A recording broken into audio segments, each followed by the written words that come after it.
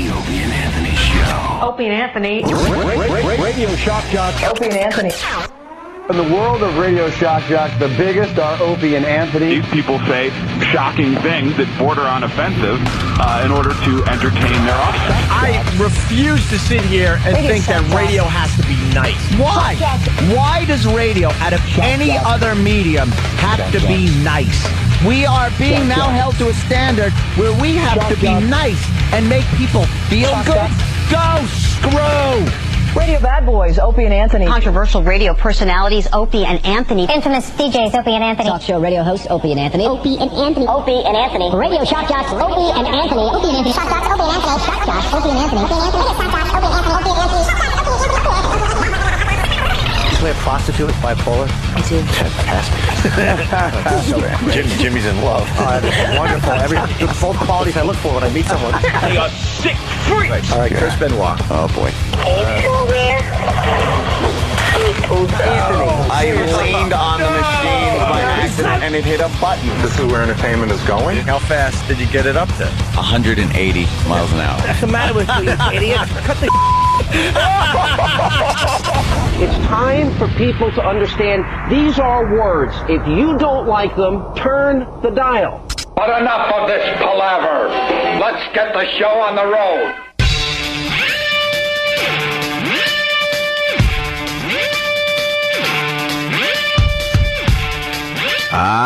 It's Friday in the big city. Yes. Yes. Is that an echo? Is it? I hear an echo. Yeah. What are they putting an echo on us now? Is that because CBS FM is in the same building as us? How do I turn up the echo? Big echo. How do I turn on? There we go. I want more echo. Echo. More echo. No, it's not. Hello. Oh. Tim, give me some echo. Oh, no, he wants echo. Does he want echo? I don't think he knows what he's doing. Yeah. Yeah, there you go. Thank you. That's a good one. Is that just in the headphones, though, or is that going out? Your oldies station. CBS FM is back. They're down the hall. I know. We met those creeps the other day walking back from that corporate gathering. Oh, like you said, they're down the hall. They were a little creepy. Refrain from the creep thing. They were a little creepy, a little needy, a little too much kiss-assy. There was a lot of love there, I was feeling. And we also met Mr. G, a legend in the news business. Indeed. And, man, I learned more about him in 5 minutes. Yeah, well certainly did. Maybe we'll get into that another day. See if Mr. G wants to share some of the fine stories he was telling me. Probably not. You don't think so? No. We're just babbling. Good morning. Welcome to the Opie and Anthony Show. This is what the show is all about. As I sit here and wait for this dumb Claritin to kick in. Oh, yeah? And Kenny goes, I wouldn't take the Claritin on an empty stomach, GH. No. I'm like, Kenny, I can't see out of my eyes. They're itchy. They're red. I'm full of snot. I need my Claritin. He's like, that wouldn't be a good idea. You need to eat some food first, GH. No, you don't. I wouldn't do that if I were you. And who wants to eat when you first get here? You need some coffee, you need some water, and then you seg into some food finally. Slowly get into the food thing, yep. So I finally ate 15 minutes ago, so now I got to wait, an hour for the Claritin to kick in? Yeah. When I should have taken the Claritin as soon as I got here, and I would have been cleared up and ready to go. I'm right at 6 o'clock. Take a Allegra-D every day. You're fine. You don't need to be on a full stomach for Claritin. For a stupid little Claritin, I don't know. It's over the counter, isn't it? Or under the counter? What? Where is it? Yeah, over the counter. Yeah. Fine. Don't. Oh, what are you doing? That's a dangerous narcotic. A tool. Phone number 877-212-ONA. So we're waking up to the news that Hillary Clinton is what, a racist? Is that what they're saying? Well, yeah. Look, this show is very, very hard on Hillary Clinton. I think most people know that, but this is complete BS that's going on in the paper this morning. Yeah, it's ridiculous. What's the deal? What's the big headline here? Well, apparently Hillary was commenting on the fact that more white people would vote for her than would vote for Obama.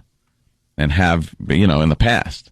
And now she's being called out on that comment as being racist. How is that racist? Meanwhile, 98% of black people are voting for Obama. Is that really a real stat? Yeah. So just completely along racial lines, the whole Obama and black people thing. Sure, there's white people voting for Obama. A lot of white people are digging him, But the fact of the matter is, black people are voting for a black guy. That's all it is. It's not that these are such revolutionary ideas that they're going, wow, this is, the candidate that I think is good for me based on his policy. Mm-hmm. They're voting on a skin color and a heritage and background. And Hillary just brought up the fact that more white people are going to vote for me. Oh, and then people freak out. Whoa, you can't say that. Well, this is all just marketing.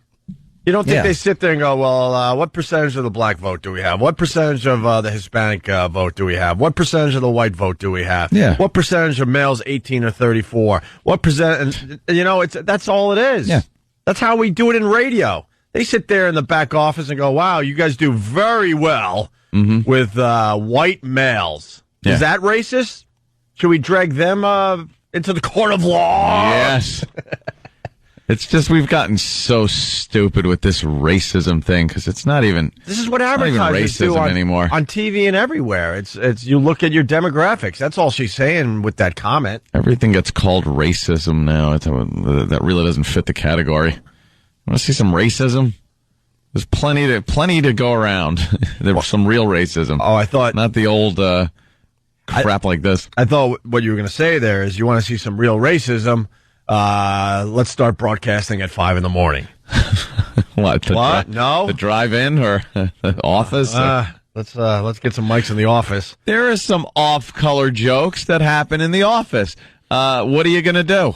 What are you going to do? Fire us? I guess they could. What are you going to do? Not broadcast it. I don't know why. Tape it. I don't know why you're saying. What did you just say? You made it sound like there's a lot of people involved in this whole. I said in the office there are a few off-color jokes that that go around, that make the rounds. Make the rounds, or are they pinpointed? What is it? Just coming from my desk to a certain individual? And are they really jokes more? Or are they just more so comments that are thrown out? It's not a joke if you don't even look up from the paper. Yeah. It's not a joke. That's my act. It's not a joke if you're not looking around the room for approval. Seeing who's reacting and laughing and chuckling. Yeah. You know what, though? But what goes on in our office before 6 o'clock, it's going on in every office in America. Of course it is. Well, behind closed doors, of course. Yeah, it's got to be. Or in that special cubicle, where the cool guy hangs out. Ugh. Or you get in trouble, so you don't, don't say it. And when you say that, a lot of people think it's just Whitey doing it. Please. Yeah. The other quote groups are having their fun with other groups as well. Oh my God, yeah. At work. It's everywhere. Really? Yeah. Well, when you're work? Well, when you're waiting online for a pizza for 23 cents. Dopes in Cleveland. God, I love Cleveland. But then again, it wasn't our demographic waiting online for pizza. No. Yesterday. What's that story about? What is the pizza story? Because LeBron James choked? Yeah. And they oh, my God. Is he actually going to talk on mic? Yes. Ladies and gentlemen, Stunt Brain has decided to take a microphone and talk on the Opie and Anthony Show. Slid over to E-Rock's You might as well just, you know what? You might as well just make that your home. E-Rock, get lost. Stunt Brain. Wow. I'm freaking out now. It was apparently a reaction to the Crybaby T-shirts that Papa John's Pizzeria handed out, mocking LeBron James, and now they're apologizing because they were called to the carpet. So they're mocking LeBron James for being a crybaby. Yep. Why was he being a crybaby again? I'm a little lost here. They call him a crybaby on the court because he tends to whine when things don't go his way. Right. So they accurately called him a crybaby. And Papa John had shirts made up, and what? We're handing it out at the game? People were wearing them and saying, hey, crybaby, crybaby. And, all right. And he cried about it. It's part of the game. Oh, then LeBron James cried about the crybaby T-shirts. Oh, God. So Papa John said, okay, we're sorry. Here's some 23-cent pizzas. See, then Papa John bailed and said, oh, now we're in a little trouble. So now it's 23-cent pizzas, large pizzas. And they showed the line on TV this morning. Yeah. Wow. And Mike was telling me these people were waiting hours to save $4.77 is about what we figured. Because I think the pizza normally goes for about $5. Isn't your time worth something? Yes. Like, isn't everyone's time worth something? So if you figure your time is worth a couple of bucks an hour, so you could stand there for 2 hours for pizza. Papa John's. I wonder if anyone likes Papa John's. Hey, do you like the garlic butter sauce? What do you like there, E-Rock? I know you like something about Papa John's, but I can't quite remember what it is. Well, you better just say it. Yeah, you better just say it. It's amazing. It's like it was like watching an elephant try to push a button. I love the garlic butter sauce. Yeah, of course. Garlic butter sauce. By the way, the Celtics beat the Cavs last night, so they're leading 2 games to zip. So what were you saying? So office racism, Hillary with this dumb little thing that shouldn't be racism. Shouldn't be getting a lot of attention. Fake racism and fake outrage for the fake racism. That's nothing. She's probably telling the truth. Yeah. For once. Here's the audio.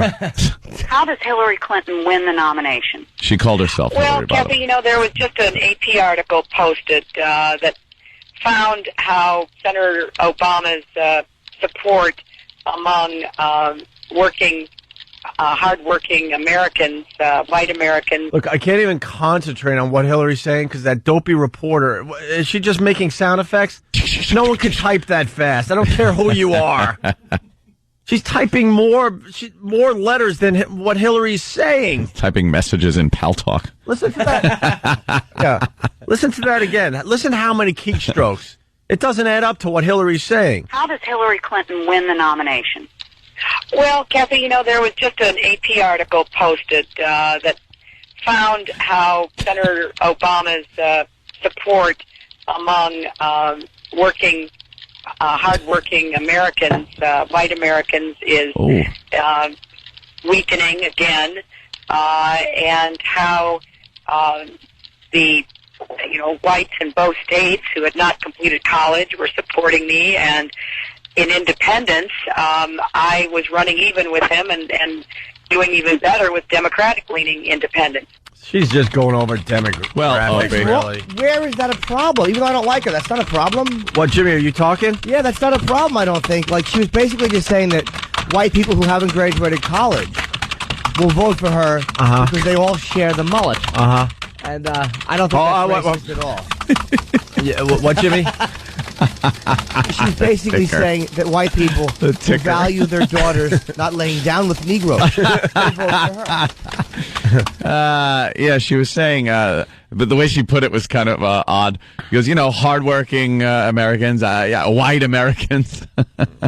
She didn't want to just say white people. That's too revealing. Yeah. She was trying to throw it out there, but she didn't want to say white people. Yeah, she sees her campaign going down the toilet, and now it's time to just play the race card. It's time. If she had it her way, she would stand up and just say, "Look, white people, do you really want this as president?" She'd show a picture of him. Yeah. Look, do you notice anything? Obama's starting to hint that he wouldn't mind having her as the vice. So really, so she ain't going to say anything stupid now, because I think she would take that at this point. I don't know. A lot of people are saying that's a doomed ticket. Yes, she spent her whole life trying to become the president of the United States, and she would accept that in a second. Second, yes. Yeah, he's a target. Oh, you're thinking maybe she's thinking because of the controversy of having the first black president that something might happen? Yeah, she'd probably say, "Look, you want to take a ride through Dealey Plaza?" You're trying to send him dangerous places. A top on the car? What are you, pussy? Come on. Yeah, come on. Just get...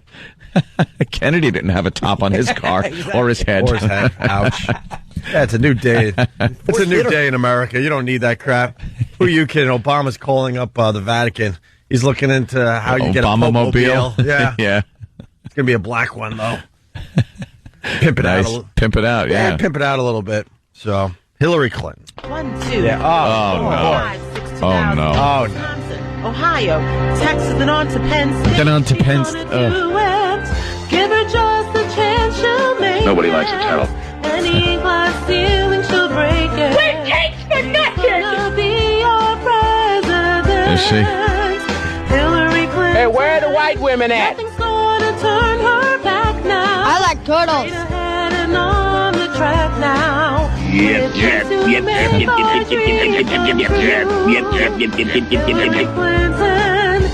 is nothing she can do. Who offered you the vice presidential spot? I got it from a Negro. Oh. She's gonna do it. werewolf movies. I love the garlic butter sauce. You use your tongue prettier than a $20 whore. And punt. Is that supposed to be sexy? Is she working for us all day? For the past 2 years, she's done nothing. I didn't realize. No. Not at all.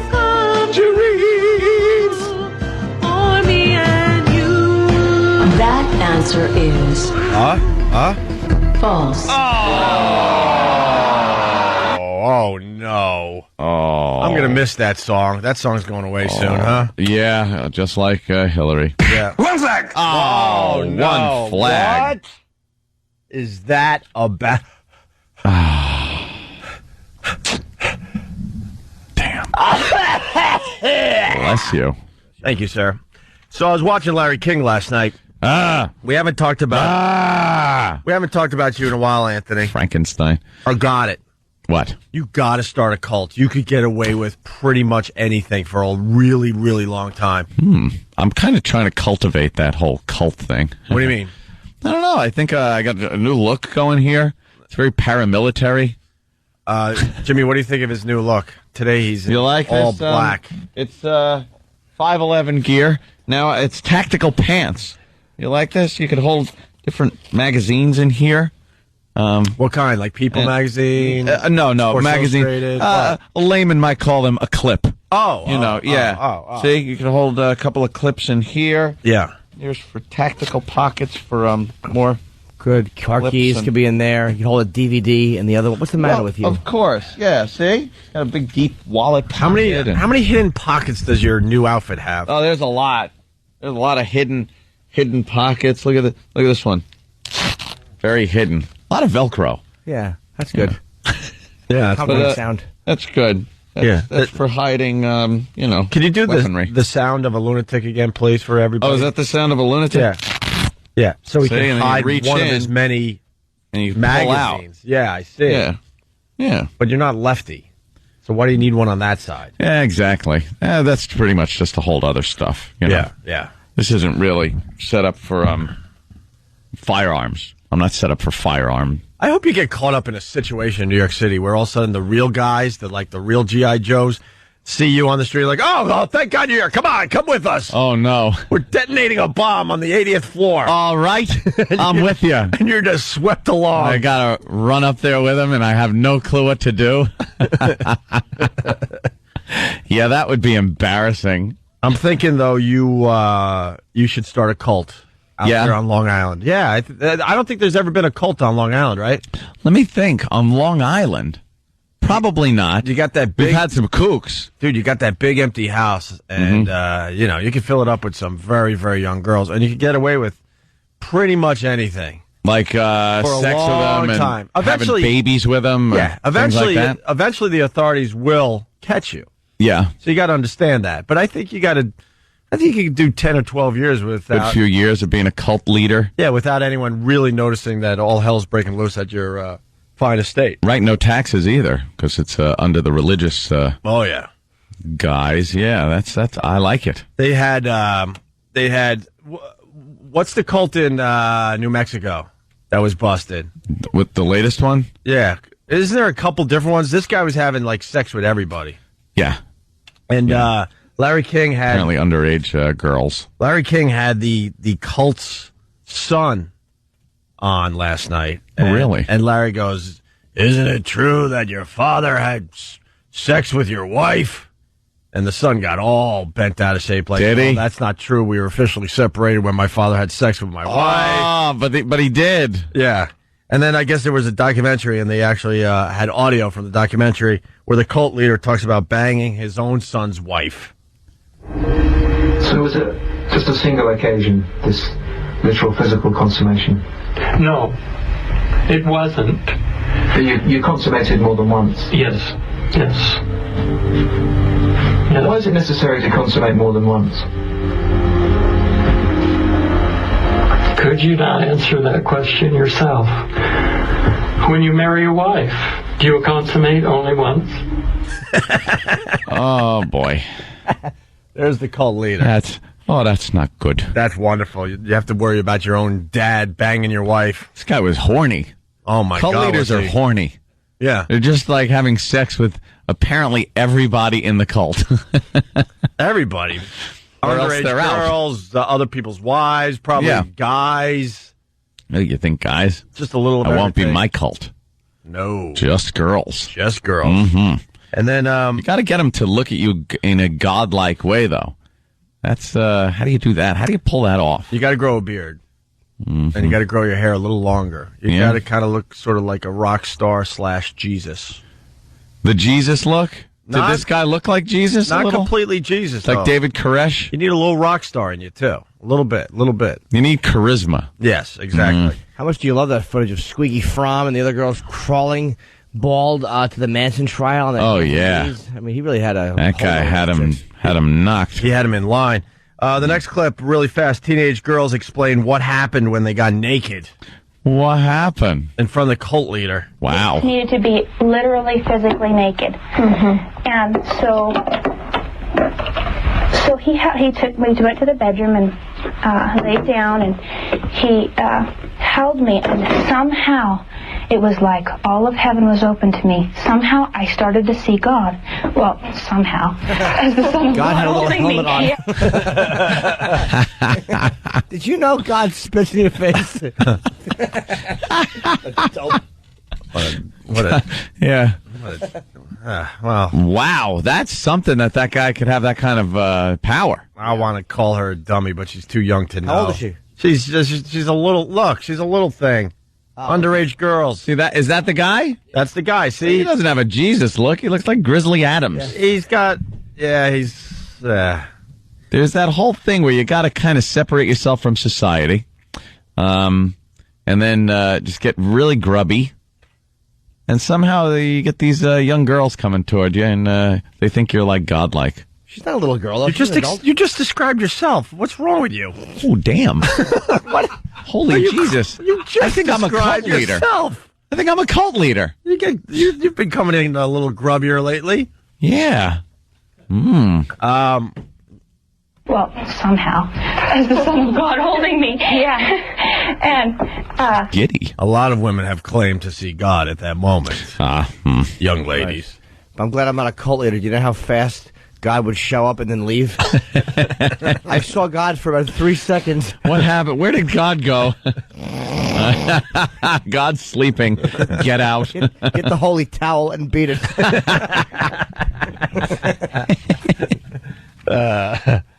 somehow. As the Son of God holding me. Yeah. And so I'm laying there, and I was like, for the first time, I was like, God loves me. Mm-hmm.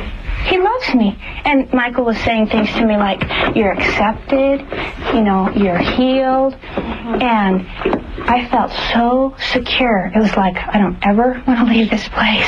It was like this was God holding me. Mm-hmm. So, and then, the next day, Father sent you. Father sent you? Father sent you. What a creep.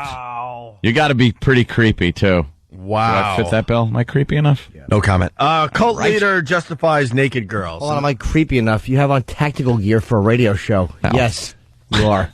Yeah. The last clip for now. We got to get more clips of this cult, but the cult leader justifies naked girls. Because you got to justify. You got to justify. A lot of people are going to be like, hey, dude, what's up? Why the naked girls if we're just praying to the Holy Father there? Holy Father. Well, it was God. God came down on them and told them to do it. Really? Nakedness is another symbol of our relationship with God.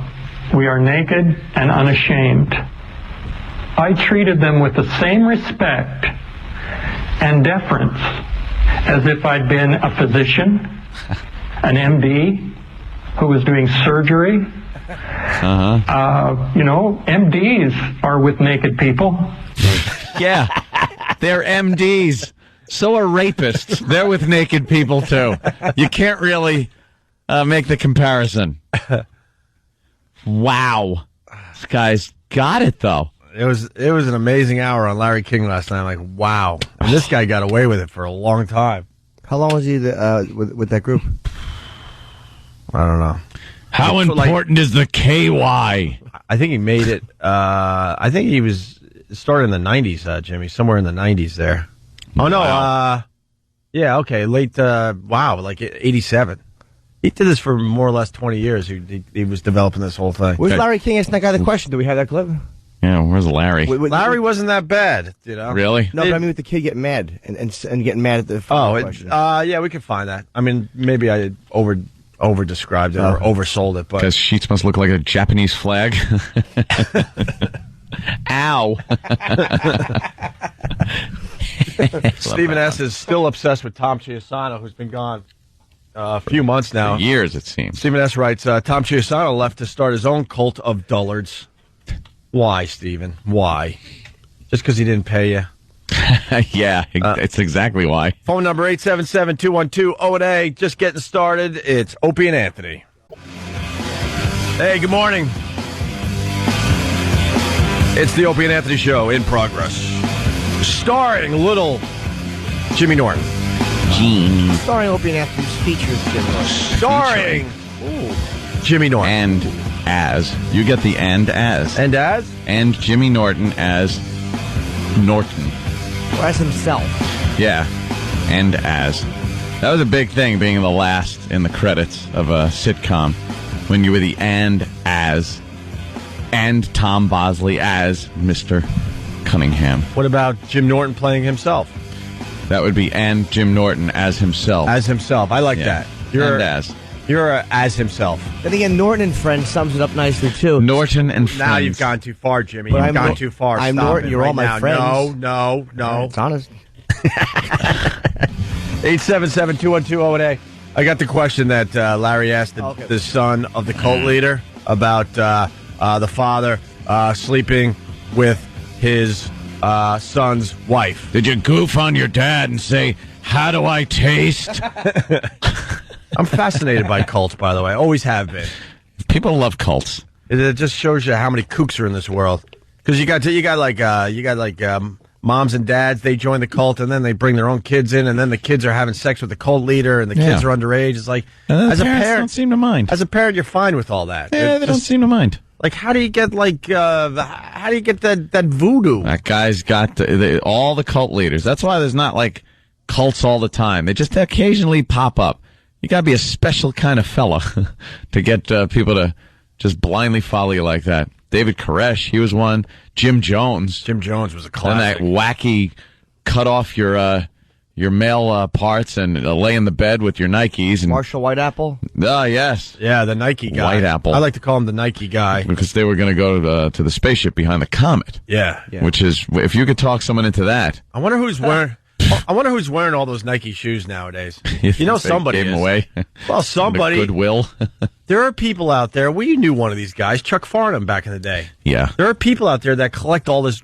Andy Gore down there in Washington, Jimmy. Same type of guy. They collect this really weird stuff. Yep. So if the Nike shoes ended up somewhere, these guys would hunt it down and make sure they get the Nike shoes. Would you wear them, though? From the cult leader. Or just kind of... No, you put them on display. On display in your house? Yeah. You know what these are right here? See this under this glass? Yeah. These Nikes. We're on a dead body. We're on a dead guy. Who had no junk. From the Whiteapple, yeah. Because he cut his own junk off to Which get ready brings for the me to the spaceship. next glass case. Might think those are prunes. So here's Larry King. Do you know how, by the way, shriveled it would be in a case if it was cut off? Wow. It would be horrendous. Look awful. Where'd you get the pig knuckle? No, you don't understand. Larry King asked about guy's father having sex with his wife. How did you react to that circumstance? That circumstance? That's putting it lightly. Way to put it.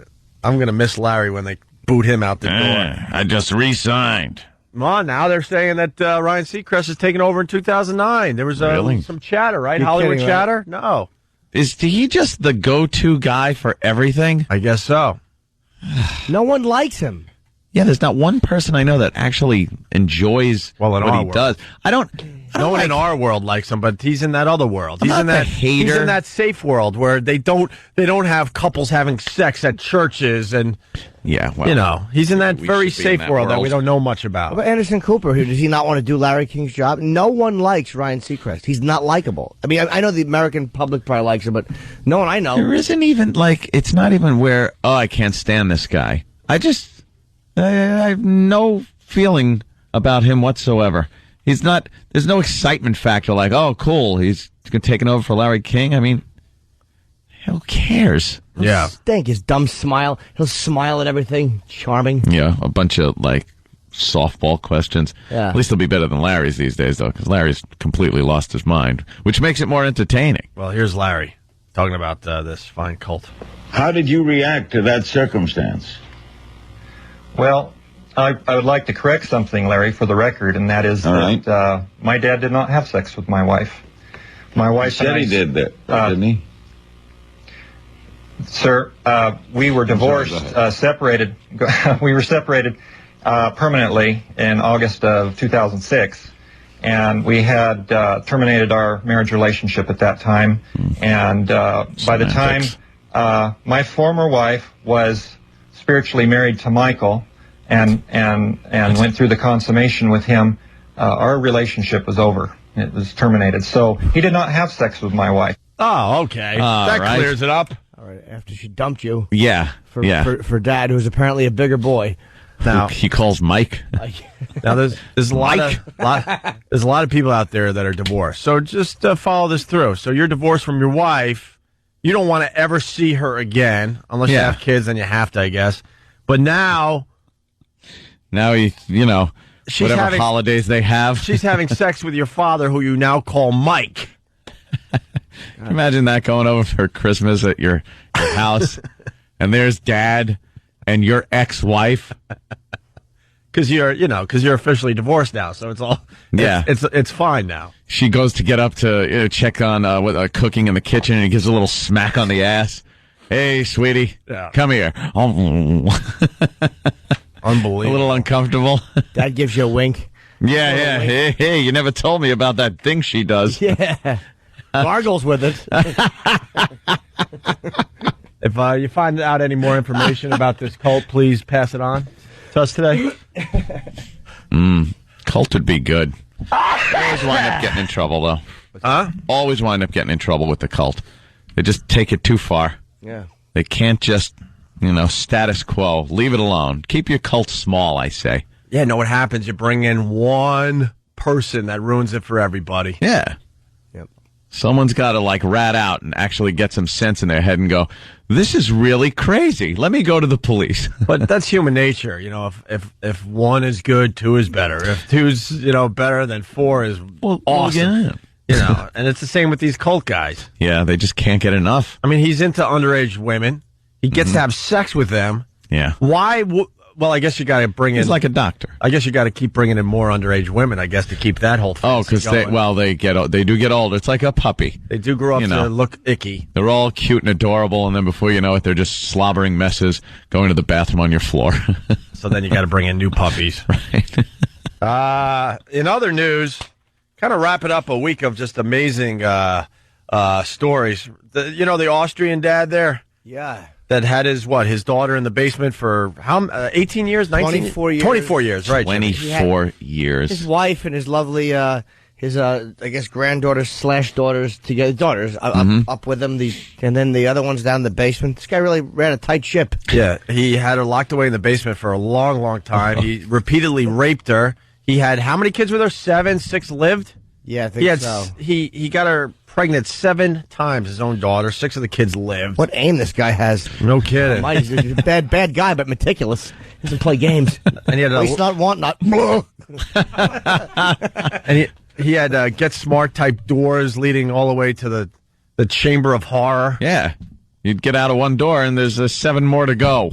Now, This guy will not stop talking, which I think is awesome. Wonderful. Yesterday, he was very mad because he said that the media, I'm not the beast the media depicts me as. He's really mad that the media is really, really killing this guy over what we have learned so far. Mm-hmm. And then here's today's wonderful quote. He says, when I went into the bunker, I brought flowers for my daughter and books and toys for the children, and I watched adventure videos with them while Elizabeth was cooking our favorite dish. Aw.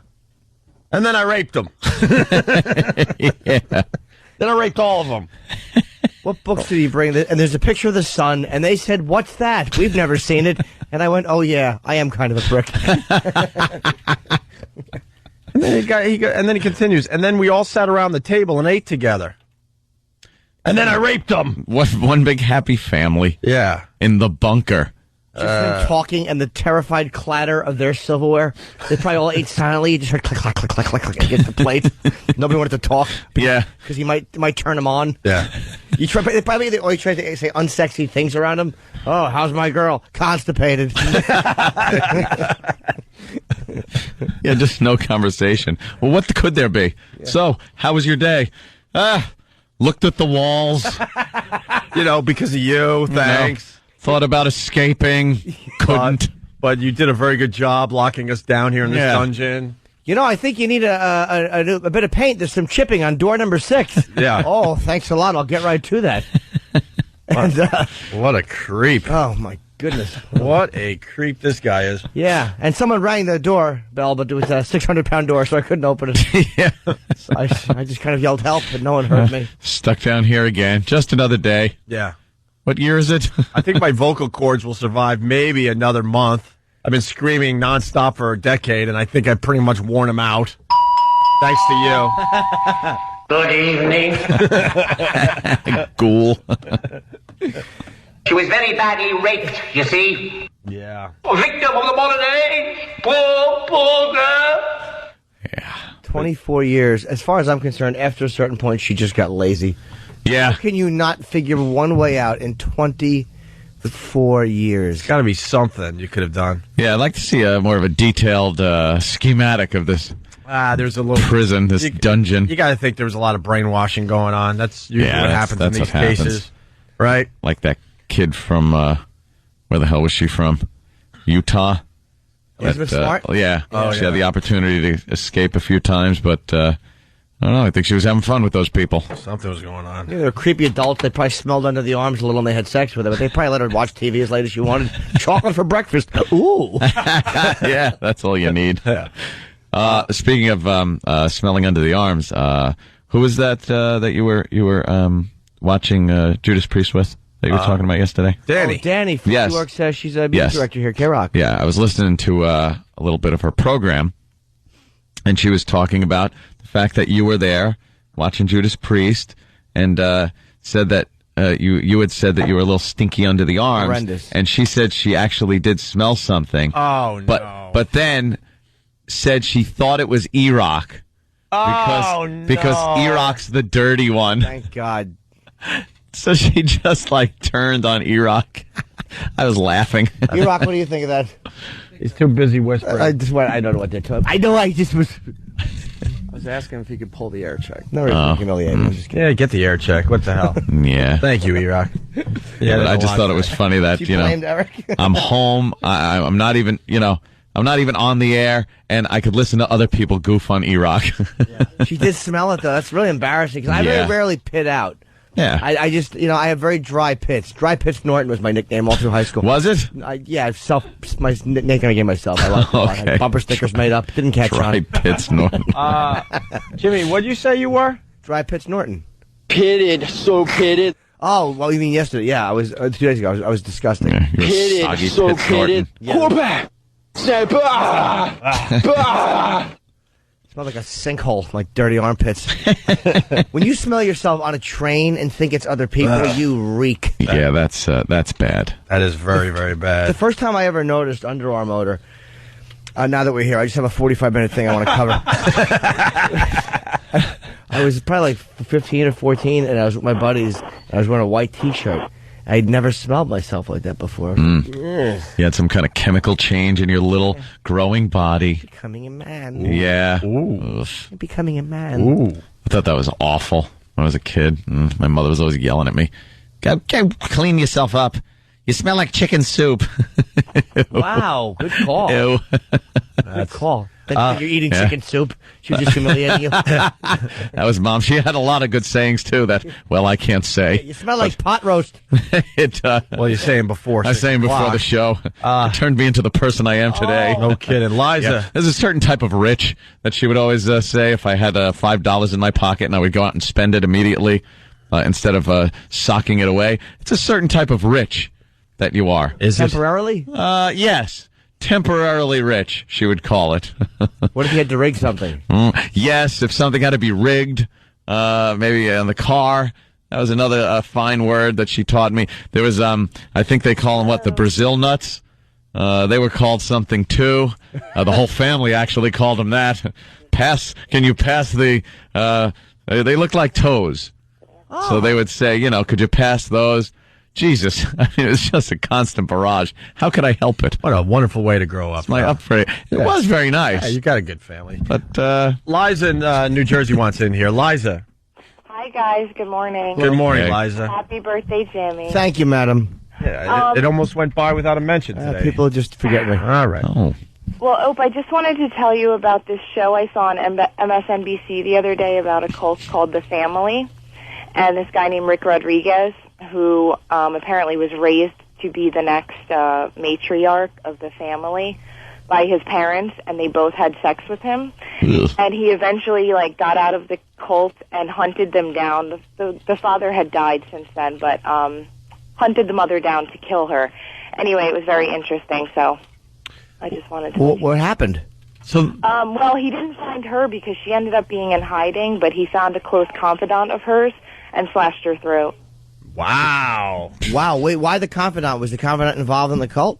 Well, he had moved to this town where his grandparents lived in a nursing home, and he knew that his mother had been there to visit. So he picked up his entire life and rented this little room just so that he could live up the street from the nursing home to ever see his mother go there. And he waited so long and then finally got in touch with one of her friends and was in the process of finding out where she lived, and he just lost it. And killed the confidant. Killed her. Yeah. Oh, so he never found the mother. Is the mother still alive? I would guess, yeah. It's a good reality show, right? But, right. They also had hunting down your mother so you could kill her. Mother's neck. It's a nice little story just in time for Mother's Day. Yeah. You know what he did was made a video of the last, say, month of his life. He recorded himself every day talking to her and talking about the cult and everything.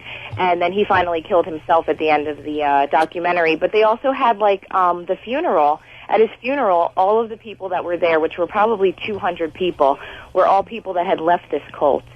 And, they named all of the people that had killed themselves that had once been part of this cult. I mean, it was just disgusting. And it's actually very intriguing, but at the same time really disturbing. What's the name of the documentary? It's called the Rick Rodriguez story. Okay. Rick Rodriguez? Yeah, that was the kid. That was the kid that it was about. Wasn't he in Menudo? No. Oh. Wow, that sounds really great. Yeah, so check it out if you get the chance. Have a good weekend, guys. All right, thank you. Thank you. I'll definitely check that out. Huh? I had more questions. Oh, I should find out. Maybe could you Google Rick Rodriguez? I want to see if that's an abusive cult. Why would they all killing themselves? Is it like a real sexually abusive place? Yeah, let's. Well, E-Rock's looking up some info. We'll go to break here on the Opie and Anthony show. Don't take it down the hall. I want to do this first. The Opie and Anthony show. Opie and Anthony show. Opie and Anthony's top song of the day.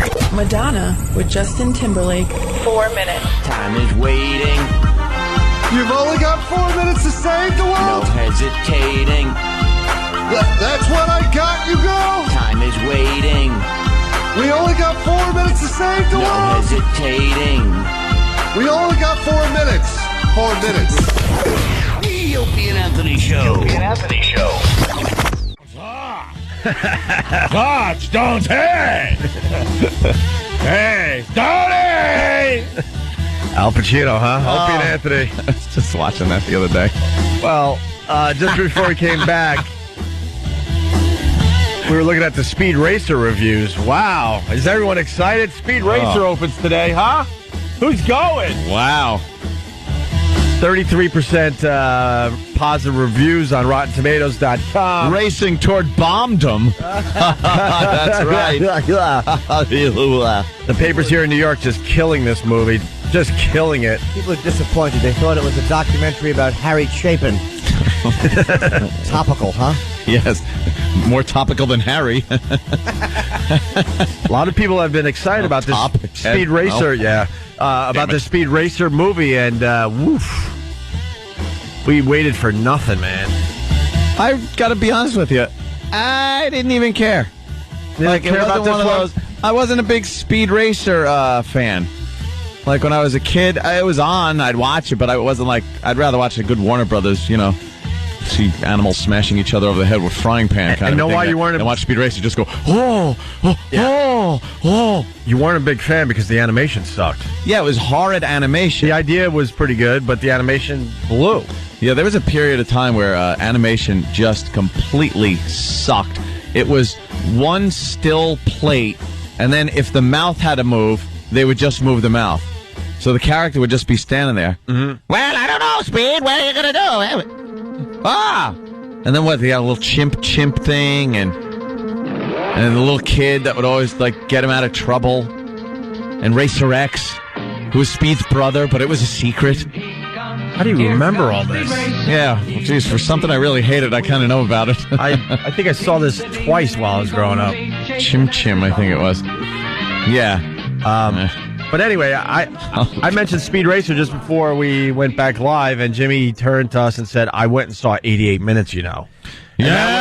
And that would be the Al Pacino movie that was on the shelves for, I think, a year or 2 years. They finally decided to release it to horrendous reviews. It made, I think, like $2 million in the box office, just some awful number. We've been teasing it for weeks. We've just making fun of it for weeks. Yeah, and you said you had to go see it. Only one theater in Manhattan is playing it anymore, not the one by our place. I had to go to 42nd Street and watch it. It was the Gang Theater, but it wasn't that. The theater was fine. It's a little teeny theater. It was like, a 60-seat theater.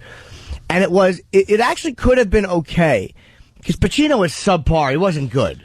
He was walking through it. Was he yelling Pacino, or was he subdued Pacino? Which one did we get in this movie? Awful Pacino? Even awful Pacino is serviceable in a movie. But the wig he wore was I wanted to take it off and look under it like it was the hood of it looked like the hood of an old car. Big hairy hood. And everybody else in the movie, there was not one other recognizable name. It's collectively the worst.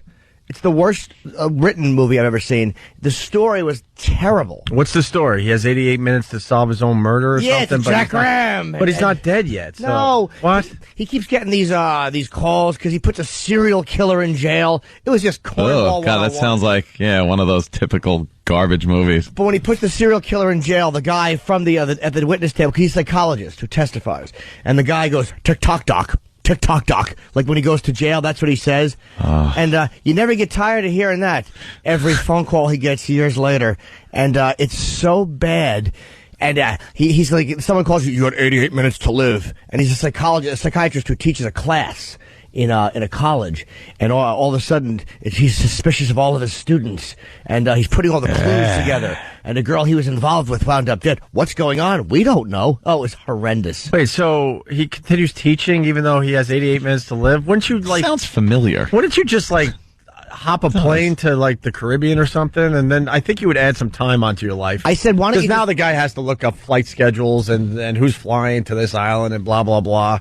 Why would you continue teaching? How about you go hang? And then he's walking into the garage and his car is smashed. 72 minutes written on his car. So he peeks around and he's walking through the garage looking for whoever might have a gun to kill him. Hey, stupid, how about you go to the police station and tell the police there's a man who's making inappropriate calls. Can I hang out here for a couple hours? I liked the movie when it was called Crank. The plot of DOA? Yeah? It's the plot of 5 or 6 different movies. Yeah. I'm just trying to remember, because there was one this sounds exactly like. Oh, it's awful. Like with the teacher, the whole thing. Well, Crank was very similar to that. And being suspicious of the students and...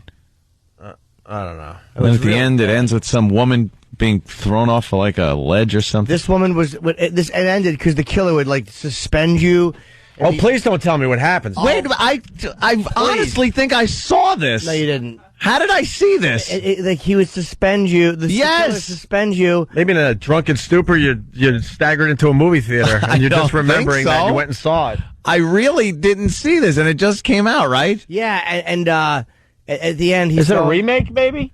And there's two girls captive, and the one girl's hanging. She's suspended by her foot. Yeah. And dude, how did I see this movie? The cornball killer gives everything away, and well, I knew if I did this, you'd do that. And he's like, it was so bad. Well, I'm really trying to figure this out. Without giving away sources, this movie has been around for a while, and someone may have. Maybe I got like a bootleg. Maybe, because I mean that would be something like, wow, an Al Pacino movie. I got to check this out. Sure. When did he jump the shark? Because now when I hear that Al Pacino's in a movie, I don't run out and go see that movie. No, anymore. you used to. It was, but there was a must-see. time Al Pacino. Oh my God, you got to see this.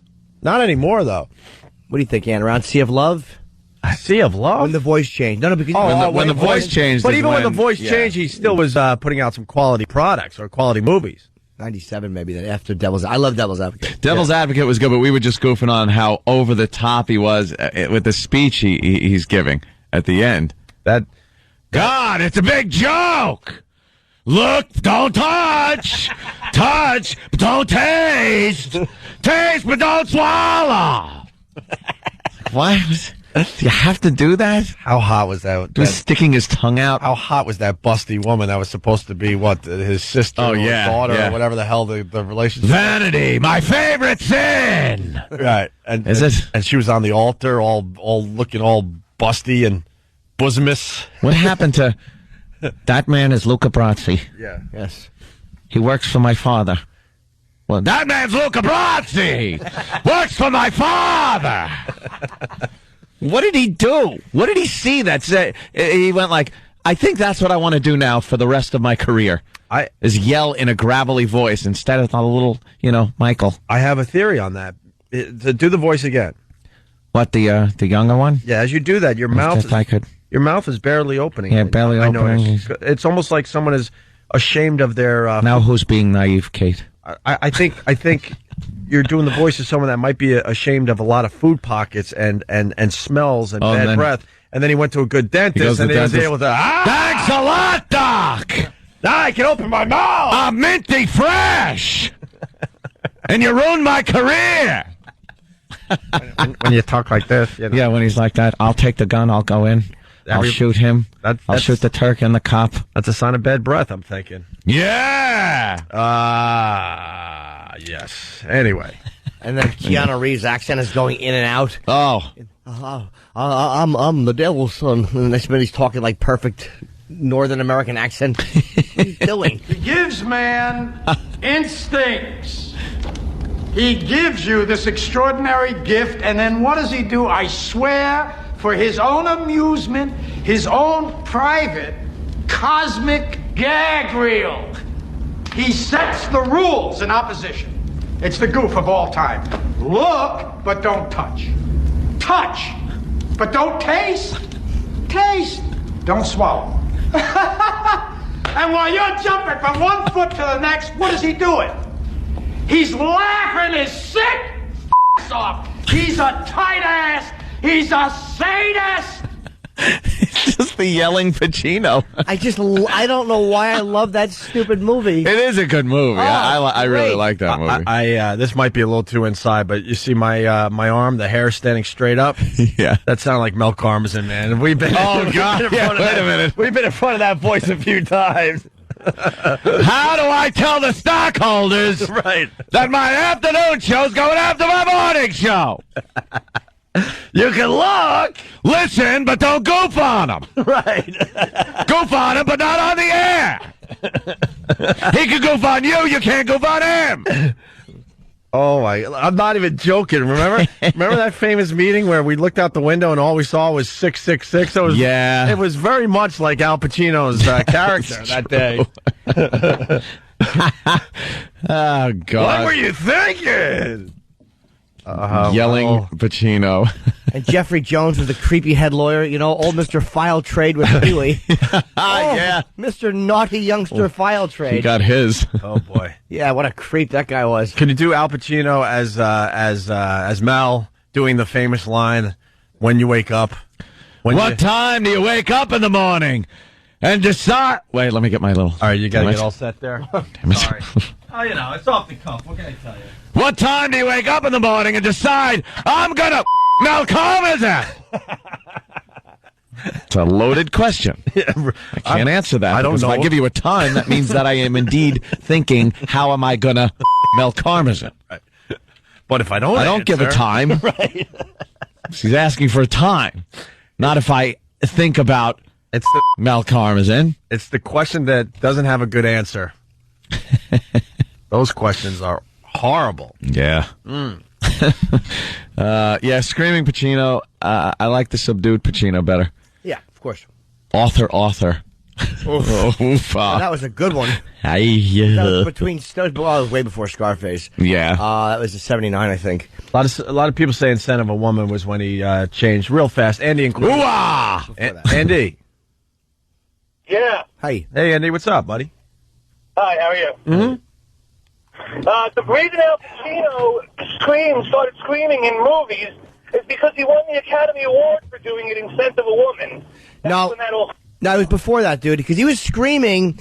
Every movie he had a big scream scene, and he screamed in Justice for All. He always had a big monologue, or usually did, where he would yell. I think in Justice for All might have started that. Dog Day Afternoon, he screamed through. Well, which was great, though. Yeah, but it was still that weird voice. Yeah, it was younger. It was still the younger voice. But that sounded real. That was real screaming. I think his voice changed. I think he heard his voice. Really? He smokes. He's a smoker, and I think all that screaming, all those takes, hurt his voice. I'm just getting warmed up. Oh, yeah. Oh, that was brutal. Yeah, that was brutal. But that was funny, though, when he called for the two guys. F you, too. That was... So you sat through all 88 minutes? Ooh-ah. Was the movie 88 minutes? No, it wasn't. I wish it were. Oh, okay. Ooh-ah. Ooh-ah. Ooh-ah. All right, I want to move on to other things. Sure. I'm a fan of man.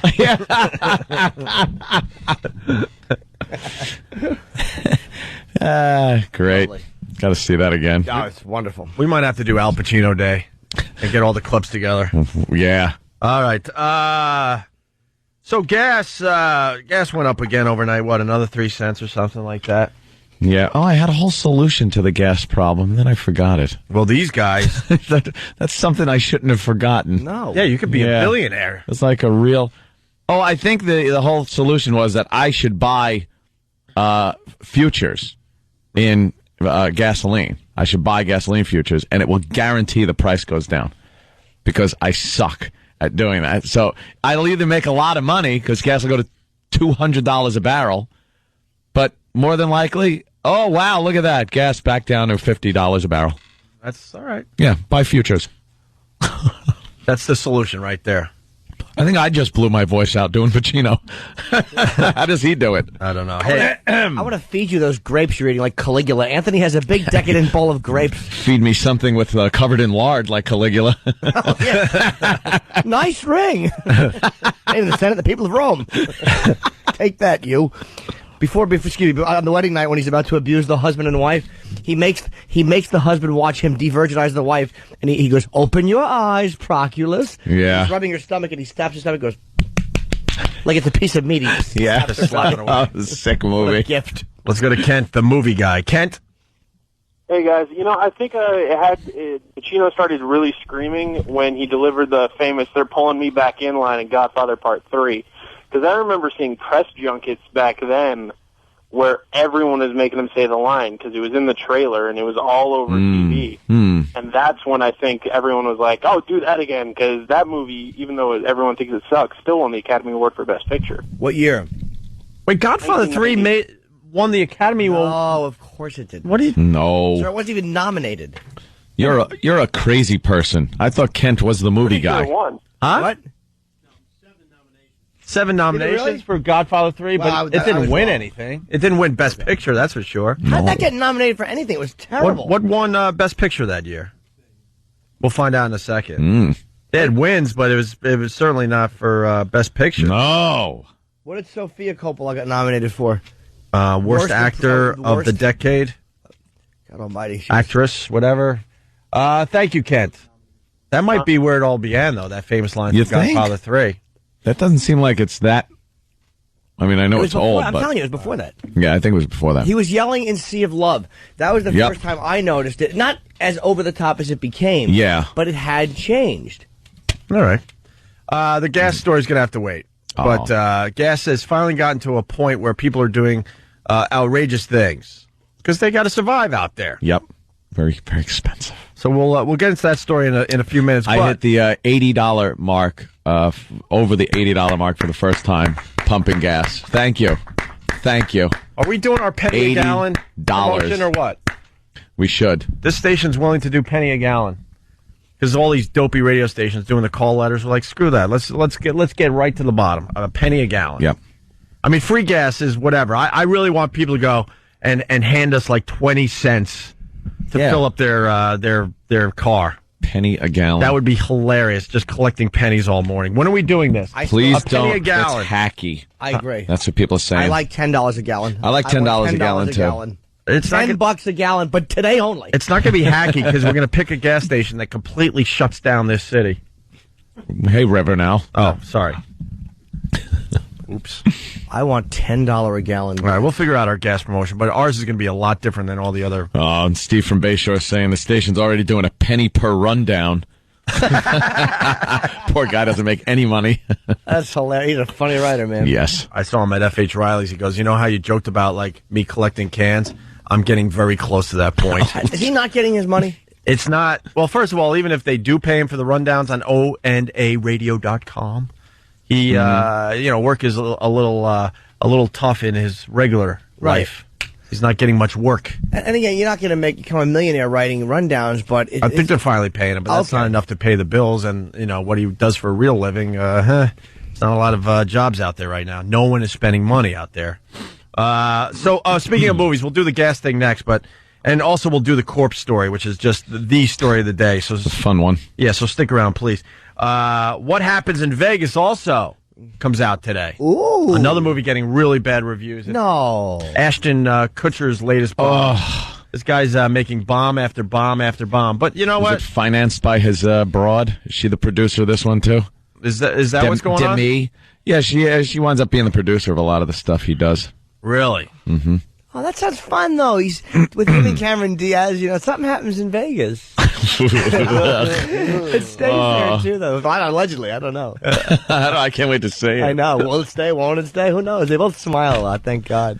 It looks like a fun romp. I bet it all works out in the end, too. Oh, come on. From your lips to God's ears. What Happens in Vegas stays in Vegas. Worst slogan ever. Unless you could come up with a worse one. Or unless you're a tranny hunter. I'm speculating. No, but that's the funny part about that whole thing because, it should be for some horrific thing you're doing in Vegas, but it's because you drank a little too much and maybe pulled an all-nighter. Oh boy, with the gals, Yeah, it's not hacksawing that hooker apart in the bathtub of some seedy hotel as you're wearing the bunny suit. Yeah, this guy has to stay in Vegas. Right. So you got the chainsaw sound effect. This has to stay in Vegas. What happens in Vegas stays in Vegas. It's covered in blood. Chopping that hooker up. Yeah, that's now. And now it's got to stay in Vegas. Now I understand the slogan. Yeah. Oh, I had one too many sea breezes. Right. Ooh, crazy me. I hope this stays in Vegas. But what if the kids find out, hun? But if you're just a bunch of broads trying to live the Sex in the City lifestyle for a weekend, please don't use what happens in Vegas stays in Vegas. Crap. Yeah. Oh, you know what else stays in Vegas? Your last period. Right. Betty Sue had a little too much to drink last night. She got a little wild. Did she? Went to a strip club. She was gyrating all over the guy. Wow. Wow, that's crazy. Yeah, she slipped a 10 down his G-string. Oh, keep that under your hat. Wow, don't mention that when she gets back to the office. When we get back to sassy girl. When we get back to Des Moines, let's not talk about this. Well, it stays in Vegas, right, girls? Got a little crazy out there. Let's keep it among ourselves. Throw a toaster in the bathtub when they're in there. They're all giggling around the cooler at work. What happened, girls? Oh, you know. You know, what happens in Vegas stays in Vegas. Right, Charlene? No, stop. It's just stupid older broads. Office biddies. They stink. Fat legs crammed into slacks. Nothing worse than fat legs and slacks. Sensible shoes. Oh, it's enraging. Ugh. Were you cougar hunting in Vegas? Wow. Ugh. Cougars. Dried up skanks. Shut up. You want the trailer for What Happens in Vegas Stays in Vegas? Who doesn't? Do I? I don't want to marry you, Joy, but I'm leaving you. Well, I mean, this is my place, so technically you would be the one that has to leave. Joy just got... Oh, there's the... I hate the formula of the movie trailer. Horrendous. I loved the bad 70s movie trailers. Because it was all action, suspense. Well, no one happened. This is the guy that... Charlton Heston in a planet of apes. Well, like that was rated M. Well, this is monkeys. This is the new guy, by the way. You know, we lost in a small town. Yeah. You know, that guy was Now awesome. it's this guy. Now it's, That's so much fun. He just sounds like he's smiling as he's talking because it's so funny. But I hate that you're right. The formula, it stinks to high heaven because he'll go, and that's where it'll go boom, boom, boom, boom, and the music's up. Yeah. Joke. Yeah, yeah. So, the formula stinks. Watch how it stops. They let you know the joke's coming. Yeah. The joke's coming. Silence, So bad. joke, back into the music. Yeah. And the dialogue. It stays. Joke in Vegas. Oh, it's so bad. Technically you would be the one that has to leave. Joy just got dumped. Jack, you're fired. Don't get me wrong, you're like a son to me. Dad, I am your son. Jack. There it is. That was it. What happened? Just what Jimmy said. What happened? Stops. What happened? Music stops. Right. Joke. Right. Back into the music. Because only retards can enjoy this, so you have to show them when the joke is coming with the music. Yeah.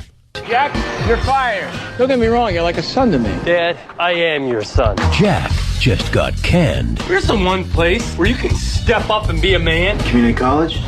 Where can you go? You can forget all your troubles. Vegas. Vegas! They were two strangers. I'm not usually this much fun! Ew! I would only like that if she was laying under five guys in a circle and had a cracker on her face. Stupid Cameron Diaz. Yeah, see, she's quite conservative until she gets to Vegas. Whoa! Oh, and then she's crazy. It all comes She lets her out. hair down. Whoa, watch out. Front, the back, and the face. By the way, she's yelling that line from the sunroof of a limo because... Oh, that's fun. Not usually this much fun! Looking for a night to remember. What they got was a morning after. They'll never forget. What? Well, I'm gonna need a divorce. Absolutely! We'll always have Vegas. That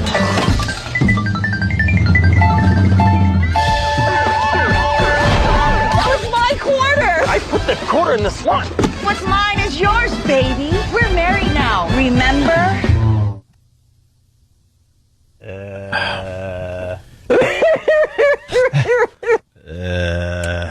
That makes my kidneys hurt. Yeah. See. Wow. They got so crazy in Vegas that they got married. One sec. Yeah. Not much fun in Vegas. No. And then I guess somehow they both put a coin in a machine and won the jackpot. And now they're now they're stuck with a situation because they were just going to get divorced and be done with this whole Vegas experience. There's more. But now they're connected with each other because they won the big jackpot. Oh, Opie, wait till you hear Dennis Miller as the judge. Oh, no. I am freezing the $3 million and sentencing you two to 6 months hard marriage. Oh, no. Because that would happen. That would happen. 6 months of hard marriage. Yeah, I bet quafftuckle. What? At least they used words we understand. Yeah. It's like when the Peloponnesians. Yeah. What? The like who? The what? We get it. You're smarter than us. Hard marriage. Objection! Welcome home, sweetheart. If you want me to report that you're both working on your marriage, you're going to actually have to do that. That's Queen Latifah, by the way. Fox and Regency Enterprises. That's Queen present. If I Latifah. can get Joy to be the one to end the marriage, not only would you get out of the marriage, You will also get the full $3 million. Hi. Would you mind if we waited in here until the locks? Hold on. What? I bet this ends with them actually falling in love with each other and staying married. Oh, no. Why are you ruining it? Sorry. I disagree. I'm going to take another guess. All right. What do you think? I'm going to guess that they get the money. Yeah. And then he takes her to a lake and ties a rock around her neck. And throws her and the script supervisor overboard. That sounds better, see? That's fun. We're all laughing. It's a comedy. Yeah. I would love that. How hilarious would that be, though? At the end, when they're married, and all of a sudden they're on a romantic thing, and then he just chokes her to death, puts an anvil around her neck, and throws her overboard. It just ends horrifically, without a hint of humor, or not even dark humor. Just a horrific, murderous ending. Why couldn't you do that, though, in Hollywood? I don't understand why every stupid comedy has to have a nice message. Just caves her head in with a rock as she's laying there. And then and he throws her overboard, and then she goes away, and then he puts the motorboat like back to the shore, and he's singing a teedly-deedly-dee, and then the credits start rolling, and everyone's disappointed. Everyone leaves just wondering what the hell they just saw. What was that? I've thought for forever that like somebody in Hollywood has got to step up and make one of these cute comedies like this. It's pretty much what you guys are saying, but I have thought this forever, and then turn it into a horrific horror movie. Horrid. Where people are like, what the hell What just happened? This was the cutesy. Why aren't they brave enough to do that? I think the youth of America would eat up something like that. I can tell you why. I believe, at least. Jamie Kennedy's coming in today, and he did a really cool documentary it's called Heckler on Critics, and there's one part in there where Jamie is talking about, they say focus groups are the death of everything. Theaters. Yeah. And these stupid focus groups, I guarantee you wouldn't like that, and they would take it out. And they wouldn't take a chance. Right. That the people would like it. Focus groups kill radio stations, too, by the way. They're so bad. Just get rid of all that crap. Because what you do is you remove the instinct of the performers and the creators of the movie or the radio show who know what's funny, and you get a small group of people, and you have to go by what they say. It's enraging. It's too bad. Waited in here until the locksmith comes. There was a hot girl party going on in my living room. Dude, it's a trap. No, this happens. No, it doesn't happen. A comedy about two people with 3 million reasons to stay together. She doesn't seem so bad, Uncle Jack. Why is $1 a reason?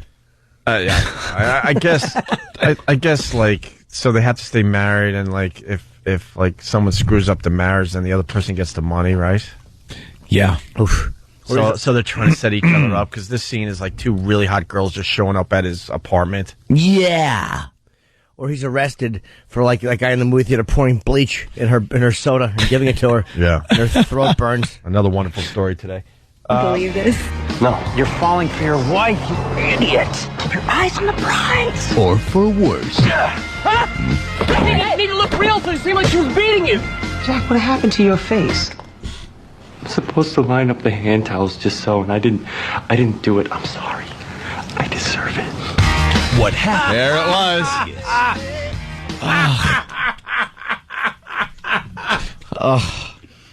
The guy didn't do it right. Now, that would actually be funny if she had a black eye and said, "What's wrong?" And then she said, "I'm supposed to do something," and didn't do it. Right, exactly. That's the joke, but they're too scared to make that joke in Hollywood violence? these days. You can't make fun of domestic violence. All right, after the break, he's standing by. I see you, Kenny. Traffic and weather together on the 8s with Club Soda Kenny after the break. But first, we go to the FU line. Thanks for calling the Opie and Anthony FU line. Here's the latest batch of FUs. You have 6 new voice messages. First voice message. Yeah, I'd like to send out a big FU to all the low-income deadbeats living in my properties. Get jobs, you rotten. Next message.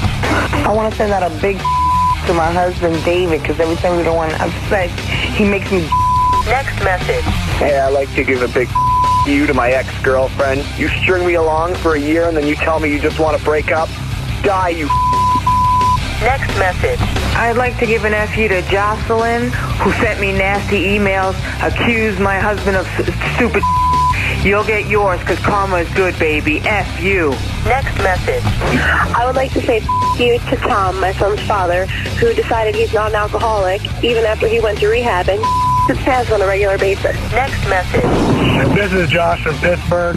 I want to send a big you out to Lisa from Long Island, who didn't think the dead horse jokes were funny. You. End of new messages. Call the Opie and Anthony FU line. 866-FU line 1. That's 866-FU line 1. Thank you and goodbye.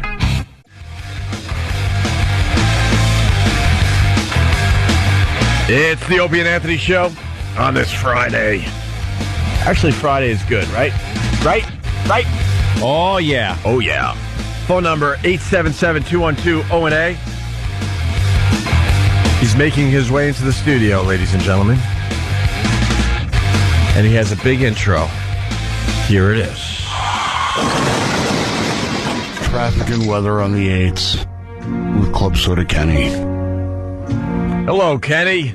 Good morning, everyone. Hold on a minute, Kenny. Sorry about that. Good morning, GH.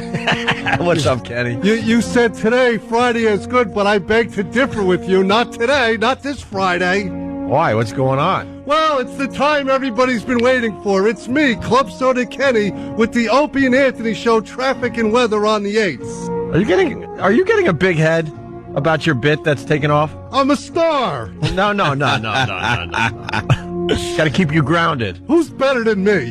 Because I don't know how you guys. I don't know how I'm going to hold an umbrella for a 6'5" goon in the rain. That'll never happen, GH. Oh, you're always first in my heart. So you got some traffic and weather? Yeah. And speaking of the weather, when the weather's bad, everyone's IQ lowers, and some people can't drive to save their lives. So they cause accidents and die. So just expect the worst today and say your prayers so maybe the odds will be in your favor. And this morning when I was driving to work, every accident I passed, I just pointed and laughed as I went up the shoulder around them. In New York City, the bridges and tunnels are jammed. And not just because of the weather, because of stupid people who don't have Easy Pass. They're a major contributor to the delays. Contributor? Yeah. Those people should just get explosive diarrhea while they're waiting to pay the tolls. That's a bit harsh. I'm just reporting the facts. Okay. They should. Yeah. I agree. Yeah. In Suffolk County, there's an overturned vehicle at the intersection of Nagel Lane and Dovecotot Lane. Early morning rollovers are really funny because in addition to being upside down, you got to deal with your eyeballs being melted by the piping hot coffee that popped out of the cup holder and flew in your face. That is something you'd get in a morning rollover, then you wouldn't. Yeah, sure. Yeah. See? I just report the facts. In Marlborough, New Jersey, there's an accident on Route 9 northbound, and a fuel spilled all over the road. And you know that's my favorite, because when there's fuel, there's fire. And when there's fire, there's people burning to death. And don't you just love the smell of barbecue? In Buffalo, a garbage truck plowed into a nursing home, killing most of the residents. What? Yeah. And there are reports that some of the family members are glad that they don't have to house those burdens anymore. Wow, Kenny! I'm just reporting the I facts. understand, yes. And here's a traffic-related news story. Yesterday in Florida, a box truck ran a red light and crashed into a funeral procession, crushing the hearse and the limo with the grieving family. Everyone died except the dead guy. I hope they got enough burial plots. And now let's switch gears to the weather. Okay. Baltimore, Boston, New York, Philly, heavy rain, and hopefully flooding. Chicago, Indianapolis, Kansas City, Minneapolis, showers. Cincinnati, Denver, Memphis, Nashville, thunder showers, and hopefully deadly lightning. And because of the East Coast storms, expect airport delays from Boston to D.C. You know, ideally planes take off and land into the wind. But weather like today causes strong crosswinds, which makes certain runways unusable. And low visibility and heavy rain increases stopping distance on runways, which requires grading spaces between flights. It's been a while since we had a plane crash. Oh, God. And what, that bums you out? Oh. It's just traffic and weather on the 8s on the Opie and Anthony Show with Club Soda Kenny. Thank you. Have a nice day. Wait, Kenny, we got a fan of yours on the line. Chad in Philly. Yes, Chad. Oh, my God. Get him off the radio. I can't take it. Hey, Chad, I hope you got an umbrella. I want to mush your face into the blacktop like a Philly cop. That's hurtful.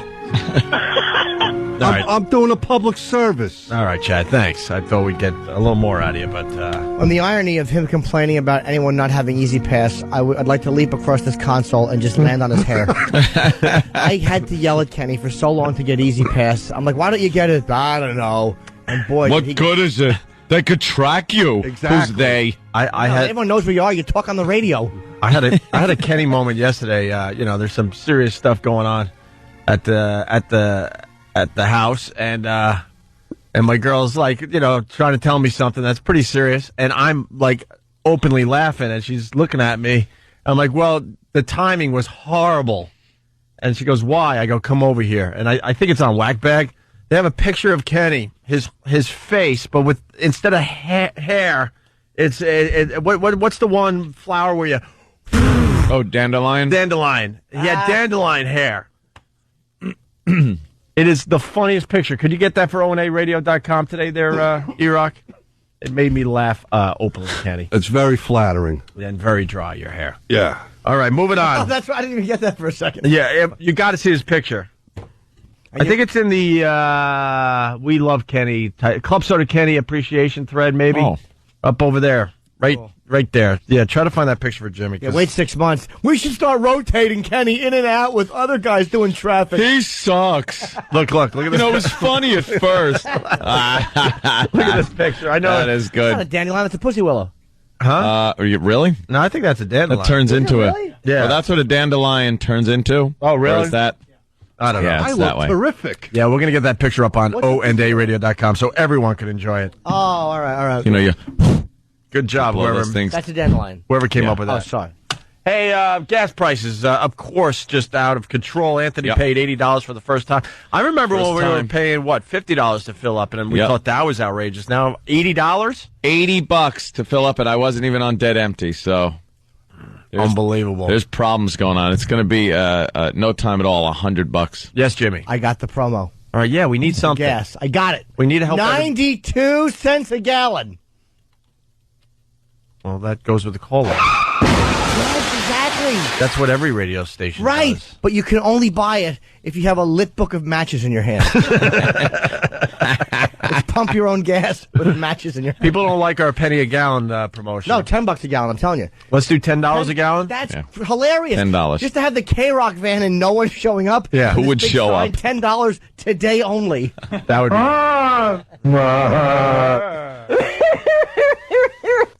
You want to give them a bargain. Don't give them a reason to line up. Give them a reason to drive by and go, what is this? What is going on? Crap. This stinks. What? Yeah, $10 a gallon. Big promotion, and just run it as if you are doing penny a gallon. Hire a band. Yeah. Like and no one's there. I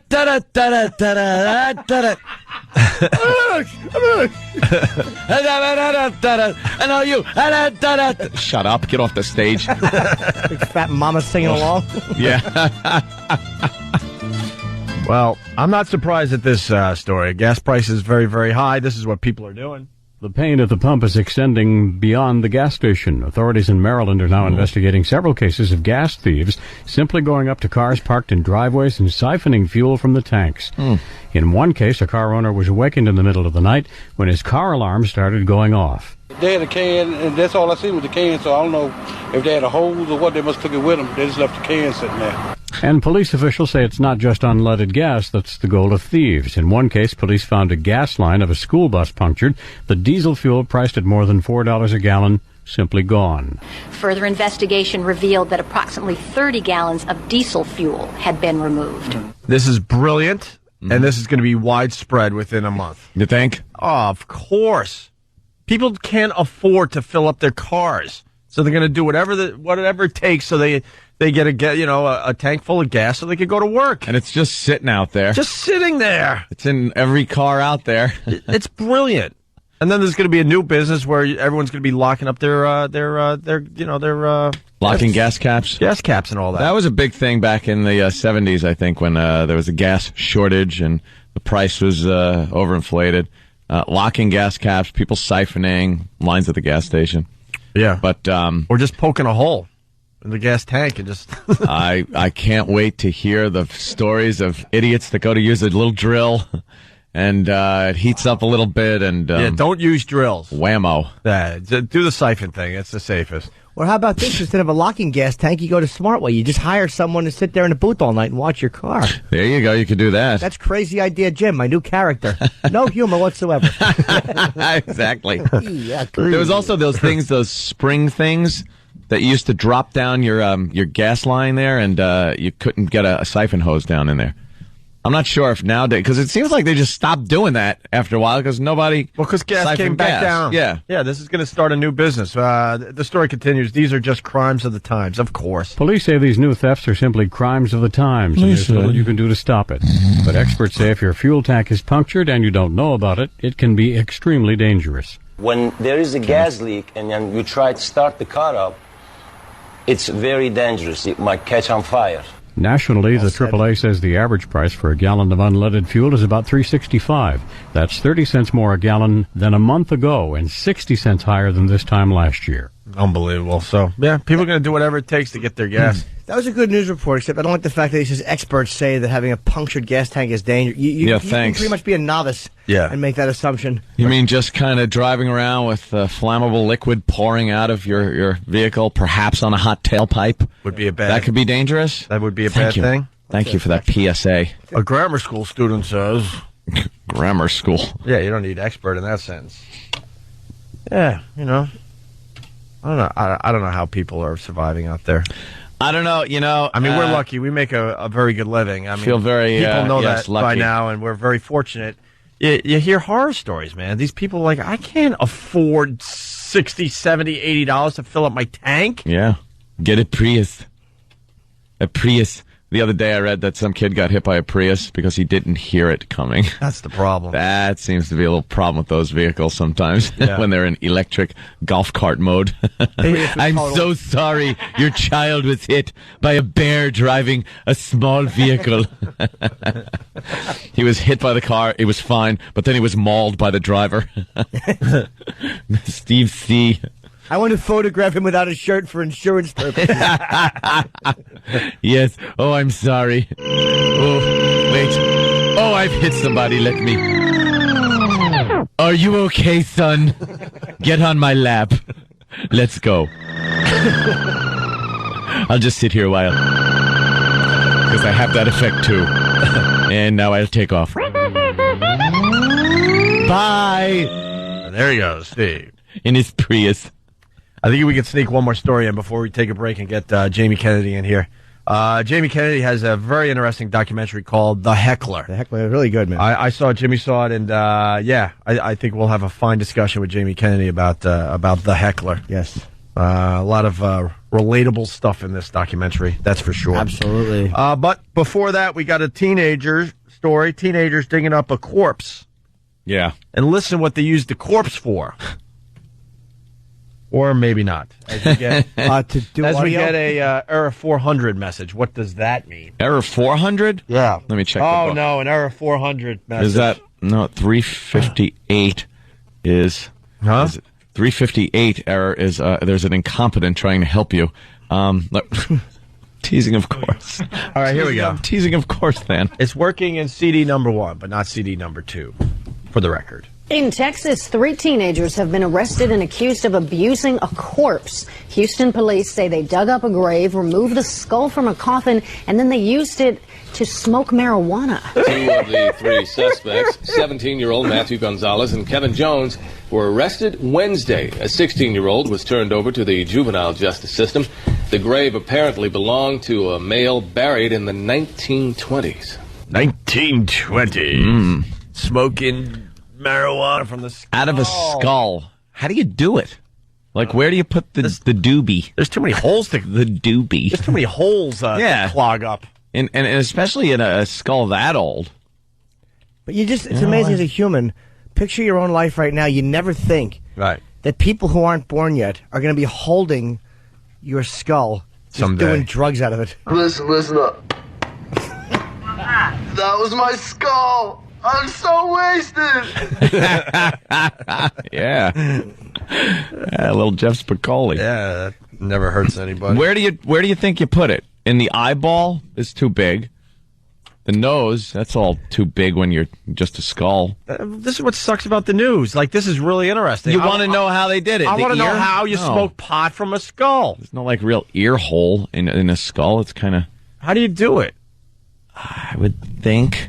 What do you think, it's all Danny? open on the bottom, Danny? You probably got to bring tape, I'm assuming, to tape up some holes. It takes the whole smoking out of a skull thing. Because I guess kind of ruins it. The logical thing would be to, like, tape up the eye holes and, I guess, the mouth, drill a hole in the top of the head. Now you're drilling holes, though? And then pull through the nose. That's too much There work isn't for a really pothead. an ear hole in a skull. All that stuff kind of goes behind by your jaw and everything. And so, I don't know.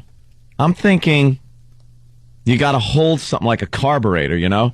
The nose and the eyes. Maybe you like hold it like a carburetor. Then you have your friend, because you got a friend with you. He's got to hold the joint in the kid's mouth.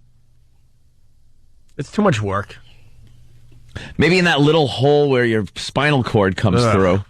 All right, yeah. The little hole where your spinal cord comes through, you shove the joint in there, and then you suck in one eye, and you use the other eye and the nose as a carburetor. Well, they probably weren't even using a joint. They were probably just, like, lighting, like, buds, like, directly onto the skull. Okay, yeah, maybe that. I was thinking kind of using it like a... You could turn the skull like where the nose is kind of popping up, and you could pack that maybe. Mm-hmm. Speaking of packing, I don't know. Help us out, Travis. Packing an eye socket? The news story that I read said that they used it as a bong. Yeah, that's what bong. we're getting at. Okay, So how do all you do that? I thought maybe they were like putting a joint in its mouth or something. No, I knew the whole time that it was a bong. Okay, use it That's like a obvious. bong. But Okay. how do you do it? So then you got to use the eye as a bowl. That's what I would think. The eye socket is your bowl, and then you suck it out of the little thing that the spinal cord comes out of, and you use the nose as a carburetor. I have no idea. How do you smoke out of a Get skull? and try it. You got to tape. Danny's right. You got to tape certain parts up. Tape or it block as a them up with cop-out. paper. Because there's too many ways for air to escape. The Like jaw. you need to create some kind of air pressure in there. So. Yeah. Yes, we The know bottom that. part of the head. I mean, where the head is, it's like you're kind of open on the bottom, right, under the skull. No, it's kind of like sealed there, and then you got like that little part where the spinal cord starts coming out. They should do this on Mythbusters. Yeah, Yeah, This would I be like a it. great Mythbusters. All right, you know what? Why don't we dig up a body? All right, and get a skull in here Monday, and we'll try to get a figure it out skull. ourselves. So let's just kill E-Rock, chop his head off, get some acid. We'll clean the meat off his head.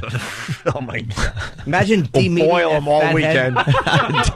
De-meating his fat head.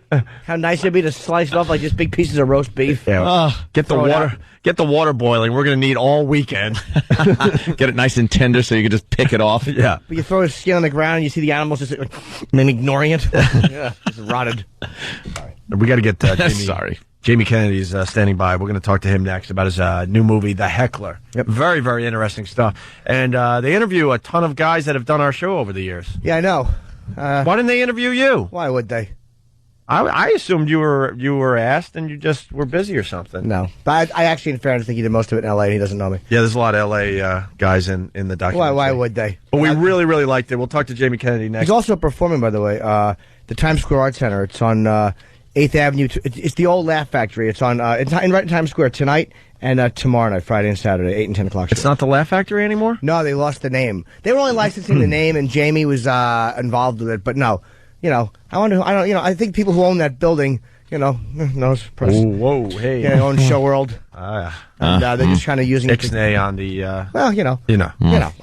All right, but Jamie's going to be there tonight. Yes, 8 and 10 o'clock tonight and tomorrow. All right, I want to play this before we go there, E-Rock. The Opie and Anthony Show. Opie and Anthony Show. Opie and Anthony's top song of the day. George Strait. I saw God today. I've read to church, I've read the book. I know he's here, but I don't look near as often as I should. Yeah, I should. His fingerprints are everywhere. I just slow down to stop and stare. Open my eyes and man, I swear, I saw God today. The Opie and Anthony Show. Opie and Anthony Show. Yeah, let's get right back into this. It's the Opie and Anthony Show. In studio, Jamie Kennedy. Jimmy was saying before the break, Jamie Kennedy's performing live at the Times Square Arts Center tonight and tomorrow. 2 shows, both nights. You can get tickets through TimesSquareArtsCenter.com, right? Or TimesSquareArtsCenter.com. Or 212-586-7829 if you buy a phone. Very, very nice. You got a new movie out called The Heckler. Yeah. See, now we got to make believe we didn't talk to you for the last 5 minutes. Coming out. It's coming out September 9th. September 9th? Yeah. Well, that's our DVD release, but we're going to probably do a New York and L.A. release. Just like a little theatrical. There, our boy Roland gave us copies of The Heckler, and Jimmy and I really, really enjoyed it. First of all, I want to thank you for watching it, because you know how many times you give stuff to people and they don't watch it. You guys actually watched it, and you liked it. That's awesome. Thank you. You can always tell when the first question is, so tell us about it. Yeah. Well, there's other stuff that they give us in advance, and then we're stuck because we already booked the guest, and we're like, so tell us about, like Jimmy just said, why am I doing the same exact joke? What an idiot. What an idiot. I'm an idiot. Yeah. Oh, by the way, real quick, Boogie Nights. You said you were in, you were in Boogie Nights, they deleted your scenes? No, here's what's happened. I actually got a part in Boogie Nights, and I got a part in As Good as It Gets. I don't know if you saw As Good as It Gets. My part, I had actually a big part, but it got cut down to one word, where I say, yo. And then I beat up Greg Kinnear. I hit him with the lamp. Really? Yeah, and he was, remember, the gay guy? Yeah, Oh, wow. Of course. And in Boogie Nights, I had the actual part of the guy that has sex with Heather Graham in the back of the limo. And Oh, really? Reynolds Yeah. kicks me with a roller skate. They conflicted. So I had to pick a choice. It was like 2 months of a movie in New York or 2 days on Boogie Nights, and so I chose As Good as It Gets. I ended up saying yo, but in the other one, it would have been cool to get kicked with a roller skate by Burt Reynolds. That was the douchey guy that she went to school with or something, and he that would have been saying, you. Like, That would have. You know what's weird? Okay, so check it out. So I get the part. I couldn't do it. My roommate at the time I'm living with, I say you should go in. He goes in. He gets it. Isn't that weird? Oh, that was him? And that's him. And he was, yeah. That keeps you up at night, I'm thinking. That was a huge movie. I know. I'm sorry, but that's got to keep you up at night. A Nicholson scene. Nicholson movie. A Nicholson scene was good too. But you know what? Good choice by you, of course, going with the As Good as It Gets. Yeah, because Burt Reynolds hated that movie. He didn't know how great Boogie Nights was, I think, until it was finished and actually Fired his agent. Did he really? Yeah, I was with his agent too, and he fired him, and he said, "I can't. You put me in porn." And then he got nominated. Yeah. And Did then he bring his agent back? You put me in porn. No, I think he went back and did Evening Shade, best of. So, you want to describe The Heckler before we get into this? Sure, yeah. Just to give the overview. Heckler, the movie's all about, basically it deals with the world of heckling. And it starts with stand-up, and then it goes into sports, touches on politics, and then it kind of goes into the world of criticism. Then it kind of goes into the world of blogging, and then the internet, and then just kind of how the world is. We live in such a critical place now. Everyone has an opinion, and it's kind of like boom. And now you have to see them. Yeah, and you have to be exposed to the criticism of people that really shouldn't be critics.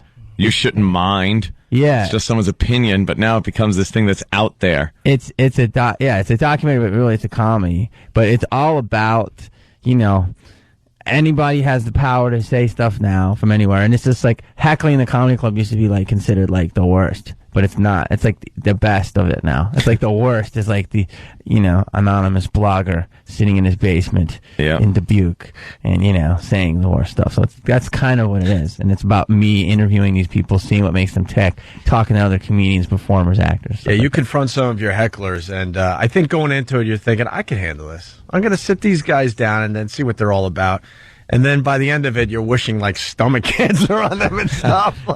And there was one scene too where he's with a heckler, and I wanted to wring this guy's neck because you're talking to him about a joke about Christ or whatever, and he's like, well, "You want to get into it or something?" Like that guy, you almost had a physical confrontation with it. Yes. Did you? What happened? He just. I was doing a show in West Virginia at a college. And he said, what's that joke you did about Jesus? I did this joke called, because priests are talking about the body of Christ and they can get you to eat anything. I'm like, they could just be like the nipple of Christ and we would just suck on it because, it's God, right? And he's like, you can't say that. That's against religion. And I go, it's called the nipple of Christ, bro. It's a joke. He goes, you want to do something about this? Yeah. And then we ended up ending like a little tiff and my assistant was there. Amazing. It was really good, man, because it covers the anger performers have at hecklers because it's almost like it's weird. Like when you're on stage, you kind of have to make a quick judgment as to what the guy's intent is, because most of them are douches. But there are people that have just had too much to drink and are really just trying to be fun with you. But it's in the eyes when somebody heckles you, and you know that they're jealous and they're going to rip you, and they're being, what they're doing. And sometimes you attack them too harshly. Yes. The whole crowd who doesn't do this every night, doesn't see their face, doesn't understand. I had to crucify that guy. Yes. He's garbage. You don't get it. And they turn on you. And there's so many weird things with hecklers. Yeah. It's a fascinating thing because it's like most of them want to help. And, Jim will tell you, as you can tell, a lot of them are chicks. We talk about that, how they get drunk. And they want to help, and it's just like if you're saying, like, you ever get belly button lint? And someone's like, yeah, belly button lint. And you're like, can I finish my thing? Yeah, finish it, dude.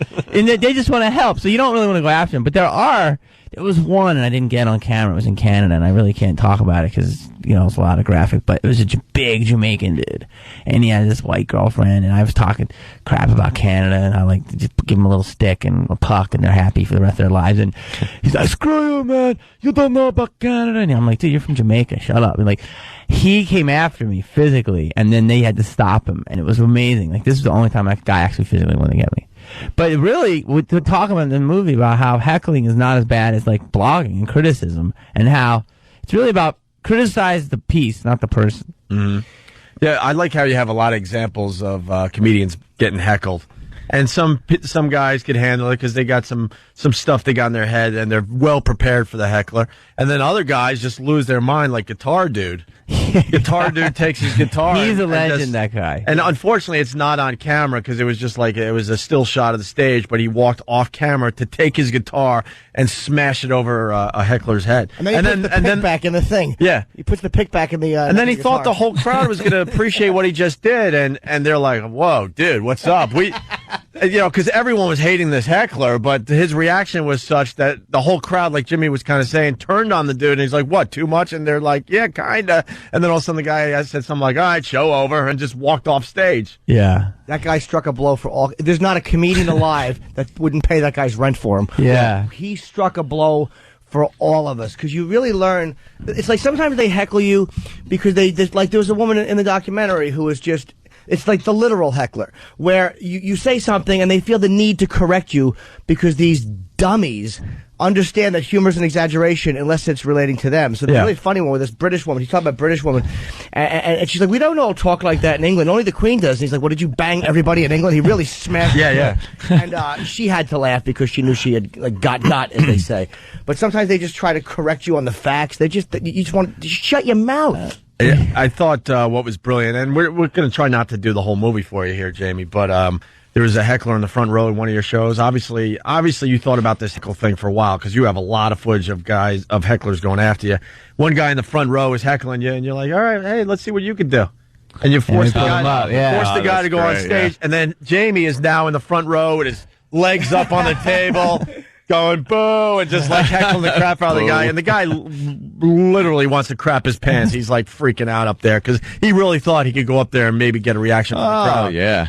I thought that was brilliant, too. And even the critics that defended themselves and stuck by it and go, yeah, your movie was terrible.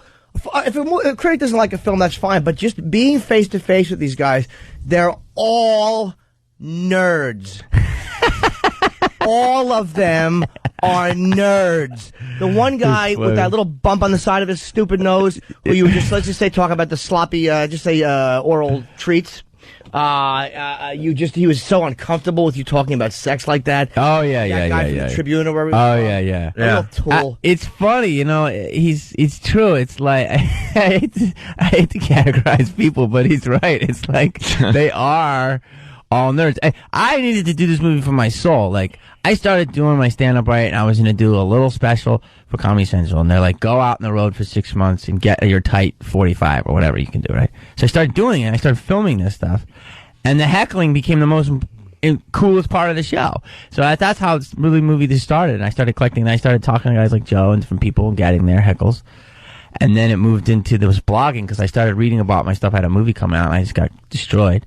And that's how the movie kind of made itself. Right. And I now feel so good. But what Jim says is true. It's like you have to learn who's saying this stuff, because you're reading about yourself, and it's like, Jamie Kennedy not only sucks, he shouldn't have a career. His mother's uterus should be shut down for giving birth to him. You're like, whoa, what the hell? What? You know, it's like... Bastards, Then you find out who's writing it, and then you feel better, but you have to go through the process. But there are some people that are haters. Like that one guy at the end is a hater to the end. The guy with the beard?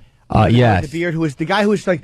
And he says he's a comedian, too, which is weirder because it's like you're... The guy who was kind of smiling at you? Yeah, very snarky. But he looked like a Nazi. I'm sure he wasn't, but you know what I mean, Ope? The guy... Yeah. You wanted to bite his face. Absolutely. Yes. Because absolutely. It was this defiance that was this phony... It was an over-the-top defiance, like, oh, you're going to call me out? Well, I'll show you. Yes. And you know that the guy isn't a funny guy. He looks greasy. Yes.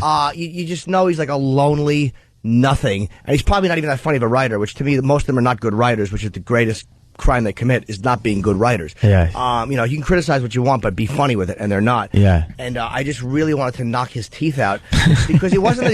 I don't mind a guy standing his ground and going, you know what, I didn't like your movie, because you are calling them out, and some of them are going, look, there was one guy who you call out, and you're like, why didn't you like it? And he goes, it wasn't a good movie. That was Richard like, Roper. But you were very funny, because you're like, all right. Yeah. You're like, all right. Because they have points. There's truth to it. It's just that sometimes they rip you personally to the point. Yeah, like, but what did I... And what do you think that's about? Because it's one thing for a critic to say, yeah, you know, I didn't like your performance in this movie, and they keep it professional. But why do some of these people, like you said a little while ago, have to get so personal where they wish cancer on you and death to your family? We had a situation when we did our dumb Sex for Sam bit, which was horrific, but they couldn't keep within what we did. They had to bring our parents into it and wish that our parents were tarred and feathered and thrown in the river. I'm like, what do they have to do with us messing up on our radio show? Yeah. But where does that come from, where they cross that line, you think? It comes, well, if they're writers, right, it comes from they're entertainers too, basically. They want to grab headlines. So, you know, if they say Jim Norton Show is like watching herpes manifest on your nutsack, whatever. Right? It's like, oh, someone's going to read that. You know what I mean? Yeah. Or Jamie Kennedy's career is worse than, you know, whatever. So that's number one. Number two is, I mean, that's really what I've noticed. Some of them are, if someone really rips me in a funny, creative way, I give them props. I mean, there are times on the tape I don't do good with hecklers. And other times I do. I mean, sometimes they win. You got to love it. Right. But I think sometimes it's really about, Patton Oswalt says it really good. He says, it used to be a time where you'd look at people and you'd be like, oh, Gail Sayers can run good or blah. Yeah. Now it's like, just makes people angry. Yeah. It's like this generation of, why is Jim Norton and Opie have a radio show? Why not me? Right. You know what I mean? Right. It's a different time. It seems like it's that mentality of everybody's giving everybody such positive feedback, they think they deserve it. Patton was right about that too. It's like there's people who just think they should be doing it, and there's a jealousy, and you kind of know, you as a performer, your instinct, you understand when someone's heckling you immediately why they're doing it. Right. Like one time I was on stage at the Comedy Cellar, and there's a guy to my right, and I was doing a clean set. I was working on a Leno set. It was a little aggressive, and he's like, that's. And he was something I said that wasn't gentlemanly, and he was trying to be this knight in shining armor for his stupid family. And I laid into him. It wasn't funny. You would have thought I never did comedy in my life. I was a dock worker. I was like Lee J. Cobb, just yelling at this slob. And I'm like, don't use me Good to reference. impress your effing wife and your effing because I knew exactly what he was doing. He was trying to show off for his family and try to shut this punk down. And sometimes that's what you have to do. You got to throw the set to walk out with your dignity because you're not going to allow that guy to ruin you. You can't do it. No, wait, were you able to recover, or was that it? Did you have to end up? Nah, I don't think so. I think the rest of the set went poorly. But who cared? I made $25 at the cellar. You know, it had to happen. Yeah. It had to happen. In Heckler, Jamie Kennedy also gets to interview George Lucas. And we called him out on it as soon as he sat down. Like, dude, you did not set up an interview with George Lucas. You railroaded the guy. You knew he was going to be somewhere. You went with a film crew and said, hey, George. And there's people around, so now George doesn't want to be the a-hole. So he's like, all right, I'll give you a 30-second on heckling. Wait, you know, it's so funny because everyone's like, dude, how'd you get George Lucas? Of course, you busted me 1 second. Wait, so you want to hear the real story? Yeah, I tell people that I was like Jar Jar Banks. I say, well, I was Jar Jar, but I couldn't do it. He owed me a favor. So I was doing a video. I did a comedy video with Bob Saget called Rolling with Saget. Sure. Right? It was like a rap fun. Rap. Yeah, and it did very well. It did well. So we're doing this video, right? And I'm filming on Hollywood Boulevard. And this Hollywood Boulevard that day was crazy. There was a commercial. There was me filming something. And there was CSI New York, right? So we're doing this video. Got all these girls and stuff. And I'm sitting there. And somebody goes, why is Michael McDonald on set? And I'm like, Michael McDonald, what? And I look over, and I go, that's not Michael McDonald. That's George Lucas. Oh, Michael McDonald. He looks like Michael McDonald, right? So I go over, and I go, George? He goes, hey, how are you doing? I go, what are you doing? He goes, I'm just here. I'm looking at your cameras. So George Lucas every day goes, every like Wednesday, his daughter goes to USC. He goes and has, I shouldn't tell stalkers this. He goes and has lunch at Musso and Frank's. You know Musso and Frank's on Hollywood Boulevard? It's old-time Italian food. He just goes in, has a little bolognese and leaves, right? So he walks down Hollywood Boulevard, and he's a big camera into cameras. And so we were using this high-tech new camera called a red camera. And he was like, what kind of BPM do you have? What's your shutter speed? And he'll just walk, right? So he starts talking to the camera guy. And I know George is like, he was like, you know, I was like any other guy. We had a lot of girls. I go, hey, George, what are you doing? And he goes, I'm just checking out the cameras. And I go, will you be in this video? And he goes, what? So I had, like, we're shooting the video. So I actually put him in the video. I put two girls next to him, and he lip-synced. And then, as we're filming for Heckler, and I go, George, let me ask you a couple things about criticism. And I got him. And he was amazing. But the thing is that he thought he was on the set of CSI New York. He goes, is this CSI New York? Oh, no. And then we're like, no, it's our video. He goes, what? And he goes, you're on my video, bitch. And Saget comes over. He's like, was Darth Vader gay? He starts just starts asking him the worst questions about Star Wars. He's like, Yoda, was he a Jew? Come on. What's the... Yeah. It was hilarious. I mean, George was awesome, very comedy. What we did kind of ambush him, and he was great. So check it out. So we signed off. We had 3 quotes of him, and he said... 2 days ago, you can use that one. And we used the one, and it was really cool. And he let us put a link to StarWars.com. You also, I like the fact that you went into the internet blogging, because it's funny, too, and I've noticed this about myself. We as performers are also, we are one-sided, and all of us are guilty of this. I've never heard a performer who got a good review go, what the hell does that guy know? Why is he a critic? Right. Like, it's only when we get trashed. Sure. And, you know, I've been trashed. I've never once, like, when somebody writes good things about me on a message board, I'm like, oh, that's nice. But when they write bad things about me, I'm like, oh, those cowards. You know, I always look at the negative. Over and over again, you understand that most performers, you know, the whole audience could love you except for one person, and that's one person is going to bother you for the rest of the night. Isn't that brutal? Why is that? And a fan, Isn't that brutal? And a fan site could do the same thing, 90% positive stuff, but one lousy dude could ruin your day. You know, and the cure to that is just stop reading all that stuff. Yeah, I mean, you look at it and you're like.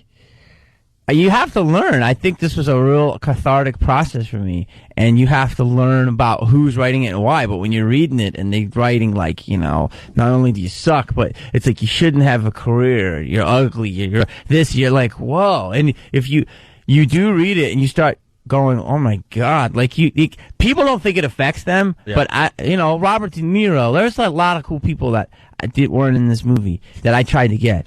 And Phil Jackson told me an amazing story, and he's like, I'll never be in your movie, but I love that you're doing it. I go, why? He goes, because you're giving them power. And he's like, and he told me an amazing story of how this one guy would bring the hottest girls. He's a famous basketball heckler to the opposing bench, and the girls would say real personal stuff about the guy because they would know stuff and they would freak the guy out. And so, like, there's that, and there's like Robert De Niro. I know I've seen an interview says I don't read my reviews. He doesn't want to know what people are saying, and that's Robert De Niro. You know what I mean? So it's a fascinating world. I would Phil Jackson. I don't think you are empowering them, though. I really don't, because everyone knows they exist. Yeah. I mean, they're in the USA Today. They're in every major newspaper. So I don't think all of a sudden you're taking these obscure figures. They are empowered to a certain degree, and I like the fact that it's like cockroaches. You're shining the light on them. Yeah. Which I like. And look, what's his name? How do you say, Uwe or UV? Uwe Ball. He's coming on in a Yeah, we couple can't weeks. wait to talk to this guy. He's the man. He's a German director. Have you ever had him before? No. Uwe. He seems like he's nuts. No, Uwe is an intense dude. He's German. He we can't wait to works get him on. out, and he fights people all the time. He has a petition right now. He says, if you want me to direct anymore, I'd sign 1,000 signatures. Well, so for your movie, he fights critics. Yeah, he has. That was like the most amazing part of the movie, by the way. That these critics would actually, because they all want their attention, so of course they're going to agree to it. Well, I could be in a movie about hecklers. Did they and know critics. they were going to be in the movie or no? Well, there's a couple of things. It's like, number one is to your point is that now how everyone, like what you're saying is, my whole thing is if someone has a paper and it's, the East Texas Christian Daily and it's 70,000 circulation and he writes, Jamie Kennedy's movie sucks, whatever. My whole thing is, if you know something about my movie before you trash it, know what you're talking about, because if not, just 70,000 people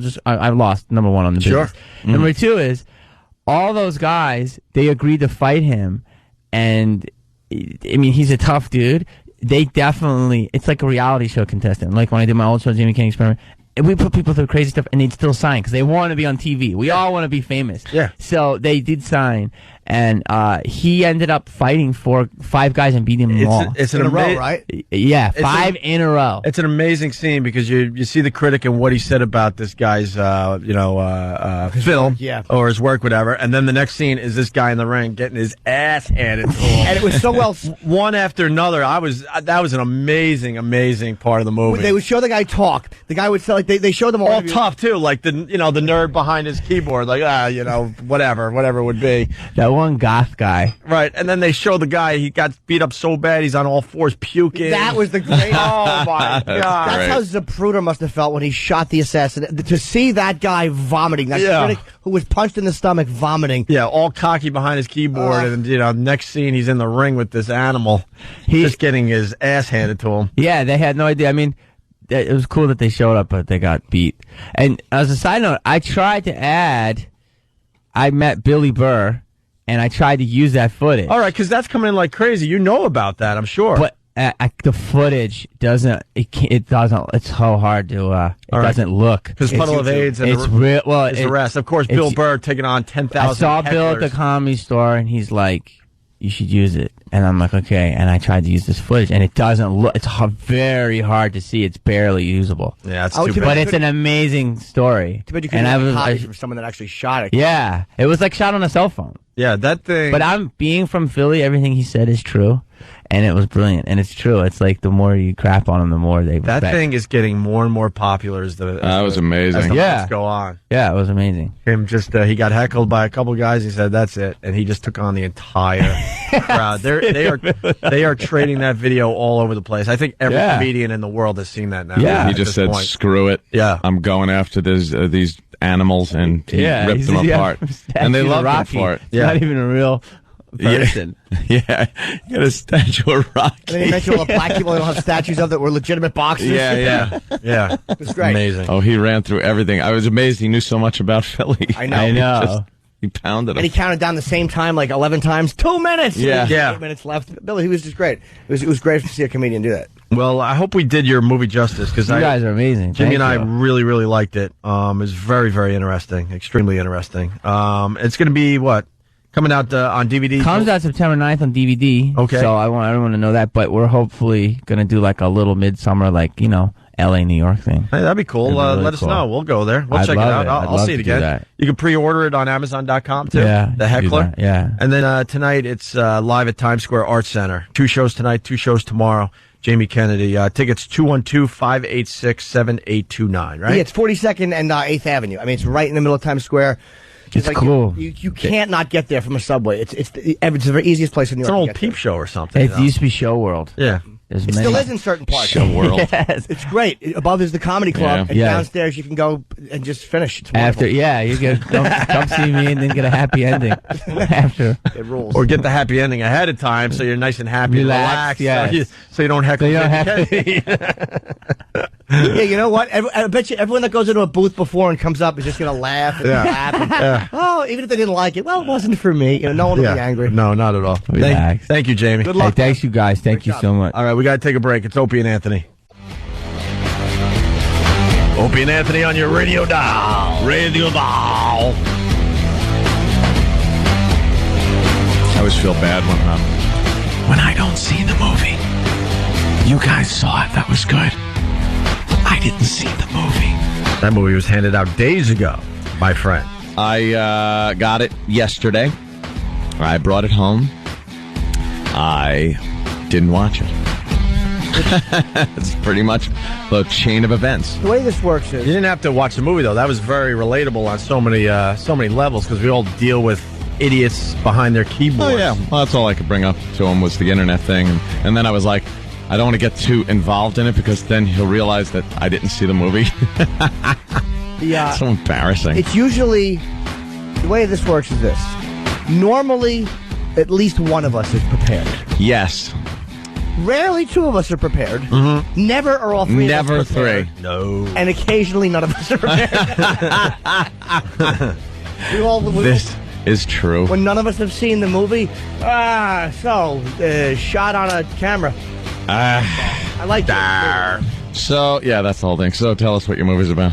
He was good. George Lucas thing was good. It was great, and he was good with the hecklers too. I mean, he really hammered them. He had some really funny lines. And he got some stock footage, man. He's got Ronald Reagan going after a heckler, and I think Barbara Streisand from Reagan was good. A Madison Square Garden show where she's telling someone to shut the F up, like really getting into some potty mouth material there. Reagan depressed me because it reminded me of how refreshing it is to see somebody behave honestly in political life. Like, just as a man who's annoyed, Reagan was giving a speech, and someone kept heckling and heckling. He goes, "Oh, shut up!"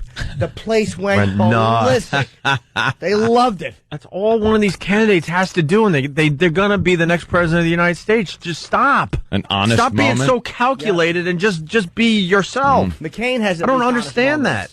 McCain is the closest, without a doubt, and Hillary is nowhere near. Yeah. And Obama is like still scared that he's the first black candidate. Yeah, that has a real shot. He's scared of that? I mean, he's not the first black candidate, obviously, but the first one that has a real shot. So he's being uber protective too. Just be a real dude, man, and you got it. That's what we're all looking for that now. Hillary gets heckled, and then she just throws her calves up on the podium and asks anybody if they want shawarma. Yeah. Fat-legged idiot. Get it, folks? I had to explain it. Stop looking at the polls. Stop doing your freaking market research and look at the demographics, and just go up there and be you. And your dopey speak, your political speak. Back. Right. Be honest for a second. That was the greatest moment when Reagan told that guy to shut up. It was just... Yeah. Reagan was great at speeches, and wasn't even... obviously, people were writing his speeches, but he was great at improving lines. When people would say stuff to him, he could just blurt stuff out. My favorite was, "The bombing starts in 5 minutes." Did you say that? Oh my God! Yeah, he was checking the mics. Yeah, and as a joke, he goes, they're talking about the Soviet Union. Say, "Well, the bombing starts in 5 minutes." And yeah, we'll get that. That was taken. We'll find that. That wasn't taken very well by the Soviet Union. No, of course not. Danny, one of the DJs here in New York City after we get off the air, it's Nick Carter. When is she on? I want to say afternoons. Am I wrong? No, Ian's 12 to 3. Oh, Ian. that's right, Ian. He's great. Ian. Ian. Oh, so it's Nick and then it's Danny right after. I really don't know, and I apologize. Yeah. For that. Now I'm going to check out Danny later today. He's sexy, man. Here in New York City. Oh, it bugged me. So you came in for the Rob Halford interview with Ian, the afternoon drive guy. Yeah. And you and E-Rock were here. You were talking to Danny. You think she's kind of attractive and stuff. Very There's a little something going on. Very innocent, a little flirting and stuff. No, from me. She wasn't flirting back. Nah, who knows? We'll have to get her side of the story. She was being professional. And you realized on the way home that you smelled really bad. You were on a subway? Yeah, I take the train. You never take the train. What was that about? Joe Commuter? You're kind of scared of the subways. You rarely go on the subway. I zip all over. Ope. And you took the subway from here? Yeah, why do you think my nickname is Underground Jimmy? That's weird. Is it? Yeah, I just made that up. From now on, I won't answer to anything but. Yeah. What happened to what you were earlier? What was I earlier? I forgot. Yeah, see, you're full of lies. And then you're on the subway and you're smelling this horrendous odor. You think it's the guy next to you. You realize it's you. And you're like, oh, my God, I was talking to a pretty girl only a half hour ago. She must have smelled my body odor. And then she walked out. When she left, she goes, ooh, it's cold in here. Yeah. And it wasn't. Here's what happened. I stunk. She smelled it. She left. She needed out.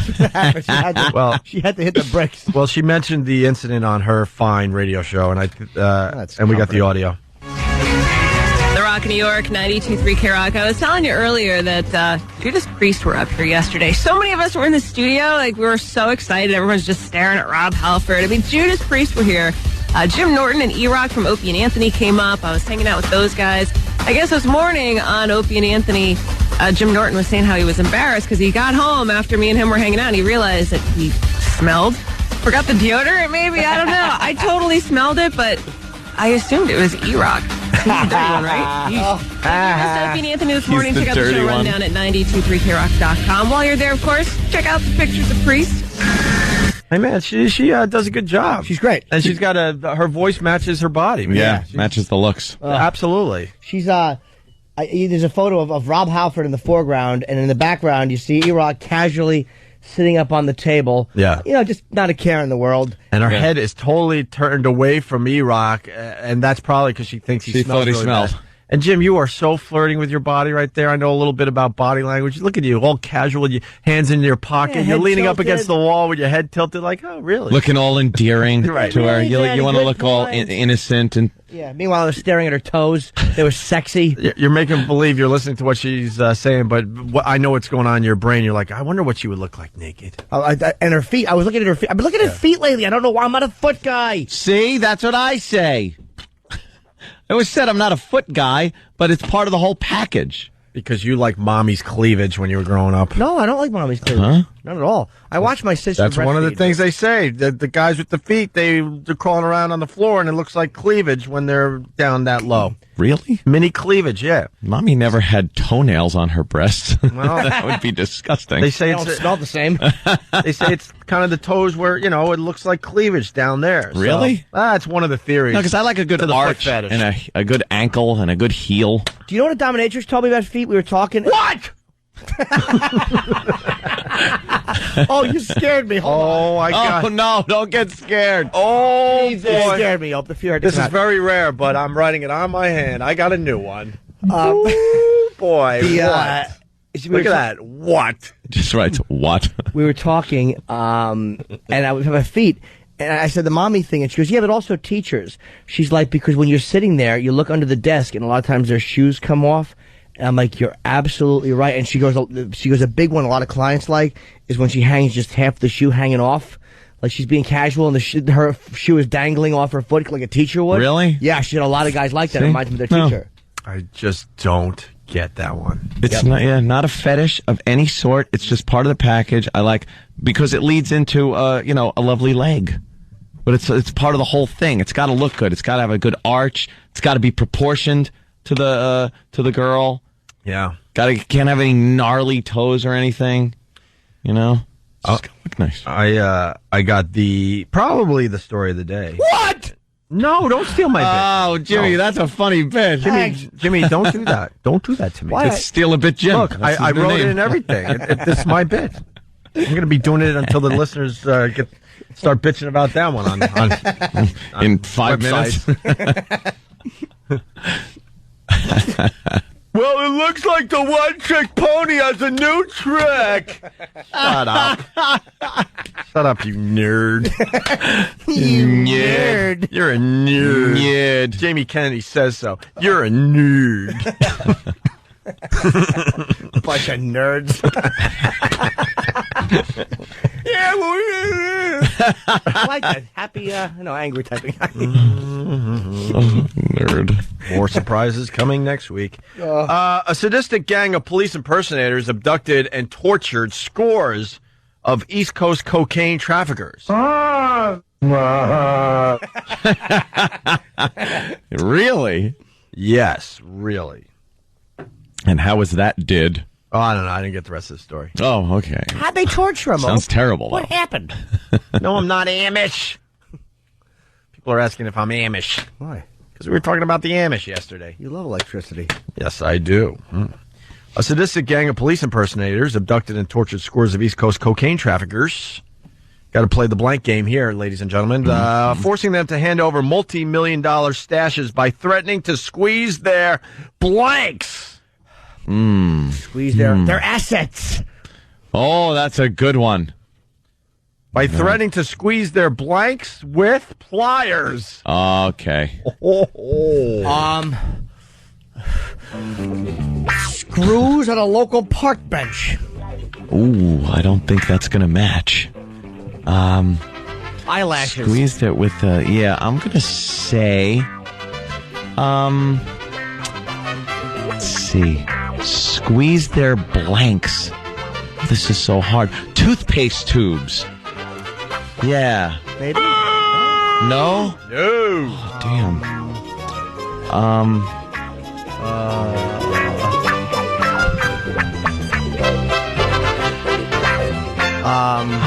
Improv skills, which none of us have. It's amazing how we're all looking for something that is kind of squeezed at times. Yes. And could work both ways. Well. Yeah. Swing and a miss, swing and a miss, swing and a miss. I think we know. Because it's plural. It's the old Pulp Fiction thing, isn't it? Pair of pliers and a blowtorch. Well, we all know what it is. It's the it's the most sensitive of areas on a gentleman. Oh yeah, and there's more than one. Let's just put it that way. Yes, so threatening to squeeze their blanks with pliers. An indictment unsealed in federal court in Brooklyn charged 8 men with robbery, conspiracy, drug dealing, and an array of other crimes. Since the spring of 2003, the gang injured about 100 people while committing 100 holdups targeting large-scale traffickers in New York, Massachusetts, Pennsylvania, North Carolina, and Florida. The take, more than 1,600 pounds of coke worth $20 million. Wow. And $4 million in cash. All 8 of the suspects arrested were from the Dominican Republic and face up to 40 years to life in prison if convicted. Taking the pliers to the old junk. Yep. That is something that if I was in the military or anything and they wanted information from me, that would be spill the beans right there.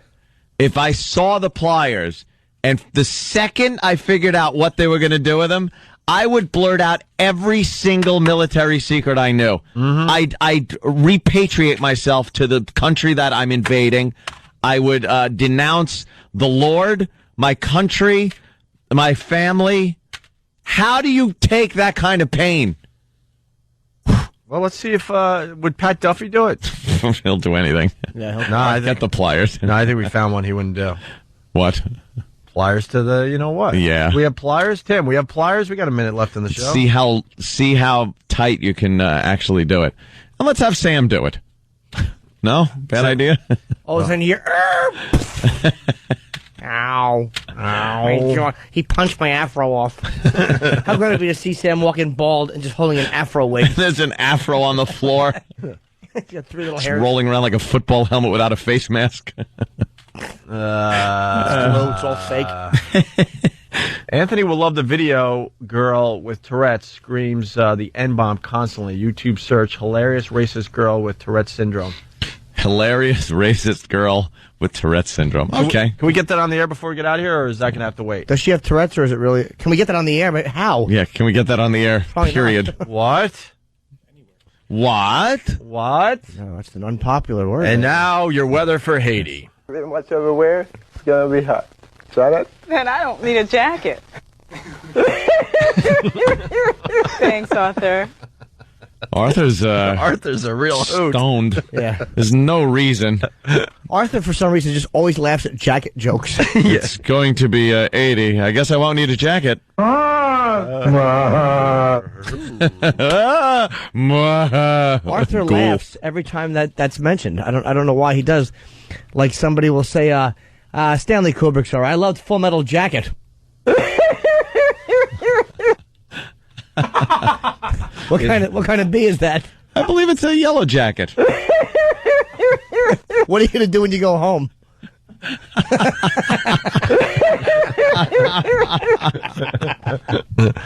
Danny, what do you got, buddy? Tourette's video I pulled for you like so long ago. It's from this HBO. Oh, well, excuse me. Oh.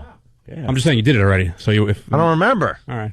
It was a while ago. Well, let's pull it again. Let's give it another play. I don't want to drive my nice car through that neighborhood. Why? They might carjack it. Carjack it. See, he likes jacket jokes. Yeah. That's right, folks. Just getting warmed up. I dare you to come up with one more. I'm trying so bad. I know you are. That's why I'm putting you on the spot. Well, if you go through the neighborhood and your car gets a flat, what are you going to have to do to change the tire? AAA. Wait, did I get that wrong? Look at his face. AAA. Ralph Cramden, son of a bitch.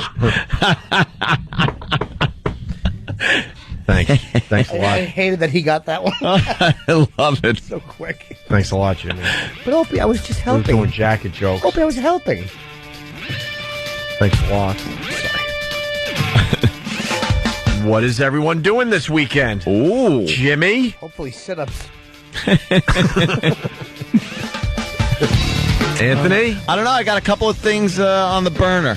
Yeah. On the burner. But I will be seeing my lovely mommy on Sunday for Mommy's Day. Oh, yeah. Mother's Day. Happy Mother's Day to everybody. Yeah, mine too. I'll probably go out a little shooting. Are you going to see your mom for Mother's Day, Jimmy? No. Why? I'm not driving into traffic. I love my mother. But I'll email her. Oh, that's You'll email her? That's not nice. That's very nice. An e-card. That's not nice. She had to push you out of her body, and you don't want to be stuck in traffic to see her for Mother's Day. Good work, Mom. And vice grips? What are you, insane? Oh, really? Needle nose vice grips on the, area. The old bagaroo. Yeah, that'll hurt. Ow, that hurts. Do you really think someone would do this with the pliers? Why would anyone do that? I want to be a dentist. What? Independent. Oh, boy, now he has to do it. He's doing the voice. That's the guy. Do the voice. It's the guy. I don't want to do the voice. Maybe he should do the voice. See, it's him. It's the guy. I know how right the guy felt there. with pliers. That's a great line to end the week of radio, so, anytime now. Go. The Opie and Anthony Show. XM 202. In the world of radio shock jocks, the biggest are Opie and Anthony. These people say shocking things that border on offensive in order to entertain their audience. I refuse to sit here and think that radio has to be nice. Why? Why does radio, out of any other medium, have to be nice? We are being now held to a standard where we have to be nice and make people feel good. Go screw! Radio bad boys, Opie and Anthony. Controversial radio personalities, Opie and Anthony. Infamous DJs, Opie and Anthony. Talk show radio hosts, Opie and Anthony. Opie and Anthony. Opie and Anthony. Radio shock jocks, Opie and Anthony. Opie and Anthony. Shock jocks, Opie and Anthony. Shock jocks, Opie and Anthony. Opie and Anthony. Shock jocks, Opie and Anthony. Opie and Anthony. Oh, it's brown. Oh, it's brown. Smell. Oh, yeah! This is where entertainment is going. Wow. So you've been stabbed once and shot twice. No, I've been stabbed twice. Shot twice. Yeah. Who's the common denominator in all these problems? Opie and Anthony. You have to lick a swath of the icing off so that bag shows through where icing was. It's time for people to understand these are words. If you don't like them, turn the dial. But enough of this palaver. Let's get the show on the road. Hi, everybody on the bleachers. There Hi. they are. Well, I got a lot of bleacher people. I say we call them bleacher creatures. Wow, that would be outrageous. Oh, wait. See, Patty's there, too. Yeah. Well, we got a full... look at her in shame. Why are you putting your hand in your head in your hands? Like, that's a bad thing to say. Patty is here? We should lay her head on her back like well, forget it. Like what? I was going to do a beheading joke. All right. You know, how they lay the head on the back. But then I just lost all confidence. So I punched out. As you should have. Exactly. Hey, there we go. The bleachers are full. That means they're coming in here today to get very up close and personal with the Opie and Anthony show. But we can't do it right now because there's been a lot of chatter in between shows. We're going to go live with Don Imus. He's doing his radiothon or whatever the hell he calls it. And we figure it wouldn't be smart to have live microphones in front of our listeners as we talk to Mr. Imus because tend to be douchebags. One word could pretty much destroy his career and our career. Yeah. So after the Imus quick little who gives a crap segment we do with him, we're going to bring you guys in to check out the show very, very close. He's been begging. Imus? Begging. Yeah, this Imus is, he's got to go away and do his own thing. Stop riding our coattails. Enough. All right. We got it. You're back. You've been back. Great. You have a hat on, crew. Right. It's been a year already? Yeah. No, he has not been back for a year. No, a year. A year since he was fired. Oh, okay. Oh, all right, good. Yeah, it's a little over a year, and then, he took 6-7 months off? I love when I adamantly correct someone who has said the opposite. No, he hasn't been back for a year. No. My apologies. Not accepted. Hey, this is pretty cool, Jimmy. You got a little exposure on a plane. Dave in Atlanta, what's up? You're on the Opie and Anthony show. Hey, guys, how you doing? Hey. Good, man. Hey, Jimmy, I was on a flight yesterday from Boston back to Atlanta, and I guess HBO had done an interview of you, and they were playing it on the plane. Wow, an interview with me, that must have been quite a while ago for Lucky Louie. Oh, really? No, it was about the Monster Rain. They had questions, but they were posted on the screen versus, someone reading them. Oh, okay. Yeah. I did do that for Monster. What was the, what airline? Delta. Thank you. Ooh, little Delta interview. Look at you, Jimmy. Jim Norton on the Delta Connection. Very nice. Thank you, sir. You're going places. Explain the seatbelt. Yeah. Teasing, Jimmy. Wait. Explain this. I see that when the stewardess comes out and explains buckling the seatbelt. So I'd rather watch that than you being interviewed. But no, that was actually. I just didn't hear it. That was funny. Go on, hurt me. I'm an easy target. Hey, yesterday we were watching a Borat interview. He was like being interviewed by some broad somewhere in the world. This wasn't in the movie, obviously, and it was just I don't know. I guess we need to set up why we're playing this. We just happened to come upon this yesterday as we're just show prepping our asses off in the office, and he had the greatest description for breasts ever. Well, yeah, but definitely very Borat. But first, they took a couple highlights from this interview that are worth playing. Borat talks about his mom in time for Mother's Day. There's the tie. Yeah. People on the street, they say, motherfuckers. You've hung out with them. You know what it's like. Why they want to fuck my mother? Oh. Yes, she is very tiny. And we say to make a sexy time with my mother is like to throw a sausage down a main avenue in Kazakhstan. Oh, your poor mother. Not tight like a manzano. We got to interrupt to talk to Mr. Imus. You guys ready? Yeah, we're ready. No cursing, my brothers. Oh, no. No cursing. Come on, homeboys. Opie and Anthony. Good morning, guys. Good morning, Mr. Imus. How are you? I'm fine. How are you guys? Very good. Very good. We're working on our radio voices this morning. How are you? I'm fine. Listen, now, by the way, thank you for making fun of me all these years. That's really a highlight of every time I listen to you guys, I hear you're making me feel bad. And I'm, as you know, I probably am Opie's dad. That's one. You're too ugly to be my dad. So here's, first of all, on a serious note, thank you both very much for what you did last year and for supporting me, and I appreciate that. And if there's ever anything that either one of you need, please don't call me. But yeah, people maybe. Yeah, exactly. Not even them. Well, we took over your radiothon last year when they kicked you out the door. Yes, and I appreciate that. Listen, my wife is here, and Charles and I We've been trying to get her to take her top off, but she said it's like going to the old folks' home and taking your clothes off for your grandfather. So. Well, that must be a hit in the bedroom. I just wonder how you guys do it,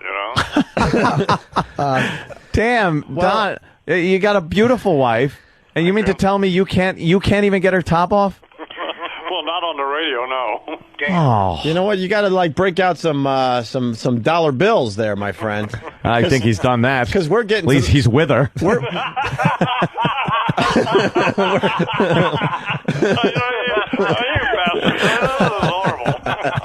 Hey, come on, Don. I'm in the same boat. Jesus Christ. Think girls are swarming over me for my good looks? I hear you. You know, Don, I have to curse you, by the way. Every old lady I run into, that Don Imus talks so nicely about you. Nicely? It's like, it's old bank tellers. It's just old broads love me because of your radio show. Well, thank you very much. Yeah, I guess that was a compliment. I don't know. My mom appreciates it anyway. Listen, I'll take it. Yeah. Anyway, thank you both very much. I actually do appreciate it. And hey, we're killing here. Why are you cutting us off already? What's wrong with you? What, do you got to do traffic and weather? Leave on Helm. Great leave on Helm. Damn. How are things going with the Radiothon? We're at $1,157,004. Damn, that's nice. Good, right? Well, we thought we didn't, in this economy and the fact that it's only on my program on ABC, why, Right. We're happy we did this one. Well, can we give out the number, Yeah, how can people contribute? They can call 1-877-877-6464 or go to WABCRadio.com. It's for the Tomorrow's Children's Fund, which is an organization of parents whose kids have cancer, and they raise millions of dollars to provide everything from social and emotional support to primarily financial support. And there's nobody in this country that doesn't know somebody who has cancer. Cancer is still the leading cause of death by disease in this country.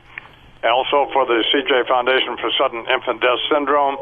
And while they reduce the incidence of death to SIDS by about half, still 4,000 to 5,000 kids a year die from sudden infant death syndrome. It's a national organization, and there's nobody who doesn't know somebody who's lost a child to SIDS. And the Imus Cattle Ranch for Kids with Cancer, which we run on the Ribera, New Mexico, and we've taken a little over 800 kids, and it's a hardcore program in which not Camp Happy Face, we're not sitting around a campfire singing Kumbaya, but we take these kids out and we explain to them that nobody goes through life undefeated, and don't allow themselves to be defined by their disease, that they can do anything any other kid can do. And we take kids from all over the world. So those are the three organizations we're raising money for. 877-877-6464 or WABCRadio.com. Hey, Don, it's a great cause. I don't know if a lot of people know this, but my dad lost two boys. I was supposed to have two older brothers, and the SIDS took two of my dad's kids out back in the day. And I did not know that. Okay. Yeah, so so this is a big one. I mean, you just depressed the hell out of all of us, though. It's already raining here in New York, and then we had to hear that. Oh my God, let's try to keep it fun. But it's a great cause, and he's doing a good thing. I'm just wondering if he thinks karma is actually going to even out by being a good guy when you've been a douche your whole life. Really?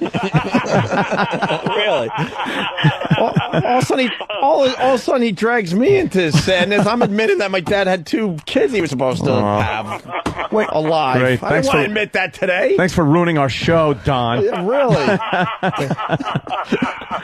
guys, thank you very much. All right. Anthony. Let's post that info, too. And Jim Norton. After the hour. Please welcome once again to the Imus Morning Program. Ho! Levon Helm, the great Levon Helm from the band. Right. And you're welcome for all the support that we all gave you. Thanks for Jimmy. I know, too. No thanks for Jimmy. Jimmy's the one reading the plugs and everything. What the F, man? Jimmy just gets shit on. Like a dummy in front of a fucking HBO camera. Oh, that's great.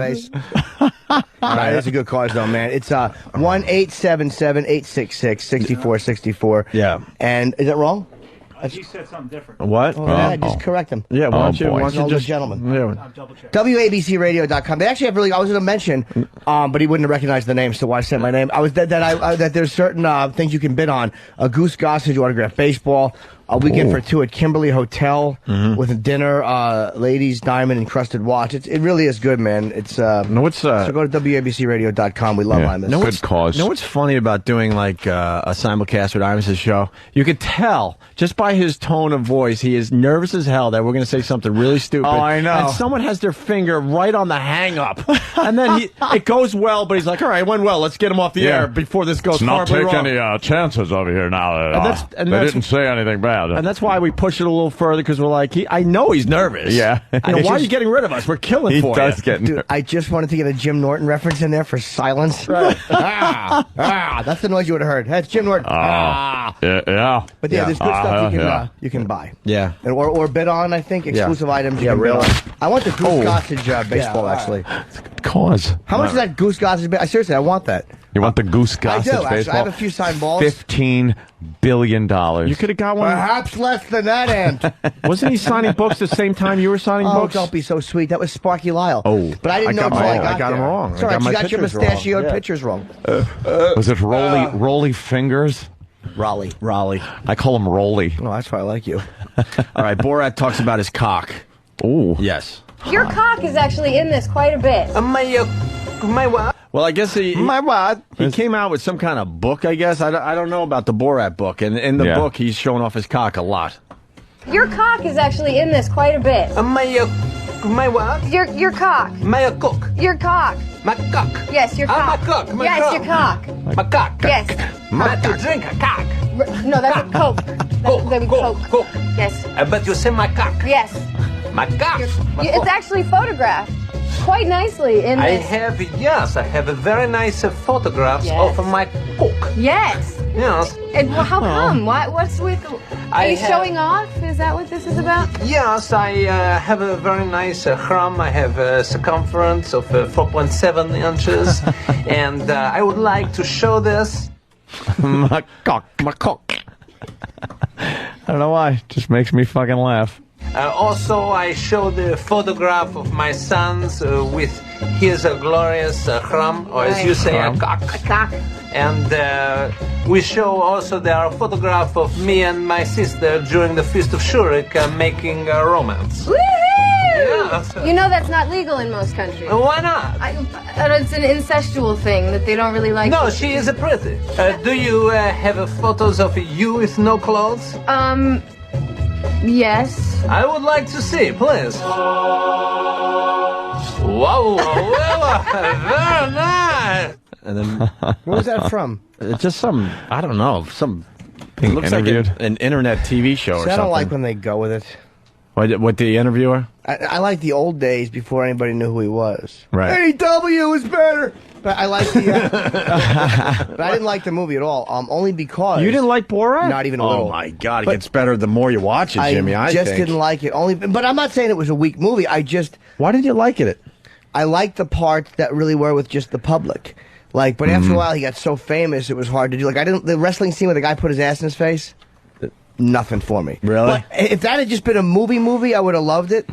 But knowing his clips that were with real people where they really hate him and it was hard for me to watch that in a fucking movie. Like the Pam Anderson shit, I didn't care about. No, that sucked. The hooker, the black hooker, I didn't care about any of that stuff. But with the scene where he brought the bag of shit down, was if I may, was a panic. And the Jews, I liked when he was with the Jews. And said they were shape-shifting, and he was throwing money at them. Jesus Christ. Yeah. But even that was like movie stuff, but it was still, I guess, I like the real stuff better. Finally, Borat talks about the interviewer's chest. Listen to this. Best description of boobs ever. Oh. You have wonderful chests. Thank you. They are like two shaved goat's bladders full of urine. That's sexy. Thanks. You make a very nice and much cheese from them, yes? Oh, you know what? I never have. But You have never made the cheese from your teeth? Mm-mm. I am sure you would make it a very salty one. Is there like a trick to it? I mean, because I have not been able to lactate on my own. You squeeze very much. It is important to first make a pregnant, then you have the child and sell it to the West, and then make a squeeze of a cheese. Okay. She's like, okay, I don't know how to deal with this. I'm done with you. There you go. I can't wait till he does Bruno. Yeah. That fucking gay one is really funny, too. Yep. What's his other character going to be? He's got 3. I think he's the greatest. He's very talented. Very talented man. Yeah. Go to YouTube. Everyone's asking where you can find that. I don't know. It was one of the top videos yesterday in the comedy section, I believe. Oh, what? What? Here's the girl with the Tourette's yelling the N-word in front of black people. Really? Yeah, Danny said we played it, but I don't remember, so we're going to play it again today. This someone, I forgot why this came up, but how old a gal? I don't know, like a teenager. Yeah, late teens, maybe early 20s, somewhere around there. Well, when I see people, like, I sometimes say what I'm thinking about them, but I don't mean it, kind of thing. Nigger, like that kind of. But I'm not racist, and I just can't help it, and I feel really guilty afterwards. Nigger. Yeah. Ignoring the tics is the best policy, because to pay attention to them can make them worse. But it's easier said than done. Yeah. Oh my God!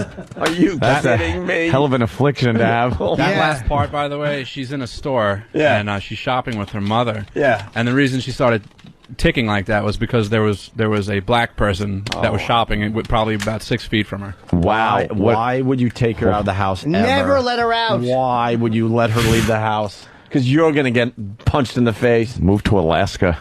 Yeah, yeah, exactly. What did the person do? The black person in the store? Anything? Did they hear it? No, from what I remember, she was just pretending that she didn't hear it, or she just honestly didn't hear it. Right. Unbelievable. She says it in like a friggin' weird Linda Blair possessed voice. Why? Not a sweet little voice.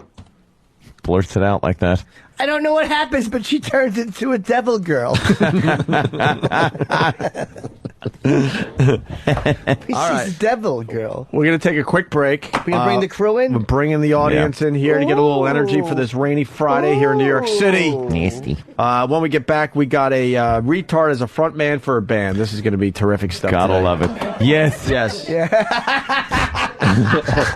His name was Stephen Carr. How did that song? Pendulum. Yeah.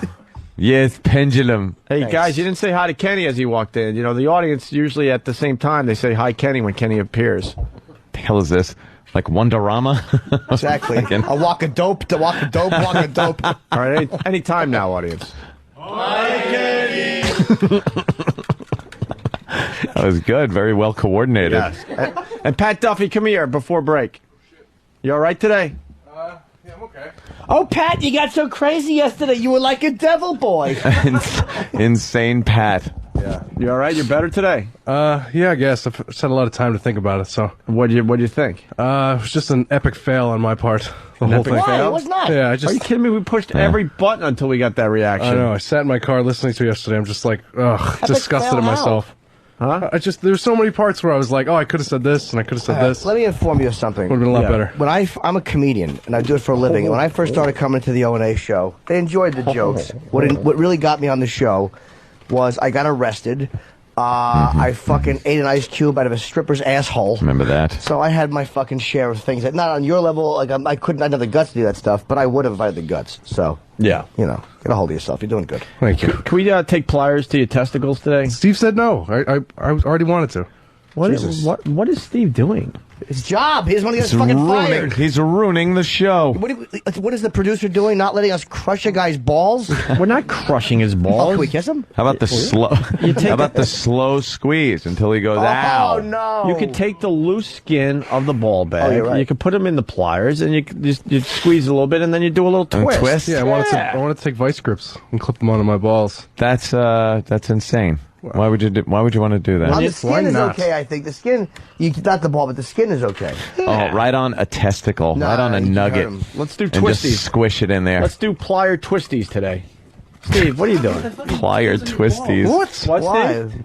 We can twist his scrotum. Steve, what's wrong? We're allowed to twist scrotum Yeah, stuff. scrotum, as long as it's not enough the testicle to really hurt him. What's your problem, Steve? I have to watch out for him hurting himself because he'll do it if you ask. So I have to be the guy who jumps up and goes, "Excuse me, don't ask him to staple his forehead again," because Why? the company gets really mad. I remember that one. Yeah, that was good stuff. Though. Yeah, good stuff. No, it's not good. Well, Steve, you come in here acting like you're all hoity-toity. That's right, I do. Sorry. My new character. That's how you executive produce. Exactly. I ruin things. So, what good is Pat Duffy if he can't do his thing? We have to encourage Pat to do more creative things. Boring. Oh, boy.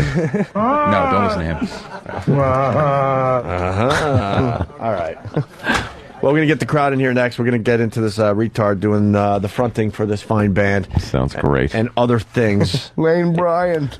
Including the soccer star that was busted with a tranny. Oh, Ronaldo. Yes, good old Ronaldo. It's a good story. All on the way. We'd like to point out that the actors involved do not always exhibit the communication, sensitivity, or intimacy that are essential for sustaining real-life interpersonal relationships. We're retarded, broken down people, but the audience is just the fucking drooling mongoloids that are chained to the wall that can't even raise their hand up. So we're like a little better than them, and they're gonna fucking listen.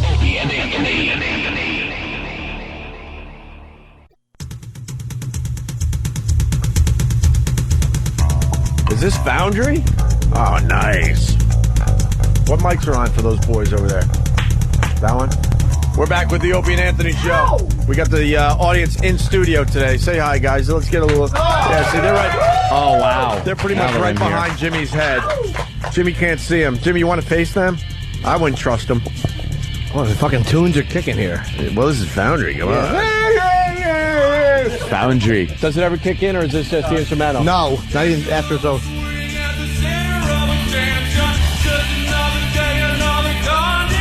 Fucking rock.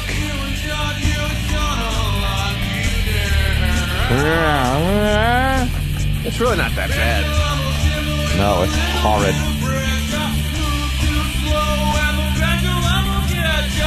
Oh, Willis. Here it goes. No, not yet. Wow.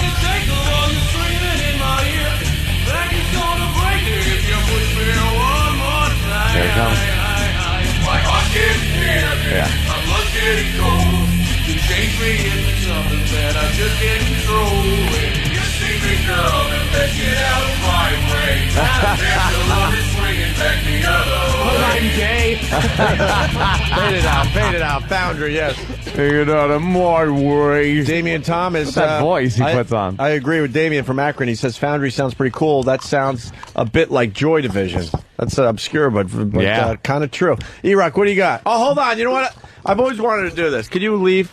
We're doing like for good. Well, no. I've always wanted to do this. You're fired. We're gonna do sitcom rules today. Okay, so when like a character walks onto the set, you guys got to applaud and stuff. You know. But E-Rock has to know when to walk in. Yep. Like Lenny and Squiggy, you have to listen for your cue.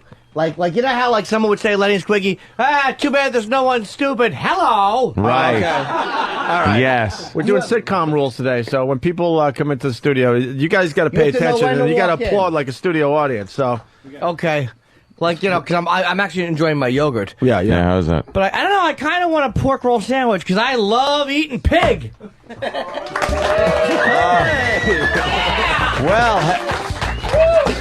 Well, hello, E-Rock. Hi, E-Rock. Hi. And if you're a really big star of our sitcom, you got to wait for the applause to die out before you deliver your fine line for the Opie and Anthony show. Yeah. Sitcom rules. I like it. What do you got, E-Rock? Whenever the Foundry song comes on, Steve freaks out and he turns all the speakers off in the office. He's like, I can't listen to this. I can't listen to this. Way. Get out of my way. That's what all the listeners do, too. Oh. Yes. The pendulum is swinging the other way. Yes. Oh. Pendulum swings both ways. What a wonderful name for a song. Get out of my way. Swings both ways, like Steve, That's yes. right. Which way will the pendulum swing today? What goes in my mouth, nobody knows. Boys, men. Boys, men. We're also doing audience participation today. Danny is handing out the paper and the pens. Yes. We need questions for these guys. What do we got today? Favorite ice cream? Yeah, that's always a good one. Than, could you get me the Lysol, please? That's fine. It is so bad. That one doesn't stink. You're no, embarrassing it me. really smells very poorly. You're making me feel bad about myself. It's yogurt fart. We need questions for these guys. So what do we got? Blueberries or strawberries? Well, we do a lot of the sex questions. Those are always easy. Yeah. How about something different? All right. Get out of my way. Get out of my way. How about this? Mm-hmm. Your biggest non-sexual secret. Your biggest non-sexual Yes. secret. It's sex. We've always done sex. That's People have true. a lot of, like, they've stolen from work. There's an invalid that they go over and fucking... Kept company with a Negro. Well, that's all. I said secret, not shame. You laid down with a what? Laid down. Have some molasses.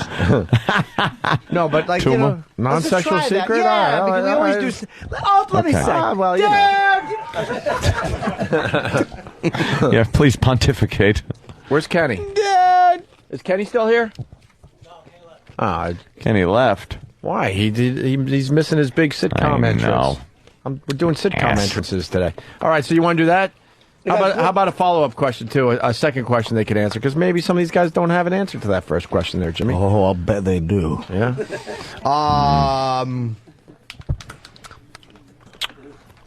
Confessions are always good, too. Yeah, I like those. Yeah, confess to something. Murder. Rape. What's kind of biggest secret? Mayhem. Right? Yeah, it's very similar to what... I guess you're right. It's kind of on the same lines. How about... well, I guess all this is technically confessional. Dan, you got one? You're pretty good. You've been working these crowds for a while. Well, I think they should probably also just do. I'm sure they have stories that they might feel are airworthy that don't necessarily fit the criteria of secrets. Okay, so they should probably write that down as well. How about good point? How about this? Funniest story you have? That's real. Don't bullshit. But the funny. Everyone has to have a funny. A humorous anecdote from your life. Like let's say one time you were out in public and you realized that you had your hands on your hips and you were wearing a baseball cap.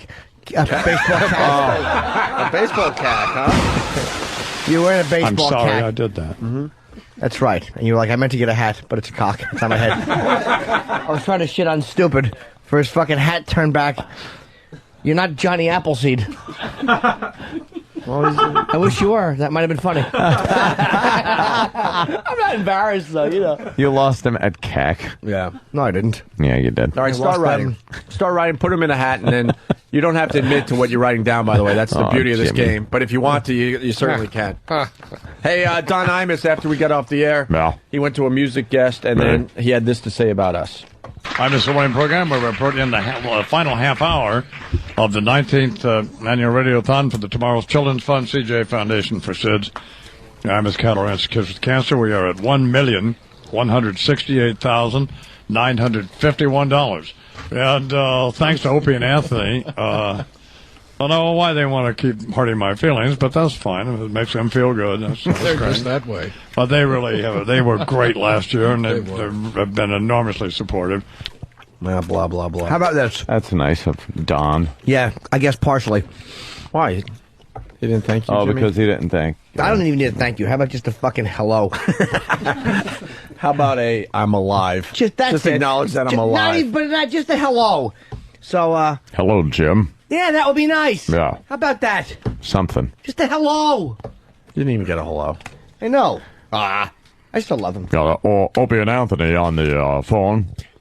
They do a show without a third person. No, but I don't. Just a complete. Instead of not even saying hello, he just completely blows you off. But this is what annoyed me. He's never heard our show. That's the problem. Oh, yes, he has. No. I don't think he has. Yes, he has. No, he hasn't.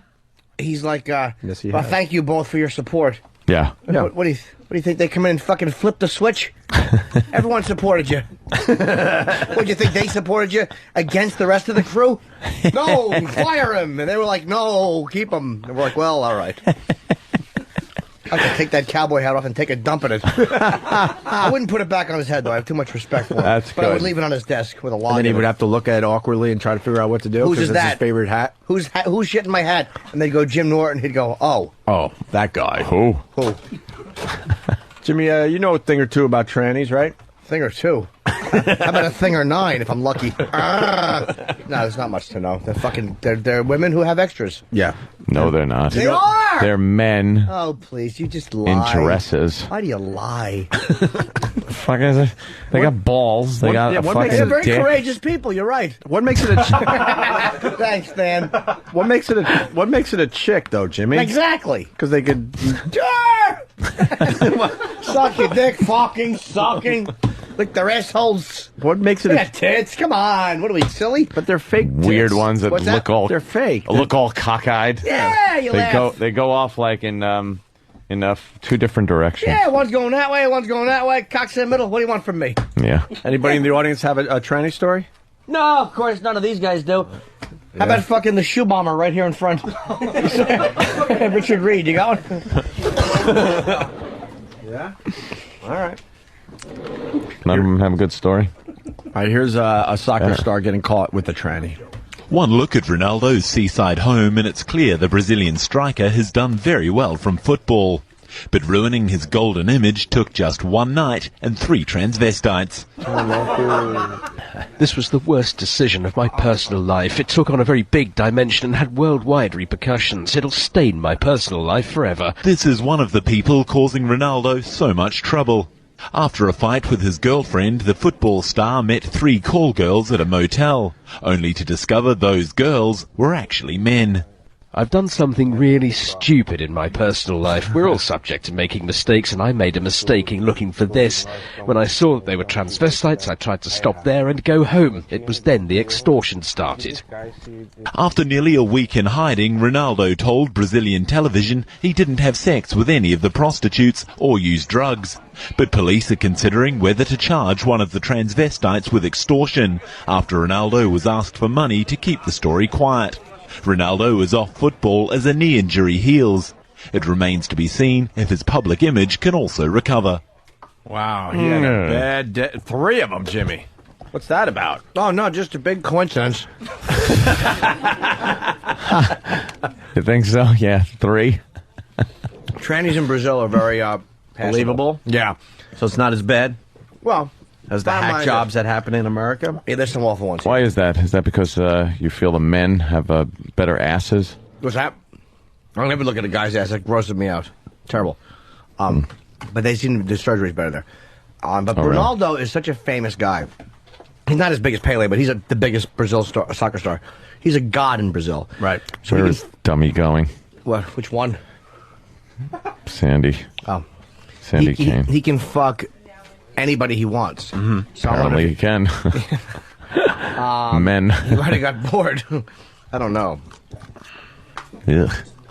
Oh my God, are you just a gas fucking... like that 9,000-year-old volcano that's been erupting. Just keep eating more yogurt. Those big blasting yogurt farts. Just bubbling out of his ass. I call it yogurt. Yogurt. Hey, Sandy Kane was supposed to come in for something else that got canceled at the last minute. Come here, Sandy Kane. Funeral. Funeral. Danny's collecting the answers from the listeners, and we should have that in front of us in a couple minutes here. Could she bring her guitar? Yeah, sure. Yeah, why not? Let's hear her sing. Hi, Sandy. Sandy Kane. Good, baby. Right there. No, you can sit over there as a better spot for you. Right there. VIP. Nice cheeks. Yeah, what do you got going on? Important penises. Why do you got a guitar? Because I'm the naked cowgirl. Oh, good. Okay, you want to do naked cowgirl? Yes, I'm. Wait, can you get in front of the audience and get naked? Does it smell in here or what? No. It stinks. Where is the homeless guys? No, there's no homeless guys. Wait. The big reveal in front of the audience. She's going to blow Tippy Tom, but my fart offends her. Sandy, in front of the fucking audience. You don't like tits? No, we try to do this in such a... Oh, my God. I forgot how annoying she'll just this go is. on. You don't like tits? Good point. No, you don't like tits. Nah, I hate him. Sandy, microphone. Yeah, fuck him. Duff, did you microphone? What do you guys think of Sandy Kane? This is the real deal, huh? Too old, man. Man. Hey, Sandy. What? I'm glad I got here, folks. I mean, I was waiting an hour in the rain for you guys. Really? Sandy Kane. Oh.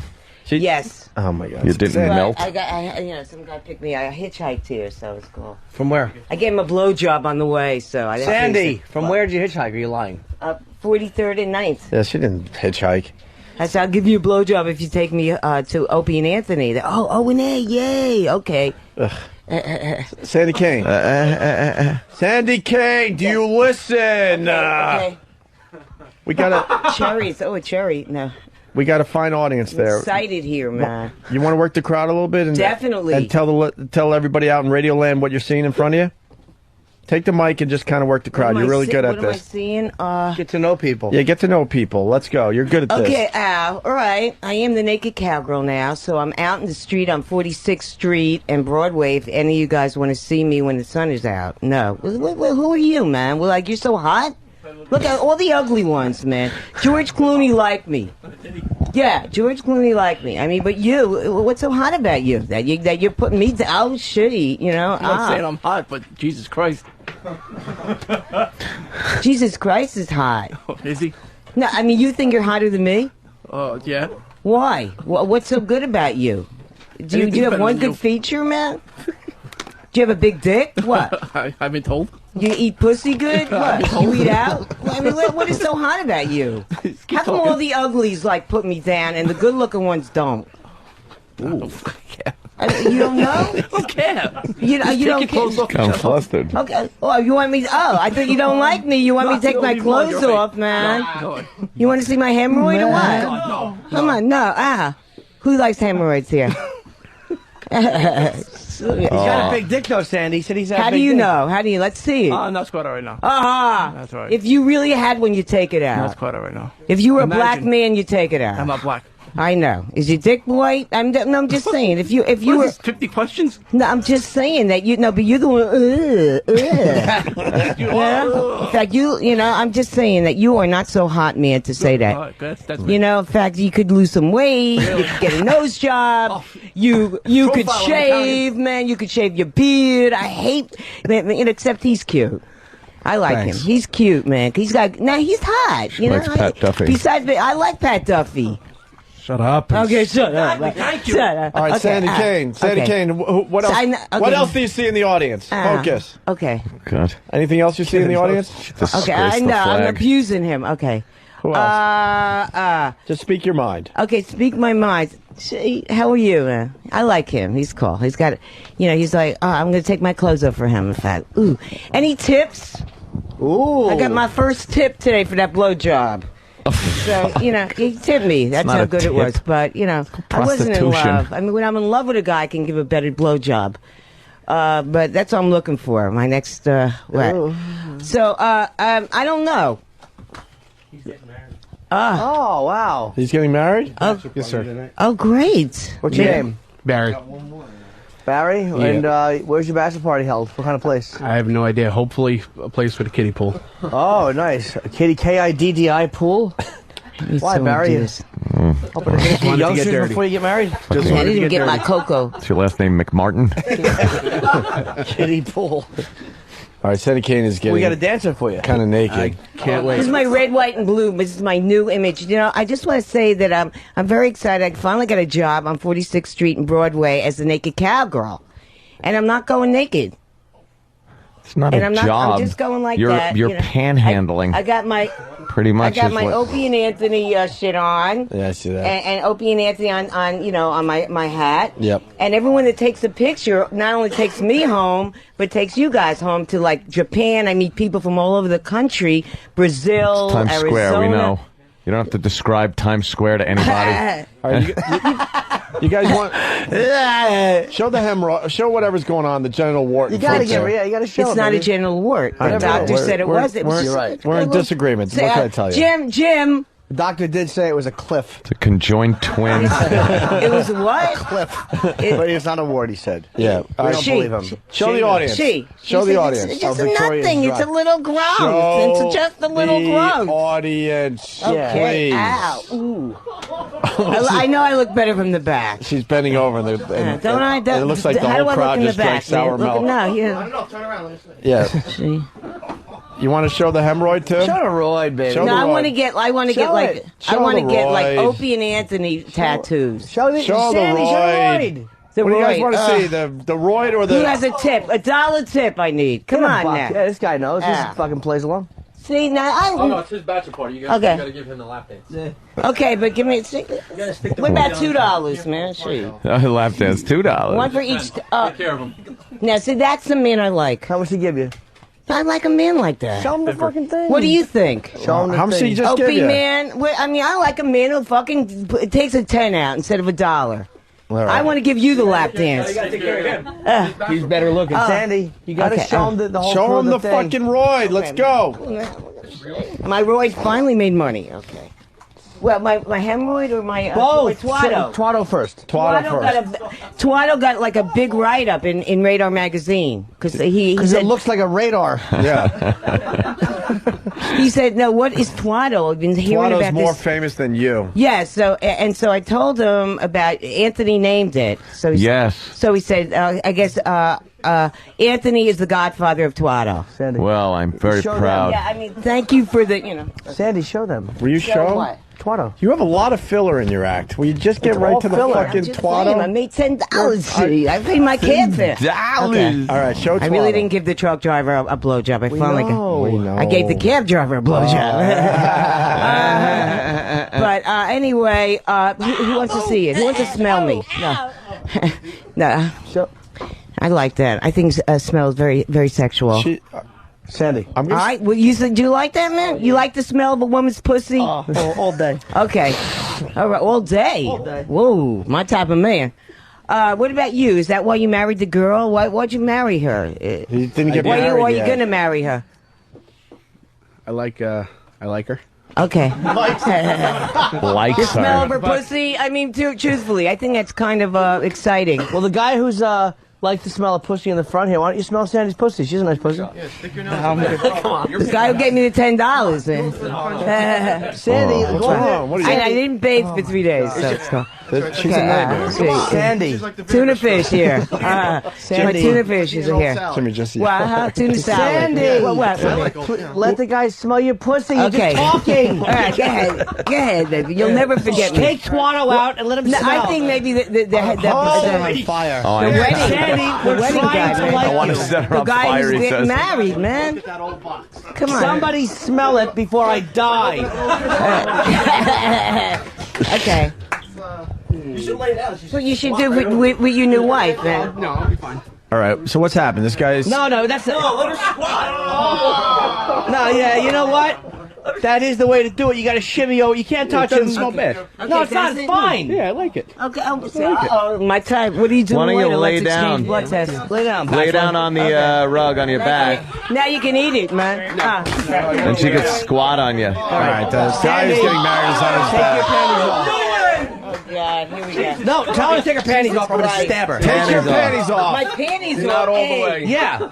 Take them off. No, I'm not gonna take them Take off. them off. No. Ooh. Ew. No, what would Jesus say? They're all laughing. What at did him. Jesus say? I didn't make that. Come on, red, white, and blue. Oh my God, Turn the they're music down just a horrified. little bit. Take that off, man. No. I'm not gonna Scoop that shit. Why is she not taking the panties off? Because she doesn't fucking listen to anybody. Sandy. Sandy. Oh my. Hey Sandy, you want to make $20? Yes. Oh, that's your Oh, now fucking she ears. listens. Yeah. You fucking whore. She's Hey, The man. hard way. That pays the fucking fucking rent. whore. Here, take the panties off. I'll give you $25. Oh, dude. No, but you can't touch him. Okay. You're not gonna touch him. Take the panties off. What are you doing? What? Oh, man. Take them off. Can I just like No, move off, and you get $25. My God. Okay, 25. Yeah, I got it right here. I'm not gonna steal from you. Okay, all right. Take them off. Unstrap. Take them off. Aye. Oh, that's Sam, man. Sam the man. Oh, man. This is terrible. Sandy, What will my therapist take say? them off. Oh, God. This is terrible. Yeah, I know. Yeah. Yeah.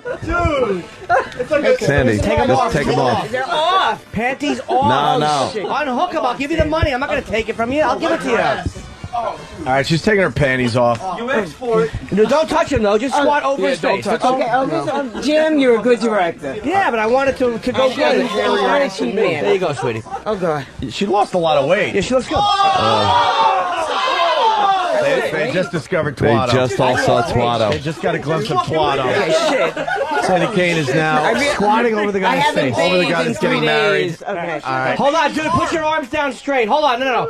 Put your arms straight. No, don't sit on me. I got to wear the shirt all day. Sandy. Oh, man. Sandy. Leaving stains on the front of the guy's shirt. Okay. Over his face, but don't touch it. But give him a sexy one. You're the fucking. Come on. Oh, they're horrified. Don't touch his face. Okay. But put your pussy by his nose so we can smell it. Get close. Get closer. Get closer. There you go. Keep going. Now keep going. Keep going. Okay. What do you think? You're rubbing your ass on my shirt. I don't like that. He's got a brown stain on the front of his shirt. No more. You got a sniff. I did. Wait, smells, I know. It smells like Fulton Street.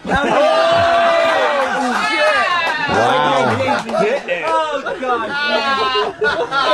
Wow. That was fun for me. Okay. No more. Whoa. Yeah. She's dipping her pussy right into his face. No, I'm excited. All right, get up. Okay. Without breaking a hip. Hold on, Sandy. Can you diddle it a little right in front of his face? No. Give him a show. Yeah. I did, man. Yeah, He said play no. with it. What is he, gay? Diddle What it. are you, gay? Ah, shit. Diddle it to the point that the crabs fall off onto his face. Okay, now eat me. Come on. This is a show. This is She looks like she has a satellite Brillo radio, pad man. in the front of her You'll crotch. never forget this. I will. Oh, my ever pussy forget likes this. him. Uh-oh. She is really taunting There's nothing him like with a that redhead in awful bed, pussy you know. of hers. Ooh. You'll never forget this. I'm You'll be really reminded every redhead. time you See, I'm pick not up your one. Valtrex. Do you like shaved pussy or hairy? Not that one. Okay. Hey, sir, on the floor, what does it look like? You're right there. It looks really bad. Okay. In what way? In what way? This is a center. I was in centerfold. I was in centerfold. It looks like a roast beef sandwich and a hand grenade went off in there. Thank you. This was nice. Okay, what's your name anyway? Barry. Oh, Barry. Oh, good Barry. Are you Jewish? No. What are you? All right, we let Barry up. Yeah, No, thank you. Poor Barry.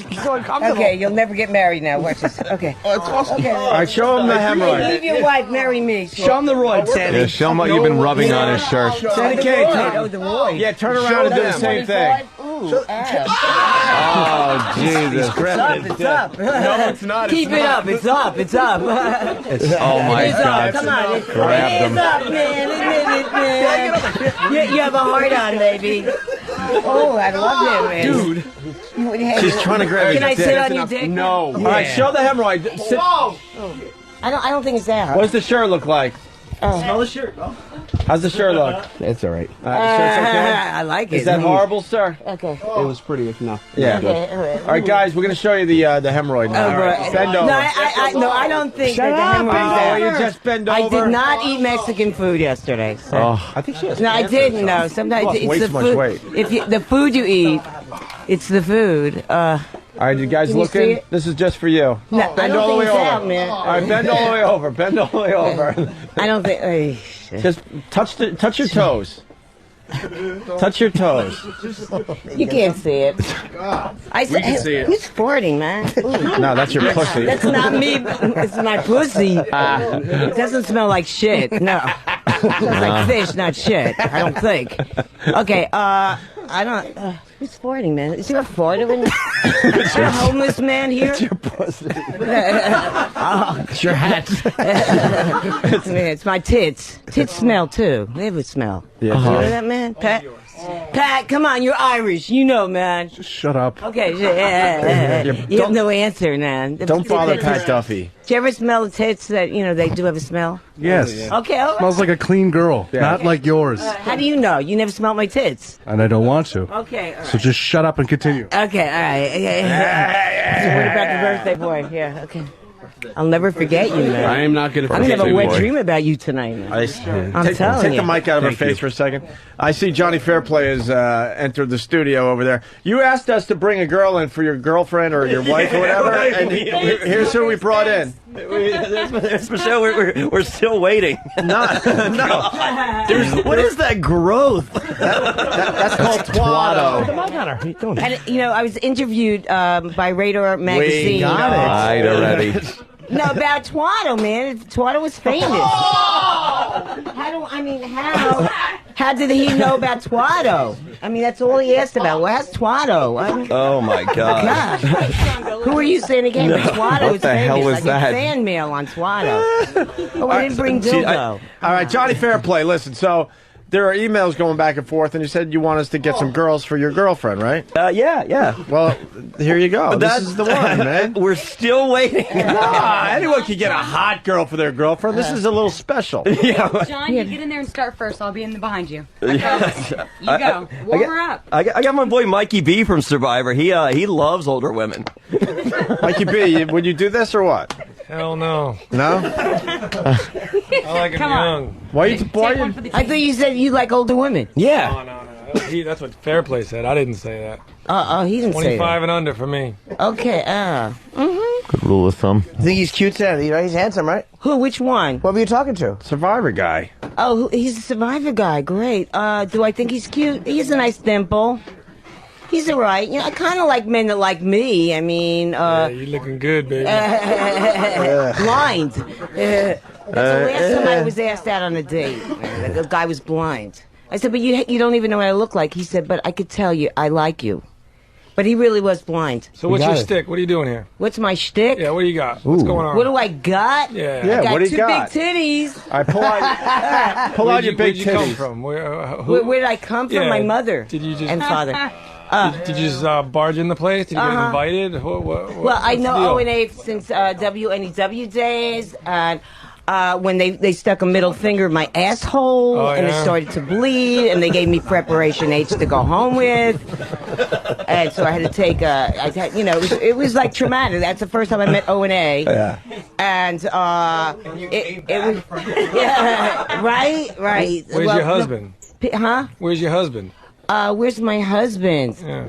She's not the marrying type.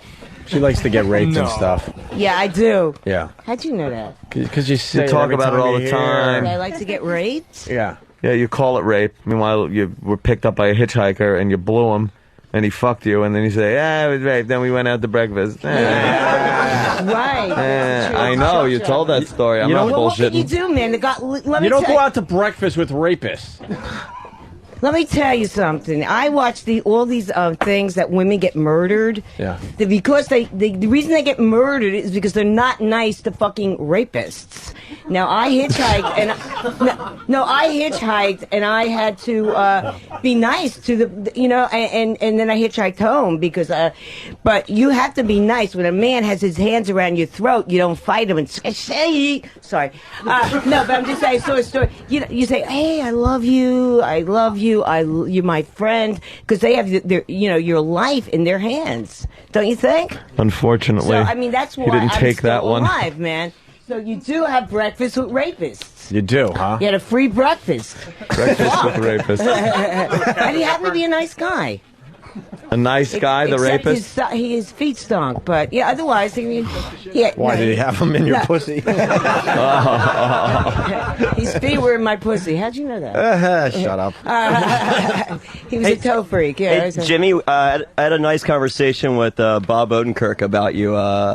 2 days ago, I was doing David Cross's new sitcom for HBO. Oh, okay. So we were talking about the whole video game thing, and we were talking about Grand Theft Auto 4, and people were saying how bad it was. And I was saying how Michelle said it's not as bad as playing Monster Rain. So that's okay. Nice. But Bob put you over pretty huge. So Yeah, I did an Andy Kaufman thing with him years ago in L.A. at the House of Blues. Awesome. So good times, man. Good times. Hey, you shut up Sandy Kane. I appreciate Right? it. Yeah. Johnny Fairplay. For a couple of seconds. I'm the naked cowgirl. Well, get your guitar, Sandy. Yeah, get your guitar. Do a song. Do a song I for did us. write the song. If we like the song, we'll throw money at you, okay? Okay, great. But take you off your bra and show those I'll saggy tell you one tits. thing. On the Just grab the street, guitar. Stop talking. Just grab the guitar. On the street, No I one don't cares. Less filler. Grab the Man, I want to guitar. go topless, man. Oh, Okay, go God. All right, topless. go topless. We understand you don't do Big it on the titties. We street. don't do it on the street. I know, we know. So, I mean, Unimportant. It's not. It is. No, but the whole thing is. Fucking zildjian symbols on I our went tits. topless. I didn't want to, and now I wanted to, and I don't have to. So it's really strange. Sandy, that's not interesting. Show you. It's show your asshole. That's interesting. Yes. Of course it is. Yes. No, but it is like when I started working in peep shows, I couldn't do it, but everyone else was doing it, so I did it. And Okay, then- cool. Not that I like that. All right, much, that's but very coherent. men masturbating on a screen. Yeah. Yeah. So. All right, you're just running out of steam alone. What are you doing? Good director. Oh, naked cowgirl. I like that. It says naked cowgirl. Why don't you face the audience? Isn't the naked cowboy going to sue you? He gave me a tip. He gave me. No, he's very Yeah. nice. Sue me. For what? For what? What could he get from What her? are they going to take? Yes, I want the genital wart and her hat. Yeah. I want it taken off like that old broad. What did they? No, he tipped me and he said, "Here, thank you for coming." And then he's a little bit in awe right now because I'm getting a little more some attention from him. Really? So, yeah. So, because I show Twaddle, I don't show my tits, but I show Twaddle. That is Anthony. really not something, if I was coming to Times Square as a tourist, I would want to see. Not at all. It's like, hey, you know what I saw in New York? And they mention everything. No, you'll never guess. The Cloverfield hooker. Manny. All right, Sandy King's getting ready. Okay, this is just What's the name of the song? it's called The Naked Cowgirl. Okay, good. Well, I could do something else, but Just sing, please. I have my O&A song, but I'm not gonna do it. All right. Okay. I think we heard those, all Like of my them. tits or what? Just please Take one home. I got two. Wouldn't use the word like. Oh, this guy. Well, do you have a girlfriend? No. No, I could understand why. Oh. No, I'm just saying. No, I'm just saying. You don't like women. Oh, But me? Okay. I should cut my nails because that's how you should. But anyway, I wrote this and okay. I think my guitar is out of tune, but fuck it. Sounds better.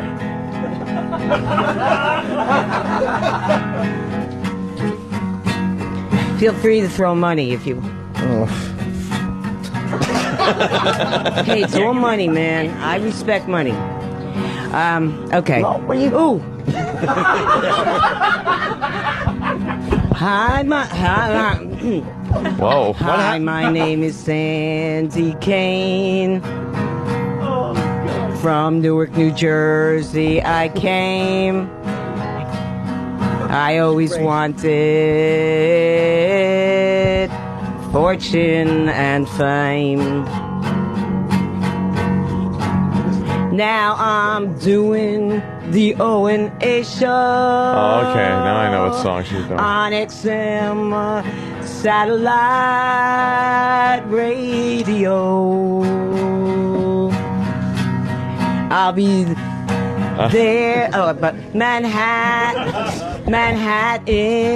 is my home. 'Cause in Times Square I'm never alone. Yeah, I'm gonna be where the sun is shining on me. I'm gonna show Twaddle soon. I'm the naked cowgirl. It's a hit. Yeah, singing my song with hardly any clothes on. And ooh, the naked cowboy is there too. Oh, a little plug. Showing his dick. Ooh. I used to live in Nashville, Tennessee. But That's I'm originally where from I caught Newark, VD. New Jersey. And you know what? I also lived in Miami. Wait, hey. Are you Jewish? No. What? No, keep going, sir. Okay, okay. And I'm going to be on... Oh. And it seems Opie has taken scissors and cut all of Sandy Kane's strings. Opie took scissors and cut the fucking strings. Oh, that's going to leave a mark. Sandy, let me see.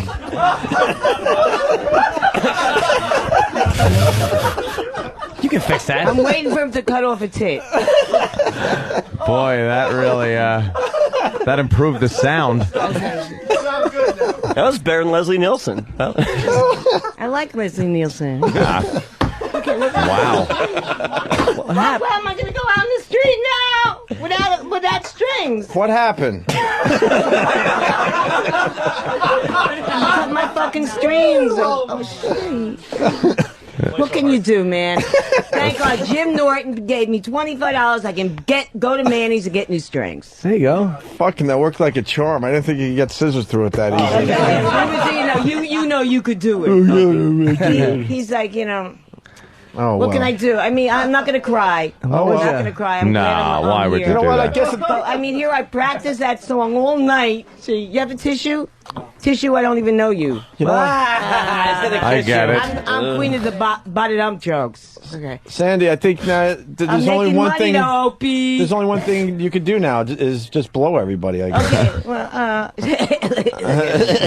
going to start with Anthony. No, how about you start with our audience over there? Okay, blowjobs. No, not after this. Hey, wait, I have a question. Go ahead. No, we can't do a blowjob in here, but would you let somebody just kind of slap their penis against your cheek? Oh, definitely. I like that. Who would slap their penis on her cheek? But not Mikey B volunteers. Mikey B. All right, Mikey. What do you say? He's excited. He said no chance. He's already got a little. What about blood. the guy who's hit me? He's cute. No, you're cute. Sure Well, why not? Man? Who has the biggest dick? Guy with the big dick will take it out. Any black men here? Any black men? She says any black men here. How can you not notice? There's like What 20 about Jim people. Norton? Sam's half black. Jim Norton, you showed me your dick that time. Nice. Go ahead. Ew, you Come on, did? you have a lot of fans, man. I mean, you take risks. Yes. Come on, do it, man. No. Hey, you have a very nice dick. Thank you. Thank you. Why'd you show her your dick? Thank Why wouldn't you. you? No, thank. Dangling a steak in front of a shark. Come on. I mean, you felt my titties, right? You did that. Take your dick out and slap it. No. Okay. Why not? Because I've done it all. I got to get to one of the audience members Okay, to do it. who should we get, Jim? I don't know. Whichever one has any guts. Which one of you nuts has got any guts? No, you can't hurt him. Take your dick out, man. Just, I dare you. Hey, Johnny Fairplay, what can we do with this thing? Put it out of its misery. Just dick. Throw it out the window. Okay. What's so hot about you? Ooh. I bet he has no hair, so he's wearing a hat. I got plenty of hair. Okay, nice. He's got too much hair, actually. Nice. Shouldn't hide it under that hat, man. It's cold, bitch. Probably always wears a condom too. You never know. He's protecting his hair, and he probably protects his dick too. Oh wow, safe sex. That's uncool. So you have a big dick? Come on, slap it on my cheeks. I gotta fuck with that later. Are you kidding me? You're gonna fuck with that later? Oh, okay. Fair play. Come on, you got it, didn't you? No, I'll touch Twado. We've done that already. Yeah, we right. had it licked. Been there. We had some guy lick it. I got it licked here. Come on. God, Paulo from Ron and No one Fez don't licked want to it. take your dick out. That's it. You don't want to I'm show almost happily married. I would if that wasn't the case. You're almost happy. Almost, yeah. Oh, so are you afraid? Oh, you're afraid. Yeah, he might leave me. You never know. Is it all right for him to do it? Come on, John. You can do it. Yeah. Please, let this be my wedding present for me. I want to see this. This is your bachelor party. Wedding's off. Thanks, guys.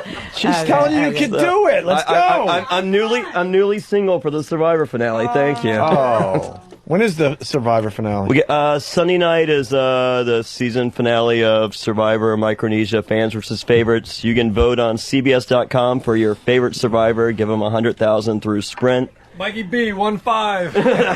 I think Johnny Fairplay, number 5. I don't know, whatever. So vote me. Big thing I'm coming to promote is tomorrow night Ring of Honor Wrestling at the Hammerstein Ballroom. I believe primetime Sam Roberts will be there. Wow! Oh, really? My favorite part of the Than and Sam show. So. Oh no! Wow! You were actually available on short notice? A long time ago, sure. He had to readjust his whole schedule. This Sam. Are you on Survivor too? No, I was on Top Model.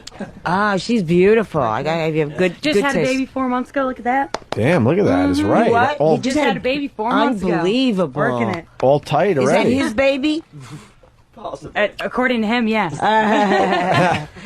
She was on that Tyra show, man. She hated Tyra. Wow, you I really? tried. She's Yeah, so Tyra Banks. nice, though. Ugh. She's all wig, right? All wig. Not that That's close. No comment. all wig, though. Yeah, she has her wigs. I thought she'd be nice, though. Do you? Why was she not nice, Tyra? She wouldn't talk to us unless the cameras were on. She's a so. cunt. Well, to put it, yeah, pretty much. You think she was? Yeah. She when the cameras were on, she's like, "Oh, hey, girlfriend, what's going on?" Cameras are off. She doesn't even look at you. You do not exist. You're How not big is there. her skull in person? Okay, I saw her without a weave. Damn. She's awful, right? Oh my God. What's the problem? She just her forehead. That's the only problem. Her forehead. She has a head like Predator, right? A big fucking. She kind of looks like a tranny, really. She's got kind of a tranny look to her. Does she have short hair without the weave or no? Yeah. It's like probably about an inch, maybe. Yeah. That's Are her tits real? She says they're real. I don't know. Next Real time phony, I see her, I'll ask her. But you don't know. I mean, No. Yeah, I don't think she'll give me a straight answer about The that. strings hanging off. Well, you know, I mean, even the Limp naked cowboy, spaghetti. you don't talk to people unless he's getting tips. So in a way, like rich people are like that, you know. So you can't knock that sometimes. You They know don't about the talk rich to folk? everybody. Yeah, when the camera's on, they're getting paid for that. Hey, you know, there's a lot of people like that. I'm not going to mention the person I was just thinking about. Mention one. Howard Stern is like that. So. Really? Opie and Anthony are like that. Yeah, Jim Norton is like that. No, I met Jim at Stand Up New York. I said, "Will you take a picture?" No, later. So I mean, just saying. Sandy, we have 30 pictures together.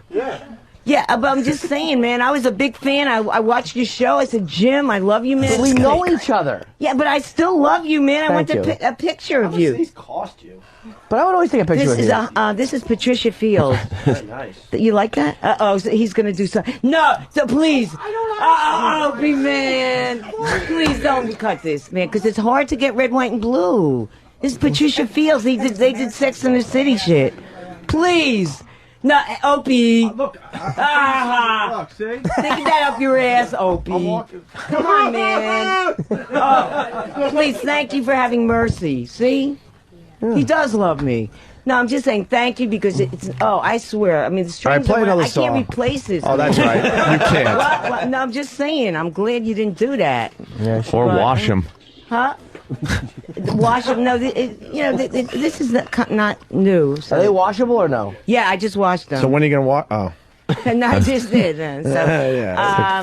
they're Friggin' washable. Red, gray, and blue. I think we're gonna take a break. You're right, but it just changed colors. All right, we're This gonna is take a not- break. This is not new. All right, we're gonna take a break, and then we're gonna see what the listeners wrote down for the. You mean answers. no one's gonna slap their dick on my cheeks? I don't know. We're trying, but What a wimp we finally crowd, found something Opie, Johnny man. Fairplay What won't kind of do. fucking You're wimp.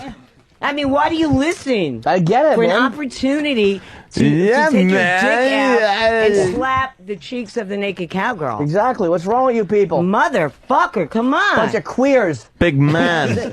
With your Really? fucking uniform. Big man. There's no see a black guy would do it. Not that I'm prejudiced, man. But Can we carve gang signs into your back? Too many Sounds white fun. people here. They don't fucking White know. people. They're gay. No, I mean not that I'm prejudiced. Give me the green, white, black. But God, if a black guy would do it. A black guy would do Do it. they not fucking like girls? What the fuck? Maybe they don't like Opie and Anthony. I don't know, man. Where's the black guy? He would do it. Come on, man. That's why we're gonna have a black fucking president. Right. Why? Because he'd fuck you? Black men, black people, man. They take risks. We're gonna take a break. We're gonna They find take risks. We're gonna find one of these They guys. take your to wallet. Slap his, we're gonna find one of these guys to slap his dick on your face. Okay. Great. We're gonna talk to Johnny Can't Fairplay wait. a little bit, and then these guys wrote down answers to some questions we asked them.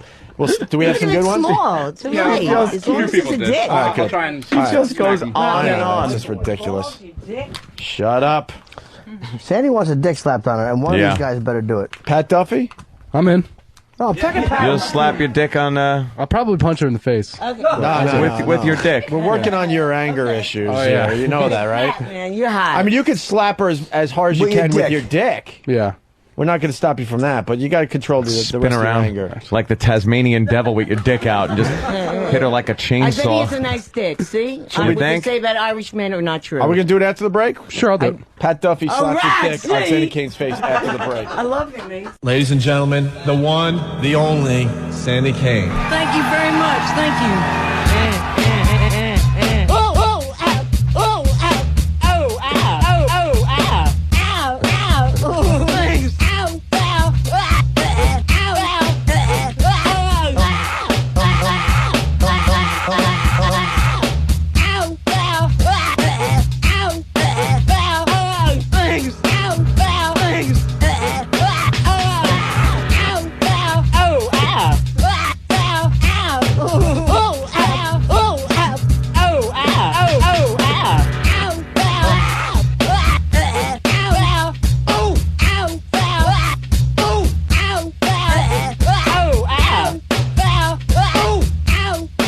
I don't blame it. Ladies and gentlemen, joining Sandy Kane, Mr. James Brown!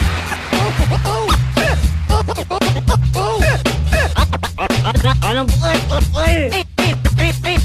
Eat a bucket. Eat a bucket.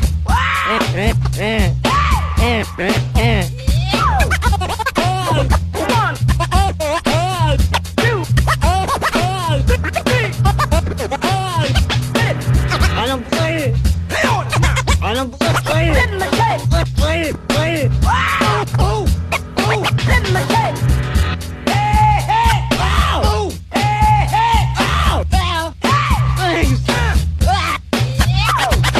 Oh.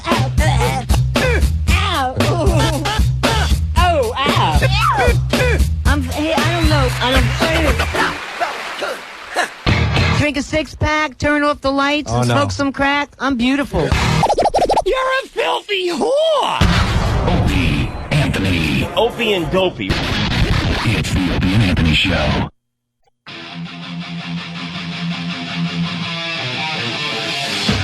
We're back here on XM Satellite Radio. We got a real nice crowd here today. We got Johnny Fairplay. We got his future wife who had his kid 4 months ago, and her body snapped right back into shape. See, Anthony, it's possible. Oh, yeah? Anthony thinks kids wrecks the old body. Yeah, I think that kids, like, fuck it all up. Wow. Oh, look at that. That's 4 months after a kid? Yeah, it's, I actually have a booty now, too. What, you take the kid out one in a after 4 million. months? Just 1 in a million. Nice. Wow, man. There's not a hint of, like, lasagna belly. I know, right? Congratulations. You must be young. How old are you? 22. That's key, too, I'm thinking. Mhm. Get a little older, it makes it a little harder, I'm thinking. So I have a couple other friends. I got Mikey B, who was on The New Survivor with me. I got Chet, who was on The New Survivor. Also, the flower girl at my wedding. And also, he mentioned on the way in the elevator, he has a 8.5 cut cock. Are you willing to take it out and slap it on some whore's face? You never know what I'll do. I've done worse for less. Do you have any girth? Yes, it's nice. It's thick. Sandy Kane, you want to see an 8.5 incher? White man, yes. All right, get over here, because we got to get into some other things. I'm past this. All right, get a seat. It'll be out before the week's over. Just show her. Sandy Kane. All right, with your disposable cameras. Here, Sandy, I want Sandy. to take a picture of you in the crowd. Oh, boy. Now, he's going to knife me in the back. Now, that was good radio. No, I feel bad about smashing your guitar. Just get in front of everybody. Yeah. Oh, no. Come on, no. Come on, Opie, man. Come on. With your guitar. Have mercy on an old woman here. An old really, woman. all I have is pictures. You're screaming. So if I took home a picture of a dick, it would like help. It's not easy getting laid at my age. Where's Pat Duffy? He's going to take his dick out. All right, get her in a chair. No, but we're Let's do this in like a minute. Pat, man. What? What? Chad, you want in on this? Never or? let it return here. The big guy with the big dick. All right, here you go. Sit down, Sandy Kane. Sit down. You can stand over here. Come on. There, stand right there. Chad wants to get close to us. Picture your dick, though? Definitely. Look at him. I'll just watch first. Very beautiful like Opie, man. Very cute. Okay. All right, Sandy Kane, sit the fuck down. You can't tell if a guy's a big dick. Right, you you would know what? never You know. really can't tell. You tell. Sam, Oh, guy's a big dick. Sam, I hope you're And rolling. black guys have small dicks, too. Sure do. Oh, no. Black guys do. Hi, Steve. All right, I'm going to get over there to help out. Oh, no. Uh-oh. Opie, please. I should bring a bodyguard. Oh, boy. That's what I'm going to get. Pat, are you going to hit with your penis? Sure. Come on, let's get the sexy back in the show. Right? I'm bringing sexy Well, I back. guess just Keep it sleazy, baby. pull it out Keep it sleazy. and smack her in the side of the face with it. Oh, God. Uh-oh, he's like... Oh, I can't see, Steve. Okay. You're cock blocking. Uh-oh. Come on, Sandy Kane, lean back so Pat Duffy could do this. Drink. Stiff cock and a stiff drink. Okay. All right, Sandy Kane is sitting down. Okay. Pat Duffy is in front of her, wearing his What about little you, Opie, combat man? You're always shorts. with- Shut up. Now lean back. Does that chair go Opie's back? dick. Go back. Pull the reclining. Hey, come on, man. I need a tip for this. Anyone have a... Hey, come on, man. You get a dick in your face. That's your tip. Yeah. No, I need Move tip her for up. tip. Relax, God. Oh, How right. does anybody rape her? All right, lean I know, back. really. Lean back like you're in a dentist chair, please. Oh, God, please. Lean back. Be careful with my guitar. Lean back. Sandy Pat Duffy Kane, just please. kicked We it got a show across to the do. room. I know. Yeah, you got a show to do. Lean back and Sandy. close your I got eyes. rent to pay here. Sandy is I'm working on tips, man. Sandy Kane I is need new on guitar a strings, chair. Opie. Lean Multi-millionaire. back. How about give me a fucking All right, tip? if you lean back, Recliner. I got money if you All right. listen to me. Yeah, okay. Close your eyes and lean back. This garter is waiting for you. All right, close your eyes and lean back. come on, man, After I know you you do will. it for us. So where is it going to go? Rich man, come on, fucking tip. How bad do you want to behead her? I'll tip her. Jim is the only one. Just close your eyes. Here's another dollar. There, a $5. Ow. Fuck. Yeah, lean back now. The crowd is throwing money at her. Lean back. Lean back. Lean back and close your eyes. Lean back and close your eyes. Put it away, pretty girl. Put it away, sweetie. There she watch him goes, steal in the it garter. back. Oh, no, don't be fresh. Okay, not you, him. He'll Put it steal away. back. In the garter. Lean She's back. shoving the money in there. Well, sweet. All right. Lean back, please. She's in a convertible, one of those recliner chairs. All right, lean back a little. Okay. Get comfortable. Yes. We gave you like $50 more. Get comfortable. Not 50. I saw a 20, a bunch of 5s, another probably close to 50. Lean back. Wow. That's not that much, Opie. Just lean back. Do you please. work for 50? Mm. Stop talking. Stop talking. Come on. Okay.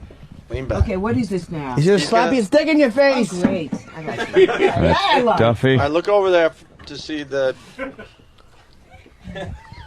To see if it's big?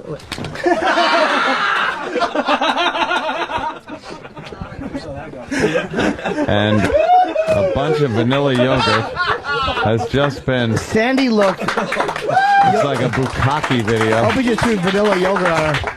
Yeah, I want you to pay for this, man. Whoa. I want you to pay for this, man. I need this to work, you know? The wig? Next time you'll shut your mouth. Oh, gosh. Oh, no. It's stuff in the wig. Huh? It's all in the wig. Yes. Is it? Oh, yeah. You can't work with it like that. Oh, shit. What a bad Just shot my I act, got. man. Looks like she has too much suntan lotion on her left arm. He got it all over like the left side of her wig and her left arm. And where the sequins and things. Yeah, how does that? That's got to get cleaned. You know, you have a disorder. Yeah, I know I do. You have a fucking disorder, man. That's right, I do. Always So do about- you. You can't shut your mouth. Yeah, well, fuck you, man. Yeah, fuck you. I can't work with this hair now. Well, I understand that. I'm supposed to go out to 46th Street and Broadway It's tomorrow. raining. No one wants to see you. Tomorrow, no guitar strings, no wig. Yeah. What am I going to do, man? Well, go back to giving blowjobs for $2. Okay. Oh, God, look at this. It's in your wig, though. That's the problem, right? God, that's yeah. going to be You rough. better take your wig off. Can that- I'm not taking So, nothing Pat, off. are you man. still slapping the face with your dick? How do you wash where's that the off? dick? How do you wash that Where's the wig? dick? How the hell did I miss? Fucking dick. How do I you don't know. wash I that don't know. wig? For cleavage, I hit her Promise left is arm. promise. Oh, God. He missed by fucking. I don't know Yogurt, how. yeah. He got all over her left arm. Yeah, I don't know what. Yeah. That is the weirdest place. I was going for cleavage. I bet she Oh, yeah. moved out of the way at the last It second. looks like the glove got ruined. That ain't gonna wash Anthony, how can you work with him? Huh? What's wrong with you? You have a disorder. Yeah, I know. Yeah, you have a disorder. You once said that I have a disorder, and you're right. Yeah. But so does But he. Sandy, you're not gonna be able to wash that out of the way. 12 How you years gonna work? old, man. You never fucking grew up. That's right. Yeah, I mean, and throwing yogurt, cutting my guitar strings. Yeah. What is this, man? When he gets married, he's going to abuse his wife. Yeah, that's and gonna- beat Oh. his kid. He's going to abuse his wife and you know, and take her implants and just rip them off. She doesn't have implants. Oh. Shut your trap. Oh, you're fucking wrong, man. I could tell implants a mile away. Shit. Uh-oh, O and A, man. Hey, I got you, man. She does have implants because I looked out like shut we the did that fuck thing. Yeah. up. I Now, said, Pat, oh, go who's ahead. that woman with implants? And then Opie says, oh, this is my future wife. Oh yeah, that's exactly what I said. Hey, Cowgirl. Hallelujah, I'm man. assuming it's not the first time this has happened to you in the studio. What keeps on bringing you back? This, huh? Because I love Opie and Anthony and Jim. See, I'm a masochist. Thank you, Sandy. All right. My ex-husband All right, now was we're into gonna- S&M. all right, You know how I know? Oh, He boy. beats How? me. All right, we're gonna. Beats me. All right. Wait a minute. That's wordplay. Beats me. Get out of here, yo. He was into S&M. You know how I know? Beats me. We I like got that. it. All right. Jimmy Cool. did the All line right. for you. I didn't catch it actually. What do you mean? You know? How did you not fucking know he's in S&M? I heard you. Beats me. All right, okay, let Pat slap you with his penis, Sandy. Come on. Where is he? Here. I don't know. I'm It's expecting hiding you, his man. cock. Here's. Look at this. No, Hey! No. Paper towels and clean up. Oh, thank you, man. Now clean it up. Now clean it up. Are they really Guinea real? crypt keeper. Yeah. Are they really real? Did you buy them for her? Shut up. I'm jealous. I love Opie, man. I had a wet dream about him, so. What is that? Boy, that would be gravy. Oh. What was that? What the fuck? I didn't do it. Why? Why in God's name would anyone do that? What'd you dump on her? Taco sauce. No, gravy. What is Hey, I it? made some money anyway. Okay. Hey, it's good radio, right, Opie? I didn't do anything. You started it, rocked man. it. I have like a whole meal here now. I only got chips. I can eat, man. I got yogurt. I got fucking taco sauce all over me.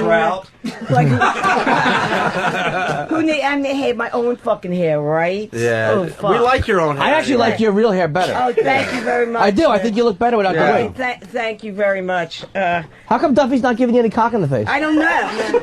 See, he's all talk. All talk, no Probably action. has a small Irish dick. I bet she does.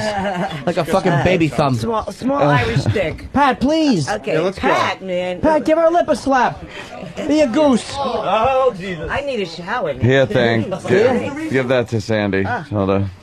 Ooh. Take, This is to take the dick. there. Oh, great. There. More Just- money to take the day. There you go. That'll pay for some things. Thank you. Is that from you? Yeah, that'll pay for maybe to get something cleaned on Yeah, you. a therapist after this. A battered women's shelter. No, really. I need a lot of time. I need a battered women's shelter. After Oh, this show. God. Danny just comes in and throws paper towels at I'm her. in here getting abused. Well, it's yogurt and hot sauce. It's not exactly gasoline that match. Yeah.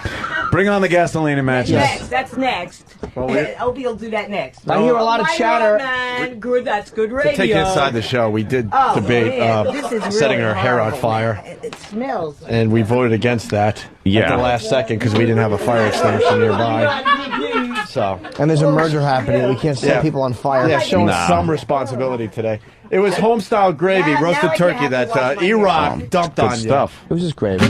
Just gravy. And believe me, that was a big deal. That was his fucking drink. Yeah. Nothing? Any showers? All right, Pat Duffy, take your dick out, slap it on her face. That's right. Don't be shy, Duff. Let's see that fucking. hot sauce? That's right. Fluff it up a little. I was pulling it the whole break. It just seems to have recessed as It's well. very shy. It's like a fucking scared turtle. It really is. I got nothing here. Oh, who cares? Well, it could be God, worse. let's see it. No. We're all going to look at your cock. Don't be I'm very shy. nervous. No one don't cares. worry. Oh no, it's gonna be nothing, right? No, I Hey, don't Pat, want it's to take exposure, Just really man. It's nothing? exposure. The guy with 8'5" cut is looking at you and I fucking know. scowling. Why don't you step up? You fucking. Hey, Pat, Work it a you little, got the balls, Pat. man. Work it a little.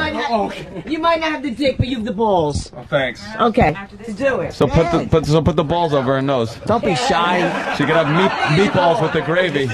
Jim, did you hear that? She was like, pull it out, I'll make something of it.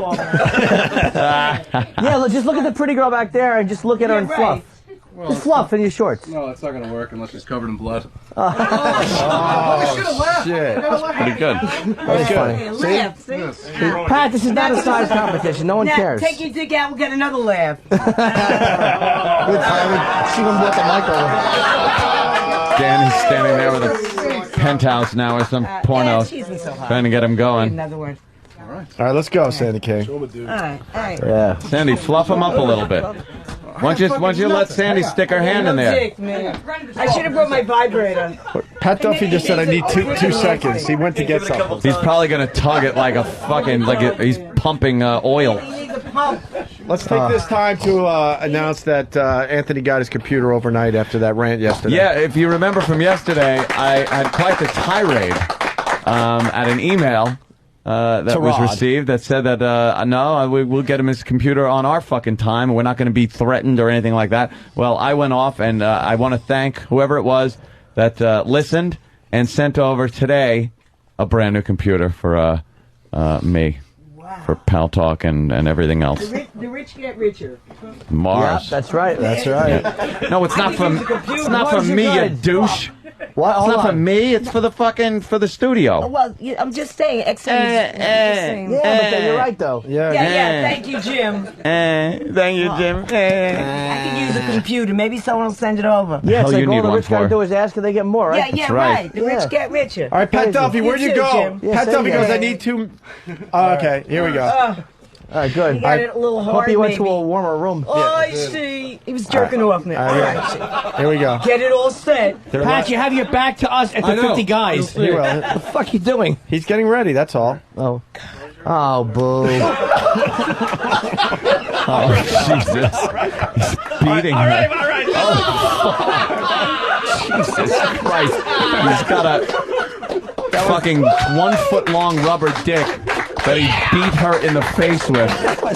That was close to assault. Now Yeah. we might have gone too far. Oh, why would you do that to Sandy? Where's the real thing, Pat? I love her. She's just... For a split second, though, I was going, wow, what did he do back there? Get over here. I don't want to do it for real. Why not? Because you have a small dick. Oh,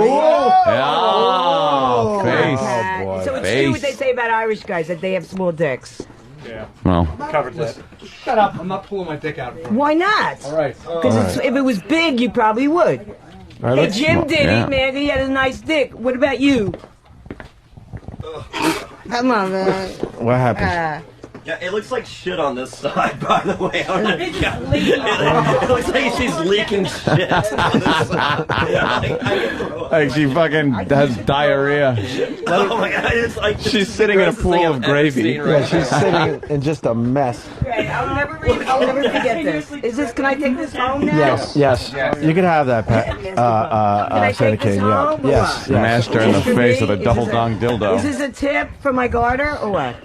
Why don't we carry her out of the studio? Just No one's boys. gonna slap her with their dick. What's wrong with these queers? I don't know what happened, Jimmy. I don't know what happened. I thought it was something you jerked off on it. All right, let's No, just. you should give that some semen. Hey, Pat Duffy, let's carry her out of the studio. All right. Just carry the Ron, help me whole out. chair out.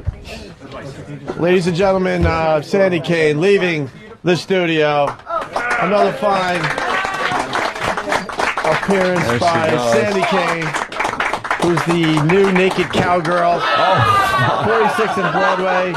They just threw her and the chair after they Oh my left the God, studio. dude. That was like an airplane crash landing. They threw the chair with her in it. Someone shit in the hat. Is she all right? Sandy Kane, you all right?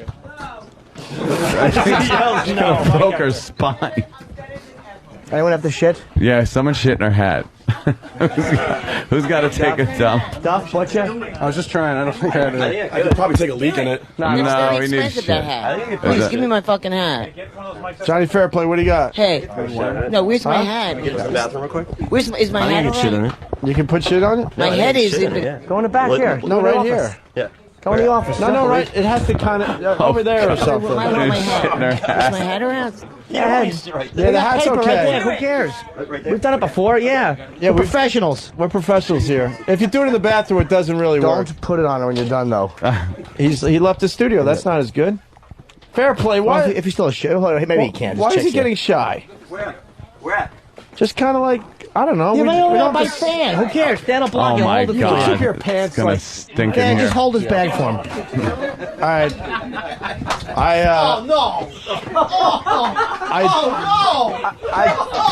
I direct your attention to the corner. I can hear it from here. Johnny Fairplay is shitting in Sandy Kane's hat.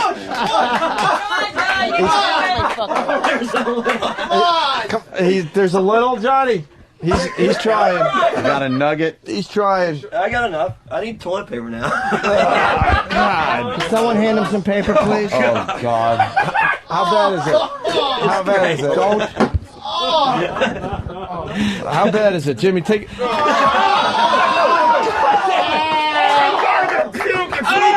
You have like fucking diarrhea. What do you eat for lunch? One piece of rice? Oh my God! Oh my God!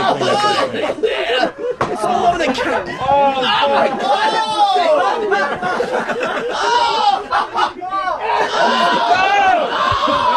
She dumped a little teeny log out.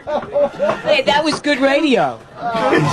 This is the most horrific thing I've ever seen. He shit a I little. can't deal with Man, I this. didn't see it, you know? I can smell it, but I didn't see It was like it. chocolate rice. Anyway, only on the Opie and Anthony show, man. And she dumped XM. it. She dumped That's it why on XM Johnny was Fairplay created. So shit someone in her could hat. shit in my hat. Johnny Fairplay shit in her hat, and it started leaking out because it's like a straw It's mesh awful. hat. Nice cancer dump. So it started leaking out, Something new.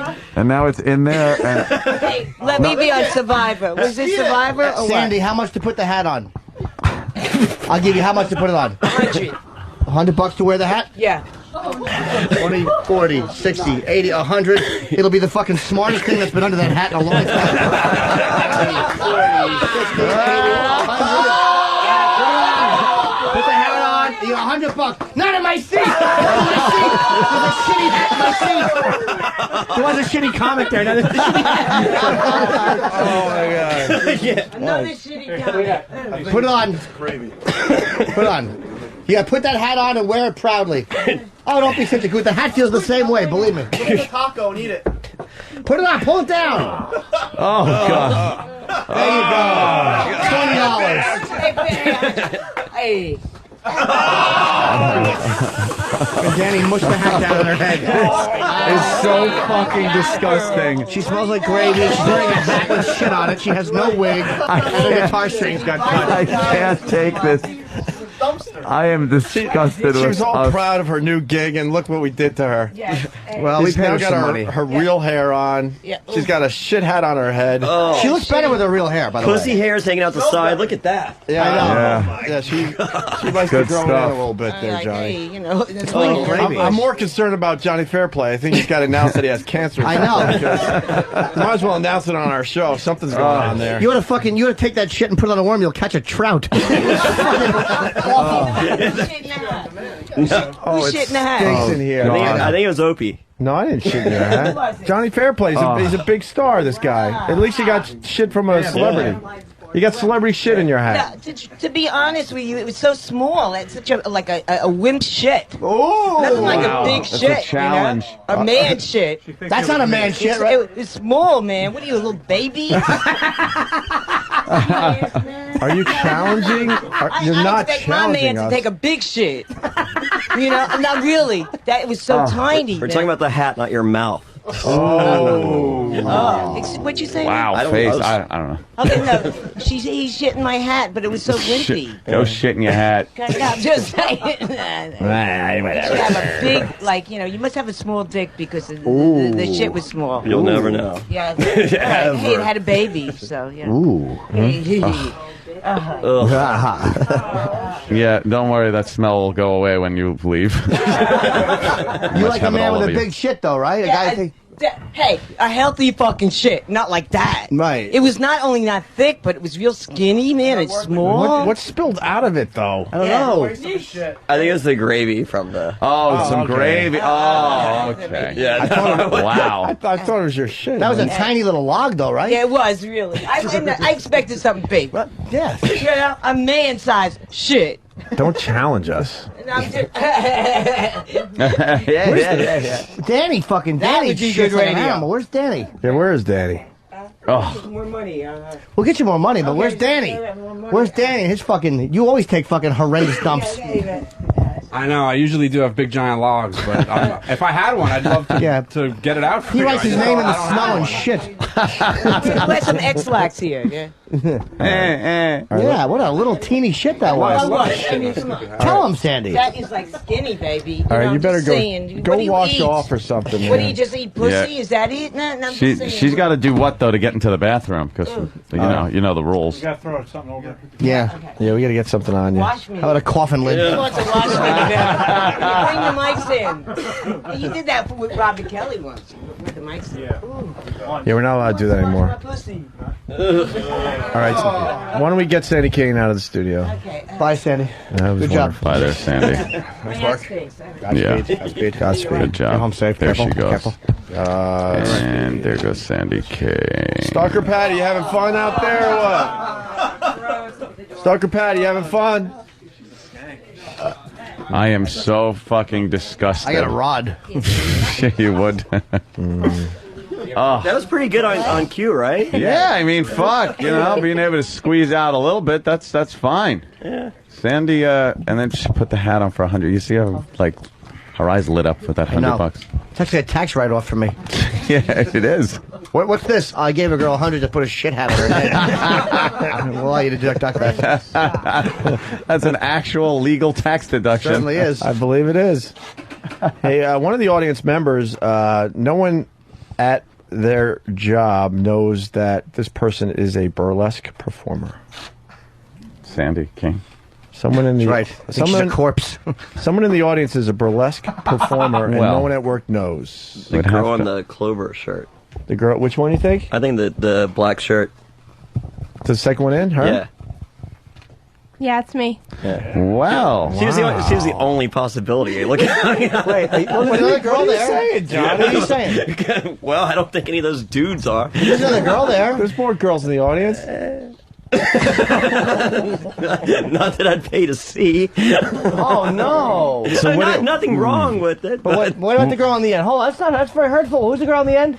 I'm Nicole. Hi, Nicole. That wasn't very nice, right? That's okay. It's cool. Yeah, see, But you hurt it's though? okay. No, not at all. All right. Should be. So what? What are your burlesque thing entail? What do you do? We put on a show 2 times a year. We do choreographed dance and find creative ways to take our clothes off. How naked do you get? They don't get all the way Panties and naked. pasties. Yeah. Ooh. Panties and pasties. Would you dance for us? I'd love to see you dance. If you can dance, I can't dance for shit. It would be. I didn't bring any pasties. You don't have to take you. How about panties and a bra? Bra and panties. Yeah, we would love to end the week of radio. That'd be sexy. And Michelle would like to sit down and you do it for her. With a little bit of sexy instead of the disgusting display we just had. We have a 70-year-old woman with duty in her hat. We'd like to cleanse the palate. Yeah, we don't want that to be the last thing people remember from this week of radio. We got the nice music too, the old school burlesque music and everything. Come on, little be fun. nerves. You're really pretty. Sure, okay. All right. Go to the prize closet. Let's get something. That's nice. There was no shit on there, did there? No, it's crazy. Jimmy, you can't sit down anymore. There was shit on your seat. No, Sam said it was gravy. I've been gassing in that seat all day. It just stinks. All right. All right, here we go. Michelle's pretty happy at this point. Yeah, I'm glad you could be here for this, Sam. Michelle, this will turn you on, Michelle? Yeah? Yeah. I mean, come on. I have a girl dancing for me. Absolutely. Right on. Yes. Oh, my God. A little burlesque. Bro, Is Michelle allowed to touch? Is that okay? Girl's gonna, Yeah. she's got a little She has a 3 fingers reddish only hair. roll. Blonde. Michelle's got the shocker ready. Irish girl. Yeah, get some music for this lovely Yeah, girl. pipe in some music. Bare feet. All right, get the music. Here we go. Turn up the music. Here we go.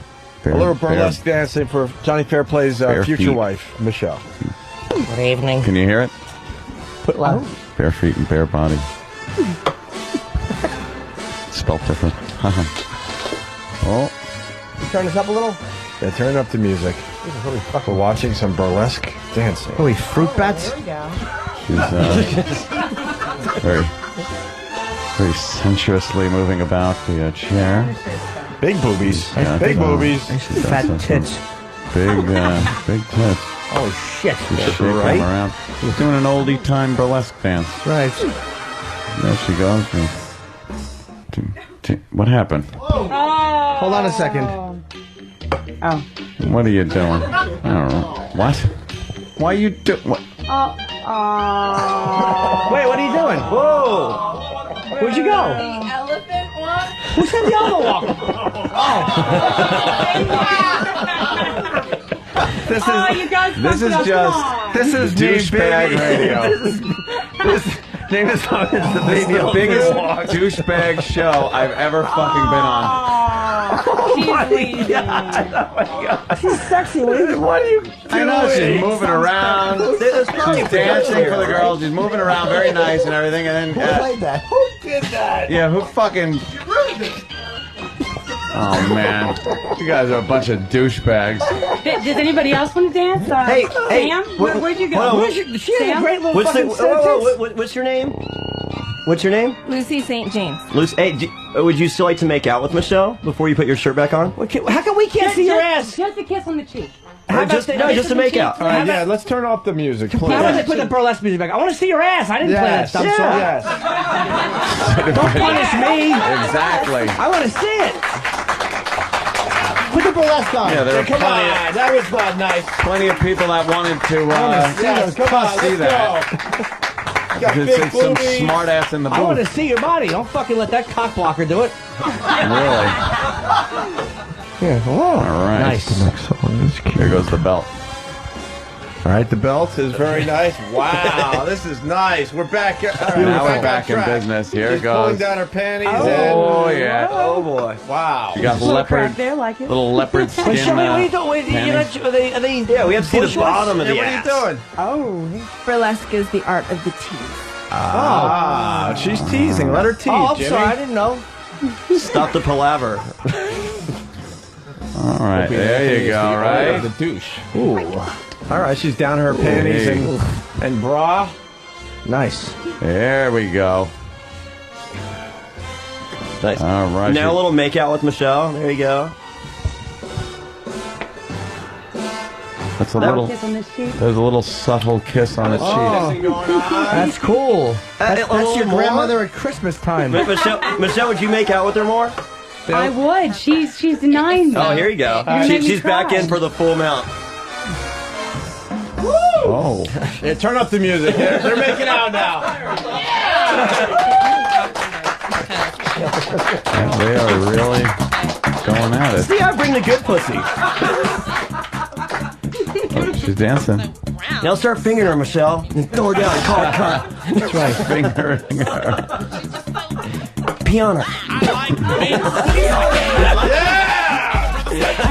Maybe I can shut up command too. Here we go. Very nice. Let's hear it for the burlesque. That fucking was hilarious. Please do that again. Line of the Day is brought to you by FTD.com. I think we've done as much damage as humanly possible. Why is there a lot of echoes in the mics right now? We have it turned on so everyone can hear. The house is up. Oh, I didn't know, Jimmy. Johnny Fairplay, what's the big plug for Survivor? Hold on, Johnny, where'd your friend go? Chet? Yeah. What, do you want to see him after the show? No, but what happened? He said 8.5 cut. Did something bother him? No, he had some friends waiting outside. So he just came in. He wanted to check out the show. That would be the CBS publicist. Watching Sandy clean shit out of here. Yeah. Watching Sandy clean shit out of her hair is amazing. Absolutely. So. All right. We don't need to. Yeah, I know you have shit on your head. What, Sandy? I think isn't shit lucky, man, when someone shits on you? Yeah. When a bird shits on you? That's true. Yeah. Right. How about when life does it? Is that lucky, man? What do you think? What? I don't know. I bet it'll bring me luck. You Watch. belong on the cover of Kiss Destroyer. Look what happened, man. I did the O&A show. Sandy Kane, what's your plug? Because we're. Oh, yeah. I'm going to be in an underwear party, a gay underwear party, if anyone wants to come. Williamsburg, Brooklyn. Where? It's May 21st. It's called Sugarland. It's, I think, on North 9th Street in Williamsburg. May 21st, 12 midnight. I'm going to do an gay underwear party. And Sugarland. It's a great club. And of course, watch, 46th Street and Broadway. I am the new Naked Cowgirl. And come see me. And also a public access television every Friday night, 12 midnight. Hey, I'm on tonight, 12 midnight. You going to watch? Gonna masturbate to me? No. No, okay. I masturbate to myself with that big cock that Pat Duffy. All right, thank you, Sandy Kane. Thank you. Anybody else? All right. I got a couple plugs. Yeah, Johnny Fairplay's got the plugs. All right. CBS this Sunday, Survivor Micronesia, fans versus favorites. Go on CBS.com, vote Johnny Fairplay to win $100,000. You also see the $1 Million winner, not that anyone cares. Also, tomorrow night, Ring of Honor Wrestling at the Hammerstein Ballroom. I'll be there with primetime Sam Roberts. Nice. And also, check out Johnny Fairplay videos at tingie.com, TINGIE.com. That's TINGIE.com. Thank you, guys. This has been insane. All right. Johnny Fairplay, always a pleasure. All right. Line of the Day is brought to you by FTD.com. Mother's Day. Of course, Sunday, get your mom a dozen pastel roses for just $29.99. And FTD will include a free vase and box of Godiva chocolates. We didn't hear from Stalker Patty today. Patty, you have fun? Yeah, Patty, how you doing? Hi, how you doing? Long time. It's my first day off in about a week, so. First day off in about a week. That's strange. Yeah, I'm working a lot of hours lately. Wow. It's back. It's back. Sandy K, what? I just want to say one thing about Stalker Patty. I live in a building where she works at Starbucks. Now, that girl is there every day, and she is a big mentor to me. She works her ass off. A mentor? And a lot of people recognize her voice because they, aren't you on Opie and Anthony? And I just want to say thank you, Stalker Patty. You're a big inspiration to me. You work your ass off. How bad is your life? And that's Wow. what brought me out to 46th When Street and Broadway. she's your inspiration. I'm more inspired by the thing that was in your hat. No offense, Patty. Yeah, exactly. Compared to little shit. Patty had a weird story. She is the shit beneath my hat. I was waiting on a line of customers, and she just some guy wanted. Keep talking on the laugh. Go ahead. God, whatever. Go ahead, So sorry. some guy wanted a We didn't coffee. hear you because we were all God. laughing. I was over. waiting on a line of customers, and some guy wanted 2 shots in his coffee. So I said, I have a black guy here, and he thought I was talking about him. Well, black guy is 2 shots in your coffee. What kind of racist fucking That's dribble my is only coming out? funny story. I understand all racism. I'll have a medium iced latte. He'd like a jig, please. What the hell do you mean? What do you mean? Uh-huh. Your coffee is called a red eye, not a black eye. No, one shot is a red eye, 2 shots is a black eye, and 3 shots is a bloody eye. A black eye. Black eye. So Oh. he thought I was talking about him. Then what happened? Well, Must he, have been well, he crazy. happened to be a person of a different race. So you said black guy. Yeah, that's what he thought I said. Oh. Yeah. Oh. That coffee humor, I miss it was it every kind of time. funny. Everyone chuckled. When he punched you in the face, knocked your hat off. Ah, God. That's wonderful, Patty. Thanks for that story. Well, you said spider on her.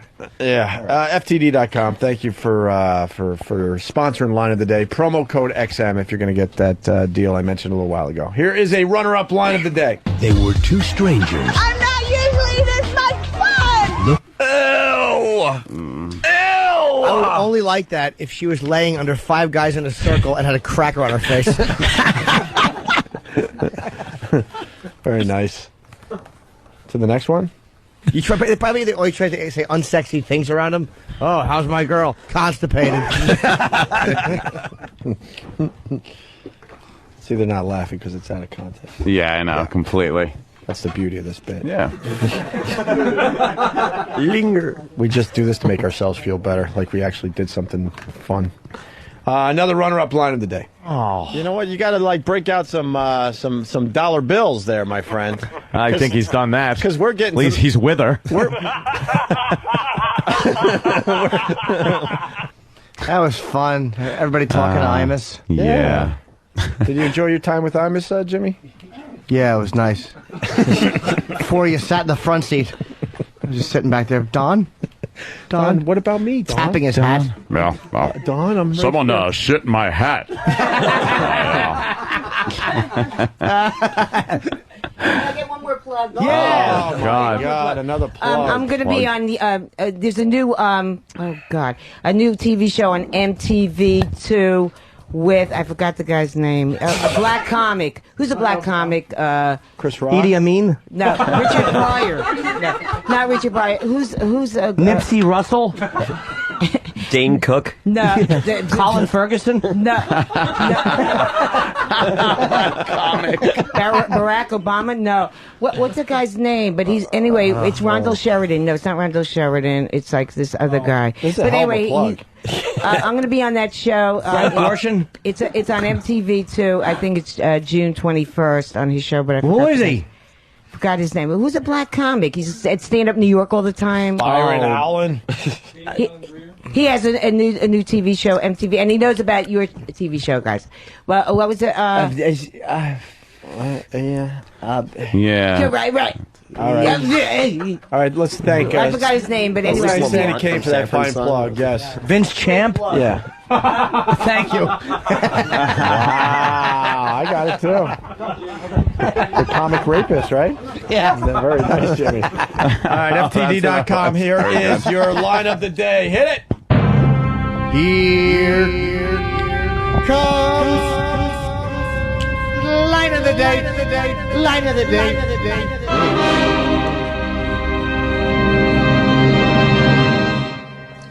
Okay. And I'm going to be on.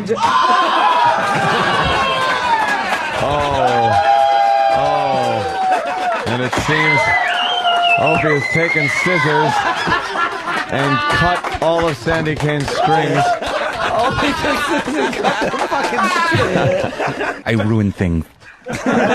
Steve. Very nice. That was fucking hilarious. Felice's been here the whole time. Of the guy of the show. Oh, let me What's see his that name? picture, So Sandy. Jim will know. Let me see the picture. I'll tell you who it is. It's a new TV show, It's too MTV2. obvious. So just give it to Jimmy. So What is anyway, I it? sang "My Boyfriend's Black" to him. My boyfriend's black. Oh, that's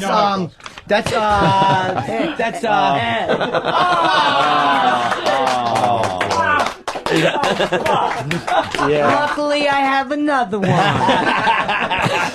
He's a good friend of mine. Who is it? What's his name? I'll tell all of you, but not her. All right.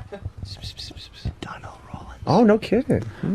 Very nice. What's the show about? I didn't know he had a show. Oh, yeah, he has a brand new show. It's Donnell Rollins. Premieres on MTV2, and he came out to Broadway and 46th Street, and we did shit together. What kind of show is it? And he told me he had a big dick. And he asked me, did I ever have sex with a black man? Sandy. What? You're all over the place. Okay, it's he knew about your show, too. Yes, I know. He's a friend of mine. He's on the wire. Jimmy, do you blame her at this point? What's his name? Frazzled.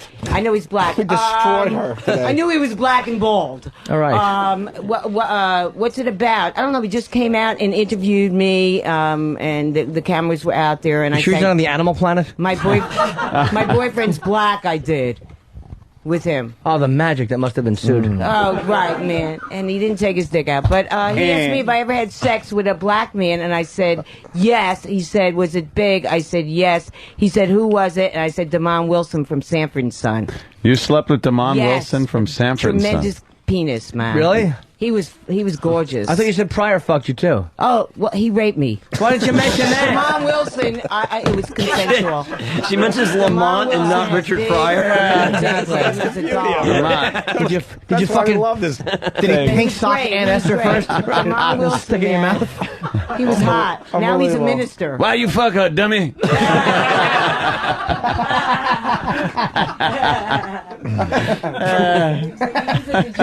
I'm gonna stamp shit in your hat and make gorilla cookies. All right, thank you, Sandy Kane, for the fifth time. Thank you, Sandy Kane. What's his name, though, man? What's the guy's name? We said it already. Don't. Oh yeah, no, I know him. Yeah. I mix Sandy Kane and Ripple. I call it Shitbull. She just says, All right, thank you, Sandy Kane. Sandy. Oh, God. Why? Oh, no, she's Black bad. dildo next time. Beat me with a black one. All right, we'll beat you with a black dildo next time. She took a beating today. She's all right. She really did take a beating. They threw her and the chair out of the studio. That was like one of those fucking plane crash tests where they drop the airplane chair with a dummy in it. Well, All right. it was a lounge chair. You guys have fun? All right, look at that, another successful live program here. And Flea was here the whole time. We didn't even have to talk to him. Thank Good. God. Thank God. Thank God, old piss feet. He pisses on his feet to keep them soft in the shower. That's what he says. And they're yellow. His feet are yellow. You want your face to be soft? Pisses on his feet. Oh, don't give him a mic. No, let's hear what he has to say. He has nothing to say. Good point. Flea, what do you got? No, pissing on your feet is technically good. That's great. Pissing on your feet is a good thing. Oh, it's actually you. Those are supposed to do that. Dr. Steve confirmed it. The time's a wasted go. So where you go until tomorrow when I see. That's Flea Man on a voicemail. That's Flea. That's Flea singing songs. That's wonderful. You sing songs on people's voicemails? I don't know who I left that for. What was that? It was chill-inducing. Baby, that's Oh, I know who it is now. Never mind. We can go to the park and after dark smoke that my God. tumbleweed. As the marijuana burn, we can take our turn singing them dirty rap songs. Stop and hit the bong like Cheech and Chong. Marissa, I hate you. From here to Hong Kong. Oh. Roll to 83. Cadillac Coupe de Ville. Cause if my tapes and my CDs just don't sell, I bet my caddy will. What song is that? Called for Crazy Rap by Afro Man. Who are you singing it to? Oh, God. Nice shot, Duffy. Right. Pat Duffy just picked up Sandy Kane's panties or whatever the fuck they were. Hit Flea in the mouth with threw it them. right in Flea's face. It hit him in the mouth. Oh, God. Do you know there was shit on that? Flea, who are you singing to? My friend Marissa. Because you really can sing. Yeah. Hey, Flea, is it true you try to become a model? Yes. You didn't. For what? I wanted to go for modeling. After I was finished with Accutane, I felt that my skin was better, and I tried to maybe make some money on the side by trying to get a modeling gig going. and I was told that I was too short and too round shouldered. And ugly. so- You're too ugly. You're not. How polite are they? Well, you're a little short. Yeah. Fucking assholes. Short. Well, your ankles are too thick. Is it true also you ask people to come up to you while you're talking to girls at events so you look famous? What? What the hell is that? No. Let's say you go up to a girl and you're talking to her, then you ask your friends to come up and go, hey, you're aren't Flea. you I've heard Flea?" you on Ron and Fez or something. And, Yeah. And it's supposed to impress I hate Eric the and girls. Shanna. Wait, Yes. Flea, can we... That's true?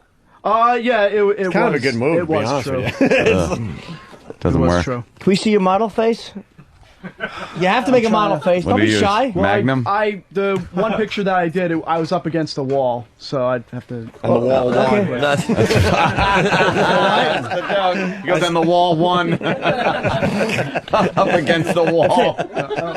Take your glasses off, right? It's a lineup. Yeah. It was. Glasses come off. All right, he's doing his model pose. By the way, this is bonus show, hand so on hip. don't expect too much from this part of the show. Now he's. Oh, God. Oh, what a total douchebag. Do we have a picture of that? Better. It's actually not that bad. Take a picture of him. Take a picture of him being a model. Hold on, I'll get a picture of Flea. That's fucking funny, Flea. Hold on. I don't know if you're going for funny, but that's fucking funny. No, it's good. It is hands in pockets. It looks like he studied modeling because He's trying to do like a you've GQ seen this. You've thing. seen this pose a million times. Where's another jar of gravy? Yeah.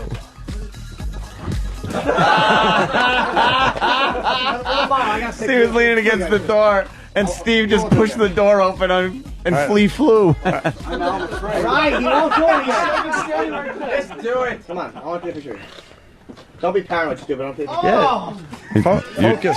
You got to be able to focus when you're a model, Yeah, no matter focus. what the circumstance Yeah, this is like or conditions. America's Next Top Model. They put you in weird situations, and you have to, deal with it. Hold on. How's he doing? Michelle, is that It's good? actually not bad. That would be a perfect shot. Gayforpay.com. Gayforpay.com, right? Actually, I love it. It's Is that, beautiful. is that a real I would website? go How does for she it. know Down. about gay websites there, Johnny Fairplay? I'm on the road a lot. Michelle, why do you know about Gay for Pay? Is that a real website? I don't know. John told me about it. That's weird, right?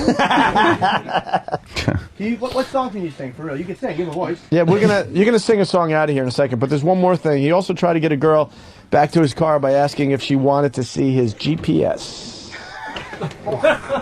Is that true too, Flea? Jesus. Where was she from? Fucking Zimbabwe? Jersey. I'm never telling my friends anything ever. What happened? again. Well, you said you want to see my GPS and you figured you'd make a move?